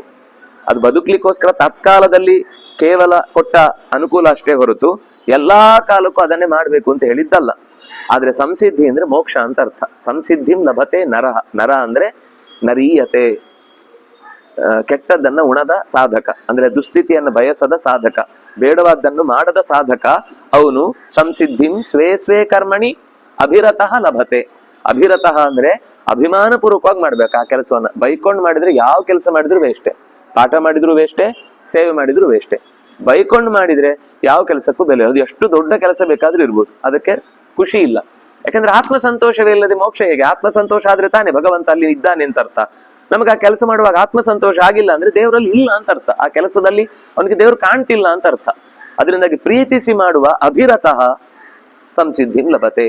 ಸ್ವಕರ್ಮ ನಿರತ ಸಿದ್ಧಿಂ ಯಥಾ ವಿಂದತೆ ಚಕ್ಷೃಣು. ತನ್ನದಾದ ಕರ್ಮದಲ್ಲಿ ಯಾರು ಪೂರ್ಣವಾಗಿ ಮನಪೂರ್ವಕವಾಗಿ ಶ್ರದ್ಧೆಯಿಂದ ಪ್ರೀತಿಯಿಂದ ದೇವರ ಸೇವೆ ಅಂತ ತೊಡಗುತ್ತಾನೋ ಅವನು ಸಿದ್ಧಿಯನ್ನ ಪಡೆದೇ ಪಡಿತಾನೆ. ಅದನ್ನ ಕೇಳು. ಹೇಗೆ? ಯತಃ ಅಂದ್ರೆ ಮಾಡಿದ್ರೆ ಆಯ್ತು ಅಂತ ಹೇಳಿದ್ರು, ಹೇಗ್ ಮಾಡ್ಬೇಕು ಅಂತ ಹೇಳಿಲ್ಲ. ಅದಕ್ಕೆ ಮುಂದಿನ ಶ್ಲೋಕ, ಯತಃ ಪ್ರವೃತ್ತಿರ್ಭೂತಾನಾಂ ಏನ ಸರ್ವಮಿದಂ ತತಂ ಸ್ವಕರ್ಮಣ ತಮಭ್ಯರ್ಚ ಸಿದ್ಧಿಂ ವಿಂದತಿ ಮಾನವ. ಬರೀ ಕೆಲಸ ಮಾಡಿದ್ರೆ ಸಾಕಾಗುದಿಲ್ಲ. ಯಾರಿಂದಾಗಿ ಈ ಸಕಲ ಚರಾಚರ ಪ್ರಪಂಚದ ಚಟುವಟಿಕೆಯು ಪ್ರೇರಣೆಗೊಂಡಿದೆಯೋ, ಯತಃ ಪ್ರವೃತ್ತಿ ಭೂತಾನಾಂ ಏನ ಸರ್ವಂ ಇದಂ ತತಂ, ಯಾರಿಂದಾಗಿ ಇಡೀ ಜಗತ್ತು ತುಂಬಿಕೊಂಡಿದೆಯೋ, ಯಾರಿಂದಾಗಿ ಎಲ್ಲರ ಚಟುವಟಿಕೆ ಪ್ರೇರಣೆಗೊಂಡಿದೆಯೋ, ಯಾರು ಈ ಇಡೀ ಜಗತ್ತಿನಲ್ಲಿ ಇದ್ದು ತುಂಬಿಕೊಂಡಿದ್ದಾನೋ ಅಂತಹ ಭಗವಂತನಿಗೆ, ಭಗವಂತನನ್ನು ಅಂತಹ ಭಗವಂತನನ್ನು ಸ್ವಕರ್ಮಣ ಅರ್ಚ್ಯ, ಅಭ್ಯರ್ಚ್ಯ, ಬರೀ ಅರ್ಚ್ಯ ಅಲ್ಲ, ಅಭ್ಯರ್ಚ್ಯ, ಅಭಿಮುಖವಾಗಿ ಇದು ನೀನೇ ಕೊಟ್ಟ ಕೆಲಸ, ನಿನಗೋಸ್ಕರ ಮಾಡ್ತಾ ಇದ್ದೇನೆ ಅಂತ ಸ್ವಕರ್ಮಣ, ತನ್ನ ಸ್ವಭಾವಕ್ಕೆ ಹೊಂದುವ ಕರ್ಮದಿಂದ, ತನ್ನ ಸಹಜವಾದ ಕರ್ಮದಿಂದ ಸಿದ್ಧಿಂ ವಿಂದತಿ, ಸಿದ್ಧಿಯನ್ನು ಹೊಂದುತ್ತಾನೆ. ಯಾರು? ಮಾನವ. ಇಲ್ಲಿ ಯಾರು ಅಂತ ಹೇಳಲಿಲ್ಲ, ಎಲ್ಲರೂ ಸಾಧಕ. ಮಾನವ ಅಂದ್ರೆ ಏನ್ ಗೊತ್ತಾ? ಮಾನಂ ಅಂದ್ರೆ ಮಾನ ಅಂದ್ರೆ ಜ್ಞಾನ ಒಂದು ಅಲ್ಲ, ಮಾನ ಅಂದ್ರೆ ಒಂದು ವ್ಯವಸ್ಥೆ, ಏನು ಜೀವನಕ್ಕೆ ಹೀಗಿರ್ಬೇಕು ಅಂತನ್ನುವ ವ್ಯವಸ್ಥೆಯಲ್ಲೇ ಯಹ ವರ್ತಯತಿ ಅಂದ್ರೆ ಜಗತ್ತಿನ ಚಕ್ರ ಅಂತ ಹಿಂದೆ ಹೇಳಿದ್ರಲ್ಲ, ಅದನ್ನ ಹಾಳು ಮಾಡದೆ ಯಾರು ನನ್ನ ಕರ್ತವ್ಯ ಅಂತ ಅವನು ಪ್ರೀತಿಯಿಂದ ಮಾಡ್ತಾನೋ ಅಂತಹ ಮನುಷ್ಯ, ಅಂತಹ ಜ್ಞಾನಿ. ಮಾನ ಅಂದ್ರೆ ಜ್ಞಾನವೇ. ಇನ್ನು ಮುಖ್ಯವಾಗಿ ಇಲ್ಲಿ ತಗೊಳ್ಬೇಕಾದ್ದು ಜ್ಞಾನವೇ. ಮನುವಿನ ಪರಂಪರೆಯಿಂದ ನಾವು ಬಂದು ಈ ಜಗತ್ತನ್ನ ಸರಿಯಾದ ಧರ್ಮದಲ್ಲಿ ನಡೆಸುವುದಕ್ಕೆ ಇದು ದೇವರು ಕೊಟ್ಟ ಅವಕಾಶ ಅಂತ ಭಾವಿಸಿದ್ರೆ ಅವನು ಸಿದ್ಧಿಯನ್ನ ಪಡೀತಾನೆ. ಮತ್ತೆ ಸ್ವಕರ್ಮದಿಂದಲೇನೆ ಆಗ್ಬೇಕಾ? ಬೇರೆದ್ರಿಂದ ಚೆನ್ನಾಗಿ ಮಾಡಿದ್ರೆ ಆಗಲ್ವಾ? ನಾವು ಬೇರೆ ಯಾವುದೋ ಮಾಡ್ತೀವಿ, ತುಂಬಾ ಚೆನ್ನಾಗೇ ಮಾಡ್ತೀವಿ, ಅದ್ಭುತವಾಗೇ ಮಾಡ್ತೀವಿ. ಇಲ್ಲಿ ತನಕ ನಮ್ಮ ಆ ಕೆಲಸ ಮಾಡಿದ್ರಲ್ಲಿ ಯಾರು ಕಂಪ್ಲೇಂಟೇ ಮಾಡಿಲ್ಲ, ನಮ್ಮನ್ನೆಲ್ಲರೂ ಹೊಗಳ್ತಾರೆ, ನಾವು ಅದರಿಂದ ತುಂಬಾ ಜನರಿಗೆ ಉಪಕಾರ ಮಾಡ್ತಾ ಇದ್ದೇವೆ. ಒಂದು ಉತ್ತರ ಹಿಂದೆನೆ ಹೇಳಿದ್ದಾರೆ. ಆದ್ರೆ ಇನ್ನೊಂದು ನೇರವಾದ ಉತ್ತರವನ್ನ, ಶ್ರೇಯಾನ್ ಸ್ವಧರ್ಮೋ ವಿಗುಣ, ಸ್ವಧರ್ಮ ಯದಿ ವಿಗುಣ ತದಾಪಿ ಶ್ರೇಯ. ಅಕಸ್ಮಾತ್ ಸ್ವಧರ್ಮದಲ್ಲಿ ಏನು ಗುಣ ಕಮ್ಮಿ ಇದೆ, ಕೆಲವು ದೋಷಗಳು ಕಾಣಿಸ್ತಿವೆ, ಕೆಲವು ಸಮಸ್ಯೆಗಳು ಕಾಣಿಸ್ತಿವೆ, ಅದರದ್ದು ಸ್ವಧರ್ಮ.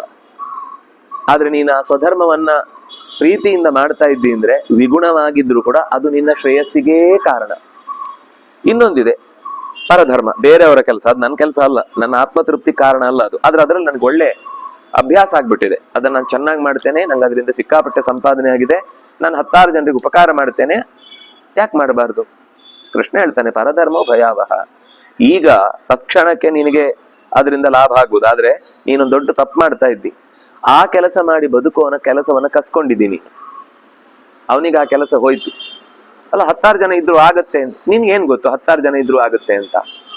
ನೀನು ನಿನ್ ಕೆಲಸ ಅಲ್ಲದನ್ನ ಮಾಡಿ ಅವನ ಕೆಲಸವನ್ನು ಕದ್ಕೊಂಡಿದ್ಯ ಅನ್ನೋ ತಪ್ಪೆ.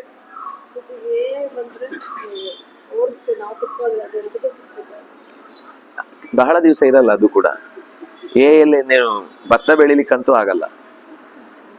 ಅನ್ನದ ಕೆಲ್ಸಕ್ಕ ರೈತನೇ ಬೇಕು, ಉಳುಮೆ ಬೇಕು, ಭತ್ತವೇ ಬೇಕು, ಬೇಯಲೇಬೇಕು. ಎಷ್ಟು ಆದ್ರೂ ನಿಮ್ಗೆ ಇಲ್ಲಿಂದನೇ ಎಲ್ಲಿ ಊಟ ಕಳಿಸ್ತೇನೆ ಅಂದ್ರೆ ಆಗತ್ತಾ? ನಾನು ಕಂಪ್ಯೂಟರ್ ಅಲ್ಲಿ ನಿಮ್ಗೆ ತೋರಿಸ್ತೇನೆ, ನಿಮ್ಗೆ ಅಲ್ಲಿ ಊಟ ಆಗ್ಬೇಕು, ಕೈ ಹಾಕಿ ತಗೊಂಡು ತಿನ್ನೋದು. ಏನಂದ್ರೆ ಜ್ಞಾನದ ಕೆಲಸದಲ್ಲಿ ಯಾವುದು ಯಾಂತ್ರಿಕವಾಗಿ ನಡೀತಿತ್ತೋ, ಈಗ ಕುಟ್ಟುದು ಅಂತ ಇಟ್ಕೊಳ್ಳಿ, ಟಸ್ಸೆ ಹೊಡೆಯುವುದು ಅಂತ ಹೇಳ್ತಾ ಇರೋದನ್ನ, ಈ ಮೆಷಿನ್ ಯಾವುದು ಅಂಚೆ ಕಚೇರಿಯಲ್ಲಿ ಹಿಂಗ್ ಹೊಡೆಯುವುದಿಂದಿರುತ್ತೆ. ಒಂದು ಹೀಗೆ ತೆಗಿಬೇಕು, ಹೀಗೆ ಹೊಡಿ, ಹೀಗೆ ತೆಗಿಬೇಕು, ಹಿಂಗೆ ಹೊಡಿ. ಅದಕ್ಕೆ ಯಂತ್ರ ಬಳಸ್ಬೋದು, ಅದಕ್ಕೇನು ಬುದ್ಧಿವಂತಿಕೆ ಬೇಡ. ಅದು ಹೀಗೆ ಎಳಿಯತ್ತೆ, ಹೊಡೆಯುತ್ತೆ, ಇನ್ನೊಂದು ಕಡೆಗೆ ಆಗುತ್ತೆ, ಇನ್ನೊಂದು ಎಳಿಯತ್ತೆ, ಹೊಡೆಯುತ್ತೆ. ಅದು ಕರೆಕ್ಟ್ ಆಗೋದಕ್ಕೆ ಸೆಟ್. ಈ ಚಪಾತಿ ಎಲ್ಲ ಮನುಷ್ಯನೇ ಇಲ್ಲದೆ ಆಗುತ್ತೆ. ಏನಿಲ್ಲ, ಫಸ್ಟ್ ಹಿಟ್ಟು ನೀರು ಅದು ಹಾಕಿ ಬಿಟ್ರೆ ಹೋಗುತ್ತೆ. ಅದೊಬ್ಬ ಬೇಕು. ಹೂ ಕಟ್ಟುದು ಮಲ್ಲಿಗೆ ಮಂಗಳೂರಿದ್ದು ಆ ಪರಿಮಳದ ಮಲ್ಲಿಗೆ ಇಲ್ಲ, ಈಗ ಕಟ್ಟೋರೆ ಇಲ್ಲ ಅಂತಾಗಿ ಅದಕ್ಕೋಸ್ಕರ ಯಂತ್ರ ಹುಡುಕಿ ಒಬ್ಬ ಯಂತ್ರ ಮಾಡಿ ಈಗ ಎಲ್ಲಾ ಕಡೆ ಯಂತ್ರವೇ. ಮೊಗ್ಗು ಹಾಕಿದ್ರೆ ಆಯ್ತು, ಹಾಗೆ ಇದಕ್ಕೆ ಯಂತ್ರದ ಬಾಯಿ ಭಾಗಕ್ಕೆ ಅದು ಕರೆಕ್ಟ್ ಆಗಿ ಹೀಗೆ ಬಂದು ಒಂದಕ್ಕೊಂದು ಹೆಣದು ಎಷ್ಟು ಟೈಟ್ ಆಗಿ ಕಟ್ಟುತ್ತೆ ಅಂದ್ರೆ ಇಷ್ಟು ದಪ್ಪ ಕಾಣುತ್ತೆ ಅದು ಒಂದೇ ಇದ್ರಲ್ಲಿ. ಅಂದ್ರೆ ಆ ಕೆಲಸ ಹೋಯ್ತಿನ್ನು. ಇನ್ನು ಯಾರು ಆ ಕೆಲಸ ಮಾಡ್ತೇನೆ ಅಂತ ಅಂದ್ರೆ ನೀನ್ ಕಟ್ಲಿಕ್ಕೆ ಕನಿಷ್ಠ ಪಕ್ಷ 3 ಗಂಟೆ ಬೇಕು, ಅದು 10 ನಿಮಿಷದಲ್ಲಿ ಕಟ್ಟಿ ಕೊಡುತ್ತೆ. ಇನ್ನು ಸ್ವಲ್ಪ 3-4 ಅಥವಾ ಮ್ಯಾಕ್ಸಿಮಮ್ 5 ವರ್ಷ ಹೋದ್ರೆ ಇಂಜಿನಿಯರಿಂಗ್ ಕಾಲೇಜ್ಗಳೆಲ್ಲ ಮುಚ್ಚೋಗ್ತವೆ. ಎಲ್ಲ ಎಲೆಕ್ಟ್ರಾನಿಕ್ ಮುಚ್ಚೋಗುತ್ತೆ, ಕೇವಲ ಹಾರ್ಡ್ವೇರ್ಗಳು ಉಳಿದ್ರೆ ಉಳಿಬೋದಂತೆ. ಯಾಕೆಂದ್ರೆ ಅದನ್ನ ಕರೆಂಟ್ ವೈರ್ ಮೇಲೆ ಇದಾದ್ರೆ ಕ್ಲೀನ್ ಮಾಡ್ಲಿಕ್ಕೆ ಅಥವಾ ವಾಪಸ್ ವೈರ್ ಜೋಡಿಸ್ಲಿಕ್ಕೆ ಇದಕ್ಕೆ ಇನ್ನು ಸದ್ಯಕ್ಕೆ ಅಂತ ವ್ಯವಸ್ಥೆ ಬಂದಿಲ್ಲ. ಅದನ್ನಾಗಿ ಮನೆ ಒಳಗಿನ ಕೆಲಸಕ್ಕೆ ಏನ್ ಬೇಕೋ ಅದಕ್ಕೆ ಮನುಷ್ಯ ಬೇಕಾಗ್ತಾನೆ. ಅದರಿಂದಾಗಿ ಅನಿವಾರ್ಯ. ಮತ್ತೆ ನಮ್ಮ ಹೊಟ್ಟೆಗೆ ನಾವೇ ತಿನ್ಬೇಕಾದ್ರಿಂದ ಅದಕ್ಕೆ ತಿಂದ್ರೆ ತುಂಬತ್ತೆ ಅಂತ ಆಗೋದು ಸಾಧ್ಯ ಇಲ್ಲ. ಇದು ಬಿಟ್ರೆ ಉಳಿದಂತೆ ಯಂತ್ರದಿಂದ ಏನೇನ್ ಕೆಲಸ ಆಗ್ತಿತ್ತೋ ಅದನ್ನೆಲ್ಲ ಕಳ್ಕೊಳ್ತೇವೆ. ತಾಯಿಗೆ ಫೀಲಿಂಗ್ಸ್ ಬರೆಯೋದಕ್ಕೆ ಅವ್ರ ಅಮ್ಮಂದ 2-3 ಕ್ವಾಲಿಟಿ ಹಾಕ್ಬಿಟ್ರೆ ಅದು ಎಷ್ಟು ನೀಟಾಗಿ ಇಷ್ಟು ಚೆನ್ನಾಗಿ ಬರ್ತಿದೆ ನಿಮ್ಮ ಮಗ ಅಂದ್ರೆ ಅದು ಅದರಿಂದ ಅಂತ ಹೇಳಿ ಎಲ್ಲ ಕಲಿ. ಹೌದು, ಎಲ್ಲಾನು ಕಳ್ಕೊಳ್ತೀವಿ. ಬುದ್ಧಿ ಅದು ತುಂಬಾ ಕಷ್ಟ. ಒಂದೇ ದಿವಸದಲ್ಲಂತೂ ಆಗುದಿಲ್ಲ. ನಿರಂತರ ಪ್ರಾರ್ಥನೆ, ನಿರಂತರ ಗುರುಗಳ ಸೇವೆ, ನಿರಂತರವಾದ ಅಧ್ಯಯನ ಅಂದ್ರೆ ಅದು ಇಂಟ್ರೆಸ್ಟ್ ಕೂಡ. ಈಗ ನಿನ್ನೆ ಒಬ್ರು ಹೆಣ್ಮಗಳು 60 ವರ್ಷ ಟೀಚಿಂಗ್ ಮಾಡಿದ್ರು, ಒಳ್ಳೆ ಟೀಚರ್ ಅವರು. ಅವ್ರು ಹೇಳಿದ್ರು ನನಗೆ, ನಾನು ಇಲ್ಲಿ ತನಕನು ನನ್ನ ಸ್ವಭಾವವೇ ಟೀಚಿಂಗ್ ಅಂತ ಅನ್ಕೊಂಡಿದ್ದೆ, ಆದ್ರೆ ನನಗೆ ಈಗ ಚೇಂಜ್ ಅನಿಸ್ತಾ ಇದೆ, ನಾನು ಬಿಡ್ತಾ ಇದ್ದೇನೆ ಇದನ್ನ, ನಾನು ಬೇರೆ ಪ್ರೊಫೆಷನ್.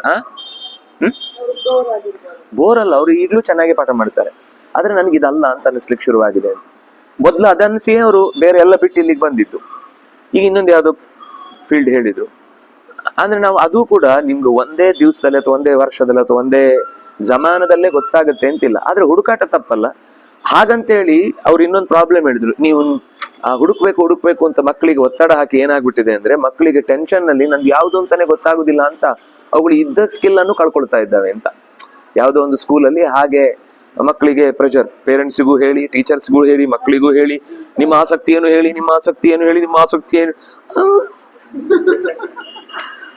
ತಲೆಗೆಟ್ಟು ಹೋಗಿ 1 ವಾರಕ್ಕೊಂದು, ಅದಾಗ್ಲಿಲ್ಲ ಮತ್ತೊಂದು. ನಾನೇ ನೋಡಿದ್ದೇನೆ, ಯಾವುದೋ ಒಂದು ಮಗು, ಅದಕ್ಕೆ ನೀವು ಸಂಗೀತ ಕಲಿಸಿದ್ರೆ ಅದ್ಭುತ ಸಂಗೀತ, 1-4 ತಿಂಗಳಾಯ್ತು, ಸಂಗೀತ ಈಗ್ಲೂ ಕಲಿಯುತ್ತೆ. ಚಿತ್ರ ಕಲಿದ್ರೆ ಚಿತ್ರನೂ ಚೆನ್ನಾಗಿದೆ. ಯಾವ ಕರಾಟೆಗೆ ಹೋಯ್ತು, ಕರಾಟೆನೂ ಆಯ್ತು. ಕುಂಗ್ಫುಗೆ ಹೋಯ್ತು, ಕುಂಗ್ಫು ಆಯ್ತು. ಹಸು ಹತ್ರ ಹೋದ್ರೆ ಹಸು ಹತ್ರ ಎಲ್ಲ ಕಲ್ತು ಬಂತು. ಯಾವುದು ಅಂತ ಗುರುತಿಸುವುದು ಈಗ ಇದನ್ನ? ಯಾವುದ್ರಲ್ಲೂ ಮತ್ತೆ ಅಶ್ರದ್ಧೆ ಇಲ್ಲ, ಎಲ್ಲವನ್ನು ಪ್ರೀತಿಸಿ ಮಾಡುತ್ತೆ. ಆದ್ರೆ ಒಂದಕ್ಕೆ ಅಥವಾ ಎರಡಕ್ಕೆ ಅಥವಾ ಮೂರಕ್ಕೆ ಏನ್ ಹೇಳುದು ಗೊತ್ತಾಗಲ್ಲ. ಈಗಂತೂ ಎಲ್ಲದರಲ್ಲೂ ಅದಕ್ಕೊಂದು ದೇವರೇನೋ ಒಂದು ವಿಶೇಷವಾದ ಬಲ ಕೊಟ್ಟಿದ್ದಾನೆ, ಈಗ ಮಲ್ಟಿ ಟ್ಯಾಲೆಂಟೆಡ್ ಅಂತ ಅನ್ಕೊಂಡು ನಾವು ಅದನ್ನ ಸುಮ್ಮನೆ ಎಲ್ಲದಕ್ಕೂ ಪೋಷಣೆ ಮಾಡ್ತಾ ಹೋಗ್ಬೇಕು. ಮುಂದೆ ಅದಕ್ಕೆ ಒಂದ್ ದಿವಸ ಗೊತ್ತಾಗುತ್ತೆ. ಯಾಕಂದ್ರೆ ಕೆಲವೊಂದ್ ಸರ್ತಿ ಕೆಲಸ ಚೆನ್ನಾಗಿ ಮಾಡ್ಬೋದು, ಆತ್ಮತೃಪ್ತಿ ಯಾವುದು ಅಂತ ಮಕ್ಕಳಿಗೆ ಗೊತ್ತಾಗಲ್ಲ. ಆತ್ಮ ಅಂದ್ರೆ ಏನು ಅಂತಾನೆ ಗೊತ್ತಿಲ್ಲ, ಪಾಪ ತೃಪ್ತಿ ಬಗ್ಗೆ ಹೆಂಗ್ ಗೊತ್ತಾಗ್ಬೇಕು? ಅದು ಗೊತ್ತಾಗುದು ಯಾವಾಗ ಅಂದ್ರೆ ನಾನು ಆತ್ಮದ ಸೀಕರ ಆದಾಗ ನನ್ನ ಸ್ವಭಾವದ ಬಗ್ಗೆ ಗೊತ್ತಾಗ್ಲಿಕ್ಕೆ ಶುರುವಾಗುತ್ತೆ. ನಾನು ಯಾರು, ಅದೇ ಹೇಳಿದ್ ನಾನು. ಆ ಅಟ್ರಾಕ್ಟ್ ಆಗುದನ್ನೇ ಅವ್ರು ಅಟ್ರಾಕ್ಟ್ ಆಗಿ 60 ವರ್ಷ ಆದ್ಮೇಲೆ ಈಗ ಬಿಡ್ತಾ ಇದ್ದಾರೆ. ಅದು ಪ್ರಭಾವನೆ ಇರುತ್ತೆ ಅಂತ ಹೇಳಿದ್ದು. 60 ವರ್ಷದ್ದು ಕೂಡ ಸ್ವಭಾವ ನಾವು ಅನ್ಕೊಂಡಿರ್ತೀವಿ, ಅದೇ ಪ್ರಭಾವ ಆಗಿರುತ್ತೆ ಕೆಲವೊಮ್ಮೆ. ಅದಕ್ಕೆ ಜೀವದ ಧರ್ಮ ಗೊತ್ತಾದ್ಮೇಲೆನೆ ಅಂದ್ರೆ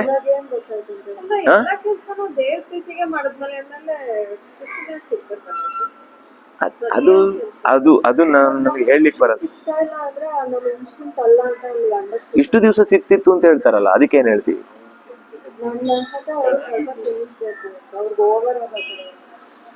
ಅವರು ಒಂದೇ ಪಾಠ ಮಾಡುದೇ ಇಲ್ಲ, ಎಲ್ಲಾ ಪಾಠನೂ ಮಾಡ್ತಾರೆ ಅವರು, ಎಲ್ಲಾ ಸಬ್ಜೆಕ್ಟ್ ಮಾಡ್ತಾರೆ. ಅವರು ಅಲ್ಲ, ಈಗ ಏನಾಗಿರುತ್ತೆ ಅಂದ್ರೆ ಅದು ಚೆನ್ನಾಗಿ ಮಾಡ್ಲಿಕ್ಕೆ ಬರೋದ್ರಿಂದಾಗಿ ಆತ್ಮತೃಪ್ತಿಯ ಬಗ್ಗೆ ಯೋಚನೆ ಇರುವುದಿಲ್ಲ. ಆತ್ಮ ಅಂತ ಗೊತ್ತಾದ್ಮೇಲೆ ನಿಮ್ಗೆ ಆತ್ಮತೃಪ್ತಿಯ ಬಗ್ಗೆ ಗೊತ್ತಾಗುದು ಯಾವಾಗ? ನನಗೇನೋ ಇನ್ನೂ ಬೇಕು, ನನ್ಗೆ ಯಾಕೋ ಇದ್ರಲ್ಲಿ ಪೂರ್ಣವಾದ ಚೆನ್ನಾಗಿ ಮಾಡ್ತಿರ್ತಾರೆ, ಹೊಗಳಿಕೆ ಬರ್ತಾ ಇರುತ್ತೆ, ಸಂಪಾದನೆ ಆಗ್ತಾ ಇರುತ್ತೆ, ದೊಡ್ಡ ಮನೆ ಇರುತ್ತೆ, ಎಲ್ಲ ಇರುತ್ತೆ. ಆದ್ರೂ ಅದು ಕಾಡ್ಲಿಕ್ಕೆ ಯಾವಾಗ ಶುರುವಾಗುತ್ತೆ ಆವಾಗ ಗೊತ್ತಾಗುತ್ತೆ. ಈಗೇನ್ ಗೊತ್ತಾ, ಕೆಲಸ ಜಾಸ್ತಿ ಅಂತ ಬೇಡ ಅನ್ಸುತ್ತೆ ಅಷ್ಟೇ. ಇನ್ನೊಂದು ಯಾಕೆ ಬೇಕು ಅನ್ಸುತ್ತೆ ಅಂದ್ರೆ ಅದ್ರಲ್ಲಿ ಕೆಲಸ ಕಮ್ಮಿ ಅಂತ. ನಮ್ಗೆ ನಮ್ ಬಗ್ಗೆ ಗೊತ್ತಿಲ್ಲ, ನಮ್ಗೆ ಆ ಕೆಲಸದ ಬಗ್ಗೆ ಮಾತ್ರ ಯೋಚನೆ ಮಾಡಿ ಸುಲಭವಾಗಿ ಯಾವ್ದ್ರಲ್ಲಿ ದುಡ್ಡು ಮಾಡ್ಬೋದು, ಅಥವಾ ಬೇಗ ದುಡ್ಡು ಬೇಡ, ಬೇರೆ ಯಾವ್ದೋ ಒಂದು ಕೆಲಸದಲ್ಲಿ ಯಾವ್ದ್ರಲ್ಲಿ ಜಾಸ್ತಿ ಸುಖ ಸಿಗುತ್ತೆ. ಅದು ಭೌತಿಕ ಸುಖ, ಬೌದ್ಧಿಕ ಸುಖ, ಆತ್ಮಿಕ ಸುಖ ಅಲ್ಲ. ಆತ್ಮಿಕ ಸುಖ ಗೊತ್ತಾಗುವಾಗ ನಿಮ್ಗೆ ಗೊತ್ತಾಗುತ್ತೆ ಇದು ಈ ಕೆಲಸ ಮಾಡಿ ಆತ್ಮತೃಪ್ತಿ ಆಗ್ತಾ ಇದೆ ಅಂತಂದಾಗ ಅದು ಸ್ವಭಾವ ಅಂತ ಗೊತ್ತಾಗುತ್ತೆ. ಒಬ್ರಿಗೆ ಬಹಳ ಬೇಗ ಗೊತ್ತಾಗುದು, ಅವ್ರು ಅದನ್ನ ಹೇಳಿದ್ರು, ಬೇಗನೂ ಗೊತ್ತಾಗ್ಬೋದು. ಯಾರೋ ಒಬ್ಬನಿಗೆ ಅವನು ಹಿಂದೆಲ್ಲ ಶ್ರಮ ಪಟ್ಟು ಇಲ್ಲಿ ತನಕ ಬಂದವನು ಲಾಸ್ಟ್ ಮೂಮೆಂಟಿಗೆ ಧ್ರುವ ಅಂತರ, ಕೊನೆ ಮೂಮೆಂಟಿಗೆ ಅವನು ಯಾವ್ದೋ ರಾಜನ ಆಸೆಯನ್ನು ನೋಡಿ ತಪಸ್ಸನ್ನು ಬಿಟ್ಟ, ಮತ್ತೆ ಧ್ರುವನಾಗಿ ಹುಟ್ಟಿ 6 ತಿಂಗಳಲ್ಲಿ ಪಡೆದ. ಹಾಗೆ ಯಾರಿಗೋ ಕೆಲವೊಂದ್ಸರ್ತಿ ಪೂರ್ತಿ ಸಾಧನೆಯಾಗಿ ಈಗ ಅವರಿಗೆ ಅಂದಾಜಾಗ್ಬೋದು. ಆದ್ರೆ ಎಷ್ಟೋ ಜನಕ್ಕೆ ಜನ್ಮ ಜನ್ಮಾಂತರಗಳು ಬೇಕಾಗತ್ತೆ ತಮ್ಮ ಸ್ವಭಾವವನ್ನು ಅರಿಲಿಕ್ಕೆ. ಆವಾಗ ಏನು ಅಂದ್ರೆ ಕನಿಷ್ಠ ಪಕ್ಷ ಈಗ ಮಾಡ್ತಾ ಇರೋದನ್ನ ದೇವರಿಗೆ ಬೇಗ ಅರ್ಪಿಸ್ತಾ ಇದ್ರೆ ಅವಾಗ ಅದು ಆ ದಾರಿ ಕರ್ಕೊಂಡು ಹೋಗುತ್ತೆ ನಮ್ಮನ್ನ. ನಮಗೆ ಈಗ ಗೊತ್ತಿದೆ ಇದಲ್ಲ ಅಂತ ಗೊತ್ತಾಗುತ್ತೆ, ಯಾವ್ದು ಹೌದು ಅಂತ ಗೊತ್ತಾಗುದಿಲ್ಲ. ಯಾವ್ದು ಹೌದು ಅಂತ ಗೊತ್ತಾಗ್ಲಿಕ್ಕೆ ಈಗ ಮಾಡುವ ಕೆಲಸವನ್ನ ಭಗವಂತನಿಗೆ ಅರ್ಪಿಸ್ತಾ ಕರ್ಮಣ್ಯೇವ ಅಧಿಕಾರಸ್ತೆ ಅಂತ ಅದಕ್ಕೆ ಹೇಳಿದ್ದು. ಕರ್ಮಣ್ಯೇವ ಅಧಿಕಾರಸ್ತೆ ಮಾ ಫಲೇಶು ಕದಾಚ. ನೀ ಫಲದ ಬಗ್ಗೆ ಯೋಚನೆ ಮಾಡ್ಬೇಡ, ನಿನ್ನನ್ನು ಯಾವ ದಾರಿ ಕರ್ಕೊಂಡು ಹೋಗ್ಬೇಕು ಅಂತ ನನಗೆ ಗೊತ್ತು, ನಾನು ಕರ್ಕೊಂಡು ಹೋಗ್ತೇನೆ. ಅಲ್ಲಿ ತನಕ ನೀನು ಅದನ್ನ ತೃಪ್ತಿಯಿಂದ ಮಾಡ್ತಾ ಹೋಗಿ. ಯಾಕೆಂದ್ರೆ ಉಳಿದದ್ ಬೇಕಲ್ಲ ಗುಣ, ಶಾಂತತೆ, ಕ್ಷಮ, ಅದು ಶಮ, ಭಗವಂತನಲ್ಲಿ ಭಕ್ತಿ, ಇದೆಲ್ಲ ಇರ್ಲಿ. ಕರ್ಮ ನಿಂಗೆ ಗೊತ್ತಾಗುವಾಗ ಒಂದು ಸಮಯ ತಗೊಳುತ್ತೆ, ಕರ್ಕೊಂಡು ಹೋಗುತ್ತೆ. ಒಳಗಿನಿಂದ ನಮಗೆ ಪ್ರಾಮಾಣಿಕವಾಗಿ ಅದರ ಆಸೆ ಇದ್ರೆ ಆ ಕರ್ಮ ಖಂಡಿತ ಆ ಸರಿಯಾದ ಧರ್ಮದ ಕಡೆ ಕರ್ಕೊಂಡು ಹೋಗುತ್ತೆ, ನಮ್ಮನ್ನ ಬಿಟ್ಟು ಹೋಗುದು. ಯಾಕೆಂದ್ರೆ ನಾವು ಮಾಡಿದ ಕರ್ಮ ಅಂಟಿಸ್ಕೊಳ್ತಾ ಇಲ್ಲ. ನಾವು ನೀನ್ ಕೊಟ್ಟದ್ದಕ್ಕೂ ಮಾಡ್ತಾ ಇದ್ದೇನೆ, ನಂಗೆ ಇದ್ರಿಂದ ತೃಪ್ತಿ ಇಲ್ಲ ಅಂತ ಗೊತ್ತು ನನಗೆ. ಆದ್ರೆ ಈಗ ಇದರಿಂದನೇ ನಂಗೆ ಊಟ ಹುಟ್ತಾ ಇದೆ, ಅದನ್ನಾಗ ಇದನ್ನ ಮಾಡ್ತಿದ್ದೇನೆ ಅಷ್ಟೇ. ಊಟ ಕೊಟ್ಟಿದೆ, ಆ ಕರ್ತವ್ಯಕ್ಕಾದ್ರೂ ನಾನು ಅದಕ್ಕೆ ನಿಷ್ಠನಾಗಿರ್ಬೇಕು, ಆ ನಿಷ್ಠೆಯಿಂದ ನಾನು ಮಾಡ್ತಾ ಇದ್ದೇನೆ ಅಷ್ಟೇ. ಬಿಟ್ರೆ ಇದನ್ನ ಈಗ ಬಿಟ್ರೆ ಇದು ಇಲ್ಲ ಅಂತ ಆಗಿದೆ. ಶರೀರ ಯಾತ್ರಾಪಿಚತೆ ನ ಪ್ರಸಿದ್ಧೇದ ಅಕರ್ಮಣ. ನನ್ನ ಸ್ವಭಾವಕ್ಕೆ ಇದು ಹೊಂದುದಿಲ್ಲ ಅಂತ ನಾನು ಒಂದು ಕೆಲಸ ಬಿಟ್ಟೆ ಅಂತ ಇಟ್ಕೊಳ್ಳಿ, ಬೇರೆ ಕೆಲಸ ಯಾವ್ದು ಗೊತ್ತಿಲ್ಲ ನನಗೆ ಸಂಬಂಧಪಟ್ಟದ್ದು, ಈ ಕೆಲಸ ಮಾಡ್ಲಿಕ್ಕೆ ಇಂಟ್ರೆಸ್ಟ್ ಇಲ್ಲ, ಹೊಟ್ಟೆಗೆ ಯಾರು ತಂದು ಹಾಕ್ತಾರೆ? ಅದಕ್ಕೋಸ್ಕರ ಆದ್ರೂ ಈಗ ಮಾಡ್ತಾ ಇರುವ ಕೆಲಸವನ್ನು ಸುಮ್ಮನೆ ಮಾಡ್ತಾ ಹೋಗು. ಆದ್ರೆ ಎಲ್ಲರೂ ಅದನ್ನೇ ಮಾಡ್ತಾ ಇರುದು, ಆದ್ರೆ ಪ್ರೀತಿ ಇರಲ್ಲ, ಕರ್ಮವನ್ನು ಒಪ್ಪಿಸುವುದಿಲ್ಲ. ಈ ಒಪ್ಪಿಸುವುದು ಶುರುವಾದ್ರೆ ನಿಂಗೆ ಆ ಕರ್ಮ ಅಂಟುದಿಲ್ಲ, ಹೊಸ ಕರ್ಮಕ್ಕೆ ಕಾರಣ ಆಗುದಿಲ್ಲ. ಇಲ್ಲ ನಾವೀಗ ಬೈಕೊಂಡ್ ಮಾಡಿದ್ರಿಂದ ಇನ್ನೂ 10 ಜನ್ಮ ಹೀಗೆ ಬೈಕೊಂಡೇ ಮಾಡುವ ಕರ್ಮ ಸಿಗುತ್ತೆ. ಅದು ಬಿಟ್ಟು ನಾವೀಗ ಸಹಿಸ್ಕೊಂಡು ಮಾಡಿ ಅದನ್ನ ಪ್ರೀತಿಯಿಂದ ಒಪ್ಪಿಸೋದು ಶುರು ಮಾಡಿದ್ರೆ ದೇವರು ಅದಕ್ಕೆ ಬೇಕಾದ ಸರಿಯಾದ ದಾರಿ ತೋರಿಸ್ತಾನೆ. ಯಾರು ಏನೋ ಹೇಳಿದ್ರಪ್ಪ, ನಾನು ಹಿಂದೆ ಇದ್ದೆ, ನಂಗೆ ಅಷ್ಟು ಮಾತ್ರ ಕೇಳಿಸ್ತು.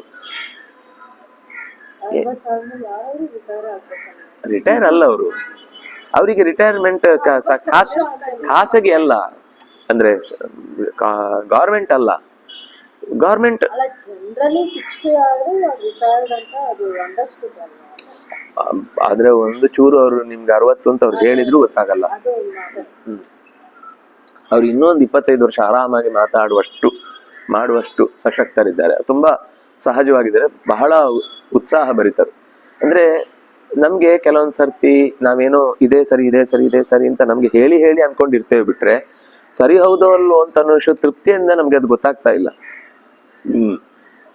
ಅಂತೂ ಯತಃ ಪ್ರವೃತ್ತಿ, ಯಾರಿಂದಾಗಿ ಈ ಜಗತ್ತಿನಲ್ಲಿ ಎಲ್ಲ ಭೂತಗಳ ಪ್ರವೃತ್ತಿ ಆಗ್ತಾ ಇದೆಯೋ, ಯಾರು ಈ ಇಡೀ ಜಗತ್ತನ್ನು ವ್ಯಾಪಿಸಿಕೊಂಡು ನಿಂತಿದ್ದಾನೋ, ಯಾರು ಈ ಕರ್ಮಗಳನ್ನ ಭಗವಂತನ ಪೂಜೆ ಅಂತ ಅಂದುಕೊಂಡು ಅವನಿಗೆ ಸ್ವಭಾವ ಸಹಜವಾದ ಕರ್ಮದಿಂದಲೇ ಆರಾಧಿಸಿ ಒಪ್ಪಿಸ್ತಾನೋ ಅವನು ಸಿದ್ಧಿಂ ಬಂದತಿ, ಸಿದ್ಧಿಯನ್ನು ಹೊಂದುತ್ತಾನೆ. ಸ್ವಧರ್ಮದಲ್ಲಿ ಶ್ರೇಯಸ್ಸನ್ನು ಪಡಿತಾನೆ, ಅದರಲ್ಲಿ ದೋಷ ಇದ್ರೂ ಕೂಡ ಅವನಿಗೆ ಅದು ಹಾನಿಯಾಗುವುದಿಲ್ಲ. ಸ್ವನುಷ್ಠಿತಾತ್ ಅನುಷ್ಠಿತಾತ್, ಚೆನ್ನಾಗಿ ಅನುಷ್ಠಾನ ಮಾಡಿದ್ದಾನೆ, ಆದ್ರೂ ಪರಧರ್ಮಾತ್ ನ ಶ್ರೇಯ, ಪರಧರ್ಮ ಅನ್ನೋದು ಎಂದೂ ಕೂಡ ಶ್ರೇಯಸ್ಸಿಗೆ ಕಾರಣ ಆಗುವುದೇ ಇಲ್ಲ. ಲಾಭ ಕೊಡ್ಬೋದು, ಶ್ರೇಯಸ್ಸು ಅಂತ, ಅದಕ್ಕೆ ಆ ಶಬ್ದ ಬಹಳ ಗಮನಿಸಬೇಕು, ಅದು ಮೋಕ್ಷಕ್ಕೆ ಕಾರಣ ಅಲ್ಲ. ಶ್ರೇಯಸ್ಸು ಮತ್ತು ಪ್ರೇಯಸ್ಸು ಅಂತ ಎರಡಿದೆ. ಪ್ರೇಯಸ್ಸು ಅಂದ್ರೆ ಭೌತಿಕ ಸುಖ, ಪರಧರ್ಮವನ್ನ ಚೆನ್ನಾಗಿ ಅನುಷ್ಠಾನ ಮಾಡೋದ್ರಿಂದ ಪ್ರೇಯಸ್ಸು ಸಿಗ್ಬೋದು, ಶ್ರೇಯಸ್ಸು ಸಿಗುವುದಿಲ್ಲ. ಶ್ರೇಯಸ್ಸು ಸಿಗಬೇಕು ಅಂದ್ರೆ ನನ್ನ ಕರ್ತವ್ಯದಿಂದಲೇ ನನಗೆ, ನನ್ನ ಸ್ವಭಾವ ಸಹಜವಾದ ಕರ್ತವ್ಯದಿಂದಲೇ ನನಗೆ ಬಿಡುಗಡೆ ಹೊರತು ಬೇರೆಯವರ ಕೆಲಸವನ್ನು ಎಷ್ಟು ನಿಷ್ಠನಾಗಿ, ಎಷ್ಟು ಕಟ್ಟುನಿಟ್ಟಾಗಿ, ಎಷ್ಟು ಕರಾರುವಾಕ್ಕಾಗಿ ಮಾಡಿದ್ರು ಕೂಡ ಅದು ನನಗೆ ಆತ್ಮತೃಪ್ತಿಯನ್ನು ಕೊಟ್ಟು ಭಗವಂತನ ಕಡೆಗೆ ಕರ್ಕೊಂಡು ಹೋಗ್ಲಿಕ್ಕೆ ಸಾಧ್ಯ ಇಲ್ಲ. ಹಾಗಾಗಿ ಸ್ವಭಾವನಿಯತಂ ಕರ್ಮ, ಸ್ವಭಾವನಿಯತವಾದ ಕರ್ಮವೇ ಕುರುವನ್ನಾಪ್ನೋತಿ ಕಿಲ್ಬಿಷಂ. ಯಾವಾಗ ಅವನು ಪೂರಾ ಚಕ್ರದಿಂದ ಬಿಡುಗಡೆ ಆಗ್ತಾನೆ ಅಂದ್ರೆ ಸ್ವಭಾವನಿಯತವಾದ ಕರ್ಮವನ್ನ ಮಾಡುವ ಹೊತ್ತಿಗೆನೆ ಅವನು ಈ ಚಕ್ರದಿಂದ ಪಾರಾಗ್ತಾನೆ. ಅಲ್ಲಿ ತನಕ ಸುತ್ತುತ್ತಾ ಇರ್ಬೇಕು. ಬೈಕೊಂಡು ಮಾಡ್ತಾ ಇದ್ರೆ ಸುತ್ತತಾನೇ ಇರ್ಬೇಕು. ಮಾಡುವ ತನಕ ಬೈಕೊಳ್ಳದೆ ಇದ್ರೆ ಬೈಕೊಳ್ಳದಂತೆ ಮಾಡುವ ಕರ್ಮ ಸಿಕ್ಕಿ ಆಮೇಲೆ ಆತೃತೃಪ್ತಿಯಿಂದ ದಾಟುವಂತೆ ಆಗುತ್ತೆ. ಸಹಜಂ ಕರ್ಮ ಕೌಂತೆಯ, ಮತ್ತೆ ಒತ್ತಿ ಕೊಡ್ತಾನೆ, ಸಹಜಮಪಿ ಕೌಂತೆಯ, ಸಹಜಂ ಕರ್ಮ ಕೌಂತೆಯ ಸದೋಷಮಪಿ ನತ್ಯಜೇತ್. ಅದು ದೋಷಯುಕ್ತವಾಗಿದ್ದಾದ್ರೂ ಕೂಡ ಸಹಜ ಅಂದ್ರೆ ನನ್ನೊಟ್ಟಿಗೆ ಹುಟ್ಟಿದ್ದು, ನಾನು ಹುಟ್ಟುವಾಗ್ಲೇ ನನ್ನ ಸ್ವಭಾವ ಹುಟ್ಟಿರುತ್ತೆ, ನಾನು ಹುಟ್ಟುವಾಗ್ಲೇ ನನ್ನ ಕರ್ಮ ಹುಟ್ಟಿರುತ್ತೆ, ನಾನು ಹುಟ್ಟುವಾಗ್ಲೇ ನನ್ನ ಗುಣಧರ್ಮಗಳು ಹುಟ್ಟಿರುತ್ತೆ. ಅದರ ಜೊತೆಗೆ ಮಾಡುವಂತಹ ಕರ್ಮದಲ್ಲಿ ದೋಷ ಇದ್ರೂ ಕೂಡ ಸದೋಷಂ ನ ತ್ಯಜೇತ್, ಅದನ್ನು ಬಿಡಬಾರದು. ನಮಗೆ ತೃಪ್ತಿ ಸಿಗ್ತಾ ಇದೆ, ಅದರಲ್ಲಿ ಇನ್ನೂ ಏನೋ ಪ್ರಾಬ್ಲಮ್ಸ್ ಇದೆ, ಇದು ಯಾಕೋ ಬೇಡ ಅನ್ಸಿದೆ, ಇದರಲ್ಲಿ ದುಡ್ಡು ಬರಲ್ಲ, ಅಥವಾ ಕೆಲವರು ನೋಡಿ ಅವರಿಗೆ ಈಗ ಈ ಕೆಲವರೆಲ್ಲ ಅಗ್ನಿಹೋತ್ರ ಮಾಡೋರೆಲ್ಲ ತುಂಬಾ ಕಷ್ಟದಲ್ಲಿ ಬದುಕ್ತಿದ್ದಾರೆ. ಆದ್ರೆ ಒಂದು ದಿವಸ ಅವ್ರು ನಮ್ಗೆ ಕಷ್ಟ ಅಂತ ಹೇಳಲ್ಲ, ನಮ್ಗೆ ಯಾರು ಏನು ಸಹಾಯ ಮಾಡಲ್ಲ, ನಮ್ಗೇನು ತೊಂದರೆ ಕೊಡ್ತಾರೆ, ಅವರಿಗೆ ಕಳ್ಕೊಂಡಿದ್ದಾರೆ ಸರ್ಕಾರಗಳೆಲ್ಲ, ಅಲ್ಲಿಯ ಸರ್ಕಾರ ಇಂತಹ ದುಡ್ಡಿದೆ ಅಂದ ತಕ್ಷಣ ದೇವಸ್ವವನ್ನ ಸರ್ಕಾರದ ಸ್ವ ಅನ್ಕೊಂಡು ತಗೊಂಡ್ ತಿಂದು ಬಿಡ್ತಾರೆ. ಎಲ್ಲ ಕಳ್ಕೊಂಡಿದ್ದಾರೆ, ಭೂಮಿ ಕಳ್ಕೊಂಡಿದ್ದಾರೆ, ಆಸ್ತಿ ಕಳ್ಕೊಂಡಿದ್ದಾರೆ, ಸಂಪತ್ತು ಕಳ್ಕೊಂಡಿದ್ದಾರೆ, ಅಧಿಕಾರ ಕಳ್ಕೊಂಡಿದ್ದಾರೆ, ಎಲ್ಲ ಕಳ್ಕೊಂಡಿದ್ದಾರೆ. ಆದ್ರೂ ನಾವು ಅಗ್ನಿಹೋತ್ರ ಬಿಡಲ್ಲ, ನಮ್ಮ ಸ್ವಧರ್ಮ ಇದು ನಾವು ಬಿಡಲ್ಲ ಅಂತ. ಅಂದ್ರೆ ಆ ರೀತಿಯ ಒಂದು ದೃಢತೆ ಇದ್ದಾಗ ಅದು ಈಗ ನಮಗೆ ಅನ್ಸುತ್ತೆ ಇದು ಮಾಡಿ ತಾನೆ ಅವರೆಲ್ಲ ಕಳ್ಕೊಂಡಿದ್ದು ಅಂತ. ನಮ್ಮ ಲಾಜಿಕ್ ಏನು ಯೋಚನೆ ಮಾಡುತ್ತೆ, ತತ್ಕಾಲದ ಸ್ಥಿತಿಗತಿಯನ್ನು ಮಾತ್ರ ಲೆಕ್ಕಕ್ಕೆ ತಗೊಳುತ್ತೆ. ಆದ್ರೆ ಅವ್ರಿಗೊಂದು ತೃಪ್ತಿ ಇದೆಯಲ್ವಾ, ಇದನ್ನು ಬಿಟ್ಟು ಅವರು ಬೇರೆ ಕಡೆ ಹೋಗಿದ್ರೆ ಬಹುಶಃ ಇದಕ್ಕಿಂತ ಹೆಚ್ಚು ಅವ್ರು ದುಡ್ಡು ಮಾಡ್ಬೋದಿತ್ತು. ಯಾವ್ದು ಪಾಠಶಾಲೆಗೆ ಹೋಗಿ ನಾನು ಇದನ್ನು ಪಾಠ ಮಾಡ್ತೇನೆ ಅಂತ ಸರ್ಕಾರದ ವ್ಯಾಪ್ತಿಯಲ್ಲಿ ಒಂದು ಸರ್ಟಿಫಿಕೇಟ್ ತಗೊಂಡು ಕೂತಿದ್ರೆ ತಿಂಗ್ಳುಗಟ್ಲೆ, ಒಂದೇ ತಿಂಗಳಿಗೆ 10 ತಿಂಗಳಿಗೆ ಆಗುವಷ್ಟು ದುಡಿಬೋದಿತ್ತು. ಬೇರೆ ಸ್ಕೀಮ್ಗಳು ಬೇಕಾದಷ್ಟಿವೆ. ಆದ್ರೆ ಅಲ್ಲಿ ಅಗ್ನಿಹೋತ್ರ ಮಾಡ್ಲಿಕ್ಕೆ ಆಗುದಿಲ್ಲ, ಅಲ್ಲಿ ಸರಿಯಾದ ಪದಾರ್ಥಗಳ ವಿನಿಯೋಗ ಮಾಡಿ ಯಜ್ಞ ಯಾಗಾದಿಗಳನ್ನು ಮಾಡ್ಲಿಕ್ಕೆ ಆಗುದಿಲ್ಲ. ಅಗ್ರೇಷ್ಟಿ, ಅಗ್ರಹಾಯಣ, ದರ್ಶಪೂರ್ಣ ಮಾಸ ಇಂಥ ತಿಂಗಳು ಮಾಡುವಂತ ಕೆಲಸಗಳನ್ನು ಮಾಡ್ಲಿಕ್ಕೆ ಆಗುದಿಲ್ಲ. ಅದಕ್ಕಿಂತ ನಾವು ಮಾಡುವ ಕೆಲಸದಲ್ಲಿ ತೃಪ್ತಿ ಇದೆ, ನಮಗೆ ಕಷ್ಟ ಇದೆ ಅಂತ ಅನ್ಸಿದ್ರು ಅದು ದೋಷ, ನಮ್ಗೆ ನಾವು ಸರಿಯಾದ ಜೀವನವನ್ನು ನಡೆಸಲಿಕ್ಕೆ ಆಗದಷ್ಟು ಉಸಿರು ಕಟ್ಟಿಸುವ ವಾತಾವರಣ ಇದೆ ಅಂತ ಅನ್ಸಿದ್ರು ಕೂಡ ನತ್ಯಜೆ, ಅದನ್ನ ಅವನು ಬಿಡಲ್ಲ. ಯಾರು ಮಾಡ್ತಿದ್ದೇನಲ್ಲ. ಸರ್ವಾರಂಭ ಹಿ ದೋಷೇಣ ಧೂಮೇನ ಅಗ್ನಿರಿವಾವೃತ. ಎಷ್ಟು ಒಳ್ಳೆಯ ತಕತಕ ಅಂತ ಕುದಿಯುವ ಬೆಂಕಿಯೂ ಕೂಡ ಹೊಗೆಯನ್ನ ಹೊಂದಿಯೇ ಇರುತ್ತೆ, ಹೊಗೆ ಇಲ್ಲದೆ ಬೆಂಕಿ ಇಲ್ಲ. ಸರ್ವಾರಂಭ, ಆರಂಭ ಅಂದ್ರೆ ಕರ್ಮಗಳು, ಸರ್ವಾರಂಭ ಎಲ್ಲ ಕರ್ಮಗಳು ಕೂಡ ದೋಷೇಣ ಆವೃತ. ಒಂದಲ್ಲ ಒಂದು ದೋಷ ಇದ್ದೇ ಇರುತ್ತೆ, ಒಂದಲ್ಲ ಒಂದು ಪದ್ಧತಿಯಲ್ಲಿ ಪೂರ್ತಿ 100ಕ್ಕೆ 100 ಬೆನಿಫಿಟ್ಸೇ ಅಂತ ಹೇಳಿಕ್ ಬರುವುದಿಲ್ಲ, ಡಿಫೆಕ್ಟ್ಗಳು ಇರ್ತವೆ. ಆ ಡಿಫೆಕ್ಟು ಮತ್ತು ಅದರ ದೂರದೃಷ್ಟಿಯಿಂದ ಅದು ಕೊಡಬಹುದಾದ ಪ್ರಯೋಜನ, ಇದೆರಡನ್ನೂ ನಾವು ಲೆಕ್ಕ ಹಾಕಿ ಡಿಫೆಕ್ಟ್ ಮಾತ್ರ ಇದೆ ಅಥವಾ ಜಾಸ್ತಿ ಇದೆ ಅಂತಂದಾಗ ಮಾತ್ರ ಆ ಕರ್ಮವನ್ನು ಬಿಡಬೇಕು ಹೊರತು, ಆ ಪದ್ಧತಿಯನ್ನ ಅಥವಾ ಕರ್ಮಗಳನ್ನ ಬಿಡಬೇಕು ಹೊರತು, ನಾವು ತಿಳ್ಕೊಳ್ಳದೆ ನಮ್ಗೆ ಯಾವುದೋ ಒಂದೆರಡು ಅವ್ಯವಸ್ಥೆ ಕಂಡಿತು ಅಂದ ಮಾತ್ರಕ್ಕೆ ಸಾಲಿನಲ್ಲಿ ಬನ್ನಿ ಅಂತ ಹೇಳಿದ್ರು. ಸಾಲಿನಲ್ಲಿ ನಿಂತು ನಮಗೆ ಕೈಕಾಲು ನೋವು ಬಂದು ನಾವು ಬಿದ್ದೋದ್ವಿ, ಆದ್ರಿಂದಾಗಿ ಸಾಲು ಮಾಡಬಾರ್ದು, ಎಲ್ಲ ಮುಗಿಬೀಳಿ. ನಮ್ಗೆ ತಕ್ಷಣಕ್ಕೆ ಸರಿ ಅನ್ಸುತ್ತೆ, ಯಾಕಂದ್ರೆ ಕಂಡಿತು ಯಾರೋ ಇಬ್ರು ಬಿದ್ದದ್ದು ಕಂಡಿತು. ನೋಡಿ, ನೀವು ಸಾಲಲ್ಲಿ ನಿಲ್ಸಿ ಆ ಬಿಸಿಲಲ್ಲಿ ನಿಲ್ಸಿದ್ರಿಂದ ಹೀಗಾಯ್ತು. ಅದಕ್ಕೆ ಸಾಲ್ ಕಟ್ ಮಾಡೋದಲ್ಲ, ಮೇಲೆ ಒಂದು ಚಾವಣಿ ಹಾಕಿ ಸಾಲಲ್ಲಿ ಬರುವವರಿಗೆ. ನಾವಿವತ್ತು ಏನ್ ಮಾಡ್ತಾ ಇದ್ವಿ, ನಮ್ಮ ಪ್ರಾಚೀನ ಪದ್ಧತಿಗಳಲ್ಲಿ ಕಾಣುವ ಡಿಫೆಕ್ಟ್ ಗಳನ್ನು ನೋಡಿ ಪದ್ಧತಿಗಳನ್ನೇ ಬಿಡ್ತಾ ಇದ್ವಿ. ಸಾಲೆ ಬಿಟ್ಟು ಎಲ್ಲ ಮುಗಿಬಿದ್ರೆ ಯಾರಿಗೂ ಸರಿ ಸಿಗಲ್ಲ, ಎಲ್ರು ಕೈ ಹಾಕೋದು, ಯಾರು ಬಲಿಷ್ಠನೋ ಅವ್ರು ಮಾತ್ರ ತಗೊಂಡು ಹೋಗ್ತಾನೆ. ಪಾಪ ನಿಜವಾಗಿ ಬಿದ್ದವ್ರು ಉಂಟಲ್ಲ, ಅವ್ರು ಬರ್ಲಿಕ್ಕೆ ಆಗದೆ ಅವ್ರಿಗೆ ಕೊನೆಗೂ ಇಲ್ಲ ಅಂತ ಆಗುತ್ತೆ. ಇದು ನಾವು ಇವತ್ತು ಅನುಭವಿಸ್ತಾ ಇರುವಂತಹ ಮಾಡರ್ನಿಟಿಯಲ್ಲಿ ಕೆಲವು ಏನನ್ನ ನಾವು ಗುಣ ಅಂತ ಅನ್ಕೊಂಡಿದ್ದೇವೆ, ಅದರಿಂದ ಆಗ್ತಾ ಇರುವಂತದ್ದು, ಯಾರು ಬಲಿಷ್ಠನೋ ಯಾರು ಬುದ್ಧಿವಂತನೋ ಅವನು ಜಾಸ್ತಿ ಗಳಿಸ್ಕೊಂಡು ಹೋಗ್ತಾನೆ. ನಿಜವಾಗಿ ಯಾರಿಗೆ ಒಬ್ಬ ಪ್ರಜೆಯಾಗಿ ಸಾಮಾನ್ಯರಿಗೆ ಎಲ್ಲರಿಗೂ ಬದುಕುವ ಹಕ್ಕಿದ್ದು ಪಡಿಬೇಕಿತ್ತೋ ಅವರು ಕೊನೆಗೂ ಪವರ್ಟಿ ಅನ್ನೋದು ಕೆಳಗೆ ಲೆವೆಲ್ ಅನ್ನೋದು ಕಮ್ಮಿ ಆಗ್ತಾನೆ ಹೋಗ್ತಾ ಇದೆ. ಆದ್ರೆ ಅವರವರ ವ್ಯವಸ್ಥೆಯಲ್ಲಿ ಅವರವರಿಗೆ ಕೆಲಸ ಸಿಗುದು, ಅವರವರ ಪ್ರದೇಶದಲ್ಲಿರುವ ವಸ್ತುಗಳಿಗೆ ಮೊದಲು ಅವರೇ ವ್ಯಾಪಾರಕ್ಕೆ ಮಾಡಬೇಕು. ಬೇರೆಯವ್ರು ಯಾರೋ ಬಂದು ಇಲ್ಲಿ ದುಡ್ದಿದ್ದನ್ನ ಅವನು ಕಂಪನಿಯನ್ನು ತಗೊಂಡೋಗಿ ಮಾರಾಟ ಮಾಡುದು, ಇವನಿಗೆ 10 ಕಾಸಿಗೆ ಮಾರ್ತಾನದನ್ನ. ಇವನು ಕೊನೆವರೆಗೂ ಹೀಗೇನೆ ದುಡಿಯುವುದೇ ಬಂತು ಇವನ ಜೀವನದಲ್ಲಿ. ಏನಾಗ್ಬೇಕು, ಅದರ ಸರಿಯಾದ ಮೊತ್ತ ಈಗ ನೋಡಿ, ಹಿಂದೆ ಬೆಳೆದವನೇ ಇವನಿಗೆ ಕೊಟ್ರೆ, ಇವನ್ ಬೆಳೆದವನಿಗೆ ಕೊಟ್ರೆ ಮಧ್ಯ ದಲ್ಲಾಳಿಯೇ ಇಲ್ಲಲ್ಲ. ಯಾರೋ ಒಬ್ಬ ಕೂತು ದುಡಿಯದೆ ತಿನ್ನುವೊಬ್ರು ಒಂದು ದೊಡ್ಡ ವರ್ಗ ಇದೆ ಅಲ್ಲಿ ಇವತ್ತು. 1 ಪೈಸೆ ದುಡಿಯಲ್ಲ, ಆಪ್ ಹಾಕೊಂಡು ಅಲ್ಲಿಂದ ಇಲ್ಲಿಗೆ ಇಲ್ಲಿಂದ ಅಲ್ಲಿಗೆ ಅಂತ ಮಾಡಿ. ಈಗ ನೋಡಿ, ರಿಕ್ಷಾದವ್ರು ಪಾಪ ಅವರು ಓಡಿಸುದು, ನೀವು ದುಡ್ಡು ಖರ್ಚು ಮಾಡಿ ರಿಕ್ಷಾದಲ್ಲಿ ಹೋಗುದು. ಈ ಮಧ್ಯದಲ್ಲಿ ಒಬ್ಬ ಇದ್ದಾನಲ್ಲ, ವ್ಯವಸ್ಥೆ ಆಯ್ತು ಅಂತ ನಾವು ತತ್ಕಾಲದಲ್ಲಿ ಅನ್ಕೊಂಡಿದ್ದೇವೆ. ಆದ್ರೆ ನಿಮ್ಮ 30 ರೂಪಾಯಿಯ ದುಡ್ಡನ್ನ ಅವ್ನು 60 ರೂಪಾಯಿ ಇಸ್ಕೊತಾ ಇದ್ದ, ನಿಮ್ಗೆ ಅದು ಗೊತ್ತಾಗ್ತಿಲ್ಲ. ನಿಮ್ಗೆ ವ್ಯವಸ್ಥೆ ಆದ್ರೆ ಆಯ್ತು, ನೀವು ದುಡ್ಡು ಅದು ತಪ್ಪೇನ ನೋಡಿ. ಮತ್ತೆ ಇದೇ ಸಮಸ್ಯೆ ಹೇಳಿ ನೀವು. ಆ ಒಂದು ತಪ್ಪಿಗೆ ವ್ಯವಸ್ಥೆಯನ್ನೇ ಹಠಾಯಿಸುವುದಲ್ಲ. ನಾನು ಅದನ್ನೇ ಹೇಳಿದ್ದು, ಸಾಲನ್ನೇ ನೀವು ಕಿತ್ತಾಕ್ಬಿಟ್ರೆ ನೀವು ಅದಕ್ಕೆ ಮೇಲೆ ಛಾವಣಿ ಮಾಡ್ಬೇಕು ಹೊರತು ಸಾಲನ್ನೇ ಕಿತ್ತಾಕುದಲ್ಲ. ಅವ್ರಿಗೊಂದು ನಿಯಮ ಮಾಡ್ಬೇಕು, ಕಾನೂನು ಮಾಡ್ಬೇಕು. ಅದಕ್ಕೊಂದು ಗ್ರಾಹಕರ ಯೋಜನೆ ಅಂತ ಇರುತ್ತೆ. ಅಲ್ಲಿಗೆ ಒಂದ್ಸರ್ತಿ ಕಾಲ್ ಮಾಡಿ ಅವ್ರನ್ನ ಜೋರ್ ಮಾಡಿದ್ರೆ ಮತ್ತೆ ಮಾಡಲ್ಲ ಅವರು. ಯಾವಾಗ ಅವರನ್ನ ನಾವು ತಲೆ ಮೇಲೆ ಹಿಡ್ಕೊಂಡು ಅವ್ರಿಗೆ ಎಷ್ಟು ಕೊಟ್ಟು ಏನ್ ಸಮಸ್ಯೆ ಗೊತ್ತಾ, ಇದು ಅವ್ರದ್ದಲ್ಲ. ಕೇಳ್ತೇನೆ, ಸರಿ ಆಗುದಲ್ಲ. ನಾನು ಹೇಳ್ತೇನೆ, ಈಗ ಸಿಕ್ಕಾಪಟ್ಟೆ ಈ ಮದ ಏರಿರುತ್ತಲ್ಲ, ತಿಂಗಳಿಗೆ 5-10 ಲಕ್ಷ ದುಡಿಯೋರು, ಅವರು ಹೀಗ್ ಕೊಟ್ಟು ಬಿಡ್ತಾರೆ. ಮನೆ ಬಾಡಿಗೆ ಅಂತ ಕೇಳಿ ಬಂದಾಗ 25,000 ಅಂದ್ರೆ ಆರಾಮಾಗಿ ಕೊಟ್ಟು ಬಿಡ್ತಾರೆ. ನಾನು ಒಬ್ಬ ಸಾಮಾನ್ಯ ವ್ಯಕ್ತಿ ಅದಕ್ಕೆ 15,000 10,000ಕ್ಕಿಂತ ಹೆಚ್ಚಿರುವುದಿಲ್ಲ ಅಂತ ಇಟ್ಕೊಳ್ಳಿ. ಏನ್ ಮಾಡ್ತಾನೆ, ಈ ಕೊಡುವನು ಅವನಿಗೆ ಕೊಡ್ತಾನೆ ನಾಳೆ. ಯಾಕಂದ್ರೆ ಅವ್ನು ದುಡ್ಡು ಬಿಸಾಕ್ತಾನೆ. ನಿಜವಾಗಿ ಅಷ್ಟು ರೇಟು ಇಲ್ಲ, ಜಾಗಕ್ಕೂ ಅದಕ್ಕೆ ಬೆಲೆ ಇಲ್ಲ, ಅಲ್ಲಿ ಏನೂ ಅಂತ ಸುಖ ಇಲ್ಲ. ಅವ್ರಿಗೆ ಏನಂದ್ರೆ ಬರುತ್ತೆ, ಕೊಟ್ಟು ಬಿಟ್ರೆ ಆಯ್ತು ಅಂತ. ಇವನ ಹುಂಬತನದಿಂದ ಸಾಮಾನ್ಯವಾಗಿ ಬದುಕುವ ಲೆವೆಲ್ ಅವನು 25,000 ದುಡಿಬೇಕೀಗ ಆ ಮನೆ ಅಂತ ಮನೆ ಕೊಂಡ್ಕೊಳ್ಳಿಕ್ಕೋಸ್ಕರ. 25,000 ದುಡಿಬೇಕಂದ್ರೆ ಅವ್ನು ಏನ್ ಮಾಡ್ಬೇಕು, ಈ ರಿಕ್ಷಾದವನು ಶಾಲೆಗೆ ಹೋಗುವಾಗ ಈ ಶಾಲೆಗೆ ಸೇರಿಸ್ಬೇಕು, ಈ ಕಾಲೇಜುಗಳಿಗೆ ಸೇರಿಸ್ಬೇಕು ಅಂದ್ರೆ ಅವ್ನು 3 ಲಕ್ಷ ರೂಪಾಯಿ ತಗೊಳ್ತಾನೆ ಸಾಮಾನ್ಯ ಡೊನೇಷನ್, ಅದು ಇದು ಅಂತ. ಆ ಮಕ್ಕಳನ್ನ ಸೇರಿಸ್ಬೇಕು ಅಂತ ಅವನಿಗೆ ಒಂದು ಒಳ್ಳೆ ಶಾಲೆಗೆ ಸೇರಿಸ್ಬೇಕು ಅಂತ ಆಸೆ ಇರಲ್ವಾ? ಮನೆಯಲ್ಲಿ ಹೆಂಡತಿ ನನಗೆ ರೇಷ್ಮೆ ಸೀರೆ ಬೇಕು ಅಂತ ತಿಂಗಳಿಗೆ ಒಂದು ಬೇಕು ಅಂತ ಹಠ ಮಾಡ್ತಾಳೆ ಅಂತ ಇಟ್ಕೊಳ್ಳಿ. ಅವ್ನು ತರ್ಬೇಕು, ಅವಳಿಗೆ ಪ್ರೀತಿ ಆಗ್ಬೇಕು, ಓದಾಡ್ತಾನೆ. ಅಥವಾ ಮಕ್ಕಳು ಏನೋ ಗಲಾಟೆ ಮಾಡ್ತಾರೆ, ಅಪ್ಪ ನೀನ್ ಎಂತ ಅಪ್ಪ ನೀನು, ಅವ್ರ ಮನೆಯವರೆಲ್ಲ ನನ್ನನ್ನ ಬಸ್ಸಲ್ಲಿ ಕರ್ಕೊಂಡ್ಬಂದು ಕಾರಲ್ಲಿ ಕರ್ಕೊಂಡ್ಬಂದ್ಬಿಡ್ತಾರೆ, ನೀನ್ ನನ್ನ ರಿಕ್ಷಾದಲ್ಲಿ ನನ್ನ ಅವಮಾನ ಆಗುತ್ತೆ. ಅವನಿಗೆ ಪಾಪ ಒಳಗಿನಿಂದ ಒಬ್ಬ ಮನುಷ್ಯನ ಯೋಚನೆ ಮಾಡಿ. ನೀವು ನಿಮ್ಮ ಹತ್ರ 60 ರೂಪಾಯಿ ಕೇಳಿದ್ ಮಾತ್ರ ಯೋಚನೆ ಮಾಡಿ. ಅವನ ಹಿಂದೆ ಒಂದು ಸಂಸಾರ ಇದೆ, ಅವನ ಹಿಂದೆ ಒಂದು ಬೆಳಕಿದೆ, ಅಂದ್ರೆ ಬಯಕೆ ಇದೆ, ಅವನ ಹಿಂದೆ ಒಂದು ತುಂಬಾ ಬೇರೆ ಕಷ್ಟಗಳಿದೆ, ಸಾಲ ಇದೆ, ಏನೋ ಒಂದಿದೆ. ಅದೆಲ್ಲ ಇಲ್ಲಿ ಬರುತ್ತೆ. ಒಂದು ಅವನ ಸಮಸ್ಯೆ. ಎರಡನೇದು, ಇನ್ಯಾರೋ ಒಬ್ಬ ಇವನು 50 ರೂಪಾಯಿ ಅಂತಾನೆ, ಅಂದ್ರೆ 100 ರೂಪಾಯಿ ಅಂತಾನೆ. ಅವ್ನು ಹೇಳ್ತಾನೆ 50 ರೂಪಾಯಿ ಕೊಡ್ತೇನೆ. ನಿಜವಾಗ್ಲೂ ಅಷ್ಟೇ ತಾನೆ, ಯಾಕೆ ನೀವು 50 ರೂಪಾಯಿಗೆ ಬರಲ್ಲ ಅಂತ ಕೇಳ್ತಾನೆ. ಇವನು 100 ರೂಪಾಯಿ ಬನ್ರಿ ನಾನು ಕೊಡ್ತೇನೆ, ಕರ್ಕೊಂಡು ಹೋಗ್ಬಿಡ್ತಾನೆ. ನೆಕ್ಸ್ಟ್ ಸರ್ತಿ ಇವನಿಗೆ ಏನ್ ಅನ್ಸುತ್ತೆ, 100 ರೂಪಾಯಿ ಕೊಡೋರಿದ್ದಾಗ 50 ರೂಪಾಯಿಗೆ ಯಾಕೆ ನಾನು ಕಾಯ್ಬೇಕು, 100 ರೂಪಾಯಿ ಕೊಡೋರೇ ಬರ್ಲಿ. ಇವ್ರು ಒಂದ್ಸರ್ತಿ ಕೊಟ್ಟ ನನ್ನ ಹತ್ರ 100 ರೂಪಾಯಿ ಇದೆ ಚೆಲ್ತೇನೆ ಅನ್ನುವ ದುರ್ಬುದ್ಧಿಯಿಂದ ಅವನಿಗೆ ಆ ದುರ್ಬುದ್ಧಿಯೇ ಸರಿ ಅಂತ ಅನಿಸೋ ಭಾವನೆಗೆ ತಂದು ನಿಲ್ಸುದು. ಇದು ಒಂದು ಸಣ್ಣ ಪ್ರಸಂಗ ನಾನು ಹೇಳಿದ್ದು. ಈ ತರ ಎಲ್ಲಾ ವಿಷಯದಲ್ಲೂ ತುಂಬ ದುಡ್ಡಿದ್ದವರು ಬೇಕಾಬಿಟ್ಟಿ ಚೆಲ್ಲಿದ್ರಿಂದ ಸಾಮಾನ್ಯ ಬದುಕೋನಿಗೆ ಅಷ್ಟು ಮಟ್ಟಕ್ಕೆ ಏರ್ಲಿಕ್ಕೆ ಆಗ್ತಾ ಇಲ್ಲ. ಈಗ ನಿಮ್ಗೆ ಬಡವರಿಗೆ 50 ರೂಪಾಯಿ, ಶ್ರೀಮಂತರಿಗೆ 100 ರೂಪಾಯಿ ಅಂತ ಎಲ್ಲಿಯಾದ್ರೂ ವ್ಯತ್ಯಾಸ ಇದೆಯಾ?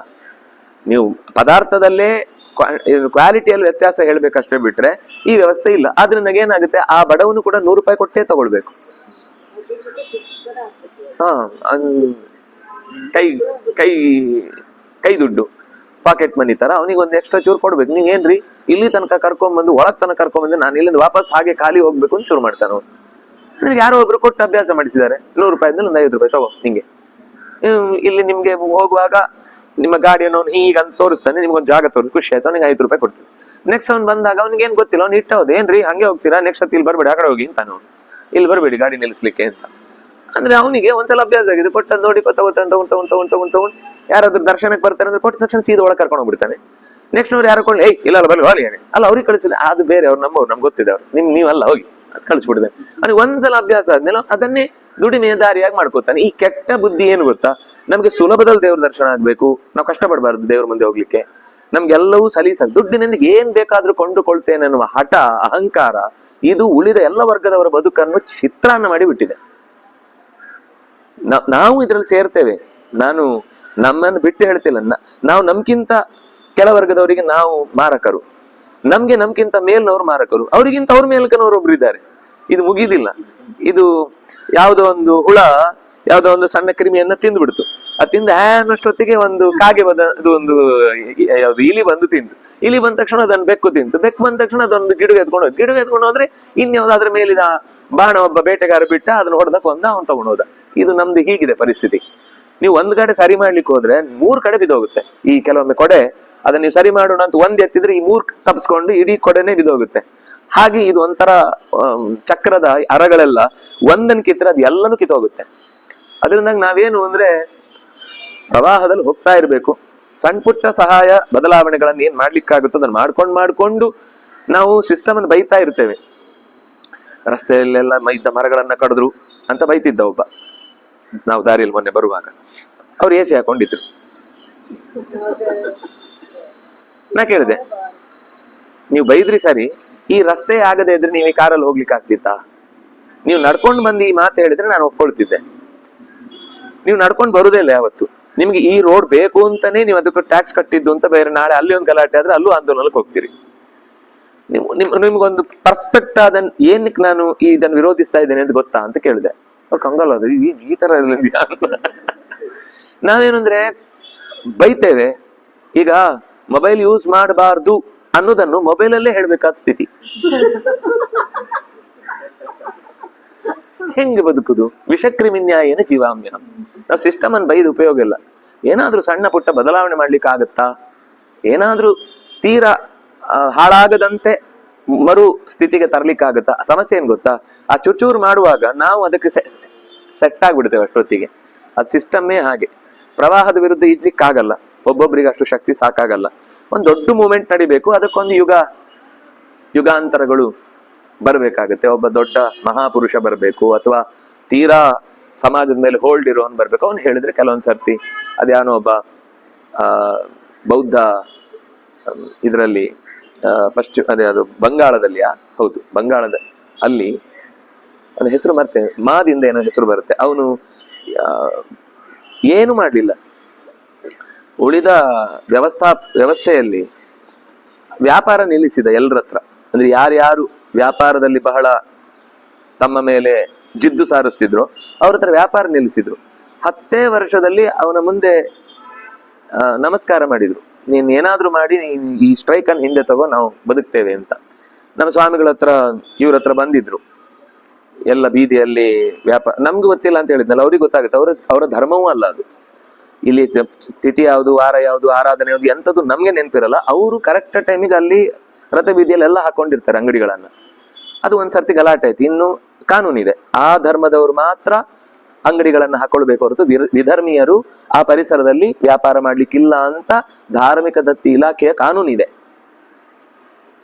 ಸ್ವಲ್ಪ ಸ್ಟ್ರಿಕ್ಟ್ ಆಯ್ತಲ್ವಾ, ಓಡಿ ಬಂದ್ರು ಎಲ್ರು ಸ್ವಾಮಿಗಳ ಹತ್ರ ಬಂದು ನೀವೇನಾದ್ರೂ ಹೇಳ್ಬೇಕು ಅಂತ. ಮೊದಲು ನೀವು ಸಮಾಜದಲ್ಲಿ ಮಾಡ್ತಾ ಇರುವ ಬೇರೆ ರೀತಿಯ ನಮ್ಮ ಧರ್ಮದ ಮೇಲೆ ಮಾಡ್ತಿರುವ ವಿಮತೀಯ ದಾಳಿಗಳನ್ನು ಬಿಡಿ, ನಾನು ಖಂಡಿತ ಹೇಳ್ತೇನೆ ಅಂತ ಡೈರೆಕ್ಟ್ ಆಗಿ ಹೇಳಿ ಕಳಿಸಿದ್ರು. ಆಮೇಲೆ ಏನಾಯ್ತು ಗೊತ್ತಿಲ್ಲ. ಆದ್ರೆ ಕೆಲವು ಕಡೆ ಅದೀಗಂತೂ ನಡೀತಾ ಇದೆ. ಅದೇನಾಗುತ್ತೆ ಅಂದ್ರೆ ಸ್ವಲ್ಪ ಪೊಲೀಸು ಸಹಾಯಕ್ಕೆ ಬರ್ಬೇಕು. ಯಾಕಂದ್ರೆ ಪೊಲೀಸ್ ಇಲಾಖೆಲ್ಲ ಅವರೇ ಇರ್ತಾರೆ. ಧಾರ್ಮಿಕ ದತ್ತಿ ಇಲಾಖೆಯಲ್ಲೂ ಬ್ಯಾಕ್ ಗ್ರೌಂಡಿನಿಂದ ಸಪೋರ್ಟ್ ಮಾಡೋರು ಯಾರೋ ಒಬ್ರು ಬೇಡ, ಕೃಷ್ಣ ಮಠದಲ್ಲಿ ಅವರಿಂದ ವ್ಯಾಪಾರ ಮಾಡಬಾರದು ಅಂತ ನಿಲ್ಲಿಸಿದ್ರೆ, ಬೇರೆಯವನ ಹತ್ರ ತಗೊಳ್ಳಿಕ್ ಹೋದ್ರೆ ಅವನು ಹೇಳ್ದ, ನೀವು ಅವನಿಂದ ನಿಲ್ಲಿಸಿದ್ರೆ ನನಗೂ ಬರೋದು ನಿಲ್ತಿದೆ, ಬೇಗ ಅವನ ಹತ್ರ ತಗೊಳ್ಳಿ ಅಂತ. ಇಷ್ಟು ಹೂವು, ಹಣ್ಣು, ತರಕಾರಿ, ಈ ಎಲ್ಲ ಅಥವಾ ಈ ಚರ್ಮದ ಉದ್ಯಮ, ಚಪ್ಪಲಿ, ಇದೆಲ್ಲದ್ರಲ್ಲೂ ನಮ್ಗೆ ಗೊತ್ತೇ ಇಲ್ಲದೆ ನಾವೊಂದು ದೊಡ್ಡ ಬಲೆಯಲ್ಲಿದ್ದೇವೆ. ನಮ್ಗೆ ಅರ್ಥ ಆಗ್ತಿಲ್ಲ ಏನು ಅಂತ. ಅವ್ರಿಗೆ ಬಂದ್ರೆ ಮಾತ್ರ ಅವ್ರು ಇಸ್ಲಾಂ ಲಾ ಅಂತ ಏನೋ ಬೇರೆ ಇದೆ. ಅವ್ರು ನಾರ್ಮಲ್ ಕಾನೂನು ಅದೇ ಹೇಳಿದ್ದು, ಒಂದೇ ದೇಶದಲ್ಲಿ 2 ಕಾನೂನು ಅಂತಿದ್ರೆ ಭಾರತದಲ್ಲಿ ಮಾತ್ರ. ಅದನ್ನ ಮಾತಾಡಿದ್ರೆ ನಾಳೆ ತಲೆ ಹಾರೋಗುತ್ತಷ್ಟೇ ಸಾರ್ವಜನಿಕವಾಗಿ. ಹಾಗಾಗಿ ನಮ್ಮ ಧರ್ಮದಲ್ಲಿ ಏನೇ ಲೋಪದೋಷಗಳಿದ್ರೂ ಕೂಡ ಸಣ್ಣ ಪುಟ್ಟದ್ದು, ಅದು ಬೆಂಕಿ ಇದ್ದಾಗ ಹೊಗೆ ಇದ್ದ ಹಾಗೆ ಅಂತ ಅನ್ನೋದನ್ನ ಗಮನಿಸಿ ಅದನ್ನ ಎಷ್ಟು ಸಾಧ್ಯವೋ ಅದನ್ನ ನಮ್ಮೊಳಗೆ ಮಾತಾಡ್ಕೊಂಡು ಸರಿ ಮಾಡ್ಬೇಕು ಹೊರತು ಉಳಿದವರಿಗೆ ಹಂಚುವ ಹಾಗೆ ಎಲ್ಲರ ಮುಂದೆ ಅದನ್ನ ಚರ್ಚೆ ಮಾಡಿ ಇನ್ನಷ್ಟು ರಾಡಿ ಮಾಡಿ ಅವರಿಗೂ ಆಹಾರ ಕೊಟ್ಟು ಅವರಿಗೆ ಆಯುಧ ಕೊಟ್ಟು ಅವ್ರ ಕೈಯಲ್ಲೇ ನಾವು ಹೊಡೆಸ್ಕೊಂಡು ಅಯ್ಯೋ ನಮ್ಮನ್ನು ಇವರೆಲ್ಲ ನಿಗ್ರಹಿಸ್ತಾ ಇದ್ರೆ ಯಾರು ಕೊಟ್ಟದ್ದು ಆಯುಧ? ಯಾವುದೋ ಒಂದು ಮರ ಒಂದು ಕಡಿಯುವವ ಬಂದು ಅತ್ತ ಅಂತೆ, ನನಗೆ ವ್ಯಾಪಾರವೇ ಇಲ್ಲ, ಹೊಟ್ಟೆಗಿಲ್ಲ, ಗತಿ ಇಲ್ಲ, ಹಾಗೆ ಹೀಗೆ, ಏನ್ ಬೇಕು ನನ್ನ ಹತ್ರ ಪರಶು ಇದೆ, ಅದಕ್ಕೆ ಹಿಡಿ ಇಲ್ಲ ಅಂತ. ಹೌದಾ, ನಾನು ಕೊಡ್ತೇನೆ ಅಂತ ಒಂದು ಮರ ಕೊಟ್ಟ 10 ನಿಮಿಷದಲ್ಲಿ ಇಡೀ ಎಲ್ಲ ಮರಗಳನ್ನು ಕಡಿದು ಹೋದ. ಅಷ್ಟೇ, ಇದೊಂದು ಕತೆ ಮುಗೀತು. ಇದು ನಮ್ಮ ಸ್ಥಿತಿ ಇವತ್ತು. ನಾವೇ ಕೊಟ್ಟು ಹೊಡೆಸ್ಕೊಂಡು ಈಗ ನಮ್ಮನ್ನೆಲ್ಲರೂ ಹೊಡಿತಾರೆ ಅಂತ ನಾವು ಬೇಸರ ಮಾಡ್ಕೊಂಡು ಕೊಡ್ತೇವೆ. ಅದನ್ನ ನಾವು ಮಾತಾಡಿ ನಮ್ಮೊಳಗೇ ತೀರ್ಮಾನ ಮಾಡ್ಬೇಕು ಹೊರತು ಮುಖತಃ ಮಾತಾಡಿದ್ರೆ ಮಾತ್ರ ಎಷ್ಟೋ ಸಮಸ್ಯೆಗಳು ತೀರುವುದು. ವೇದಿಕೆಯಲ್ಲಿ ಬೊಬ್ಬೆ ಹೊಡೆದ್ರೆ, ಸಾರ್ವಜನಿಕವಾಗಿ ಕಿರ್ಚಾಡಿದ್ರೆ, ಮಾಧ್ಯಮಗಳ ಮೂಲಕ ಚೆಂಡಾಡಿದ್ರೆ ಅದನ್ನು ಮಜಾ ತಗೊಳ್ತಾರೆ ಹೊರತು ಯಾರೂ ಪರಿಸ್ಥಿತಿಯನ್ನ ತಿಳಿ ಮಾಡ್ಲಿಕ್ಕೆ ತಯಾರಿಲ್ಲ. ಯಾಕೆಂದ್ರೆ ಆ ಸ್ಥಿತಿಯನ್ನು ಇವತ್ತು ದಾಟಿ ಹೋಗಿ ಆಗಿದೆ. ಮನುಷ್ಯರಿಗೆ ಆಕ್ರೋಶ ಮಾತ್ರ ಇದೆ. ಅವ್ರ ಮರ್ಯಾದೆ ಹಾಳು ಮಾಡ್ಬೇಕು, ಅವರ ಮರ್ಯಾದೆ ಅಂದ್ರೆ ಬೀದಿಗೆ ತರಬೇಕು, ಅದರಿಂದ ಒಂದು ಸುಖ, ಅಷ್ಟನ್ನೇ ಬಯಸ್ತಾ ಇರ್ತಾರೆ ಅಷ್ಟೇ. ಅವರಿಗೆ ನಿಮ್ಮನ್ನೇನು ಯಾರೋ ಕೊಲೆ ಪ್ರಕರಣ, ನಾವು ಅವರಿಗೆ ಜಸ್ಟಿಸ್ ಅಂತ ಇರ್ತಾರಲ್ಲ, ಅವ್ರಿಗೆ ಜಸ್ಟಿಸ್ ಬೇಡ. ಅವ್ರಿಗೆ ಅದಕ್ಕಿಂತ ಮೂಲದಲ್ಲಿರುವಂತಹ ಒಂದು ಆಶ್ರಯ ತಾಣ ಇದೆಯಲ್ಲ, ಅದು ಬುಡ ಸಮೇತ ಕಿತ್ತು ಬೀಳ್ಬೇಕು. ಅದಕ್ಕೋಸ್ಕರ ಇವ್ರ ಹೆಸರು ಹೇಳ್ಕೊಂಡು ಬಳಸ್ತಾ ಇರ್ತಾರೆ. ಇಂಥದ್ದು 100 ಪ್ರಕರಣಗಳು ನಮ್ ಸುತ್ತ ಇವತ್ತಿಗೂ ನಡೀತಾನೆ ಇದೆ. ನಮ್ಗೆ ಅರ್ಥ ಆಗ್ತಿಲ್ಲ ಅಷ್ಟೇ. ನಾವು ನಮ್ಮದು ದೊಡ್ಡದು ಅಂತ ಎಲ್ಲರೂ ಕಿತ್ತಾಡ್ತಾ ಇರ್ತಾರೆ. ಸಾಕು. ಶ್ರೀ ಹರಿಪ್ರಿಯತಾಂ ಶ್ರೀ ಕೃಷ್ಣಾರ್ಪಣಮಸ್ತು.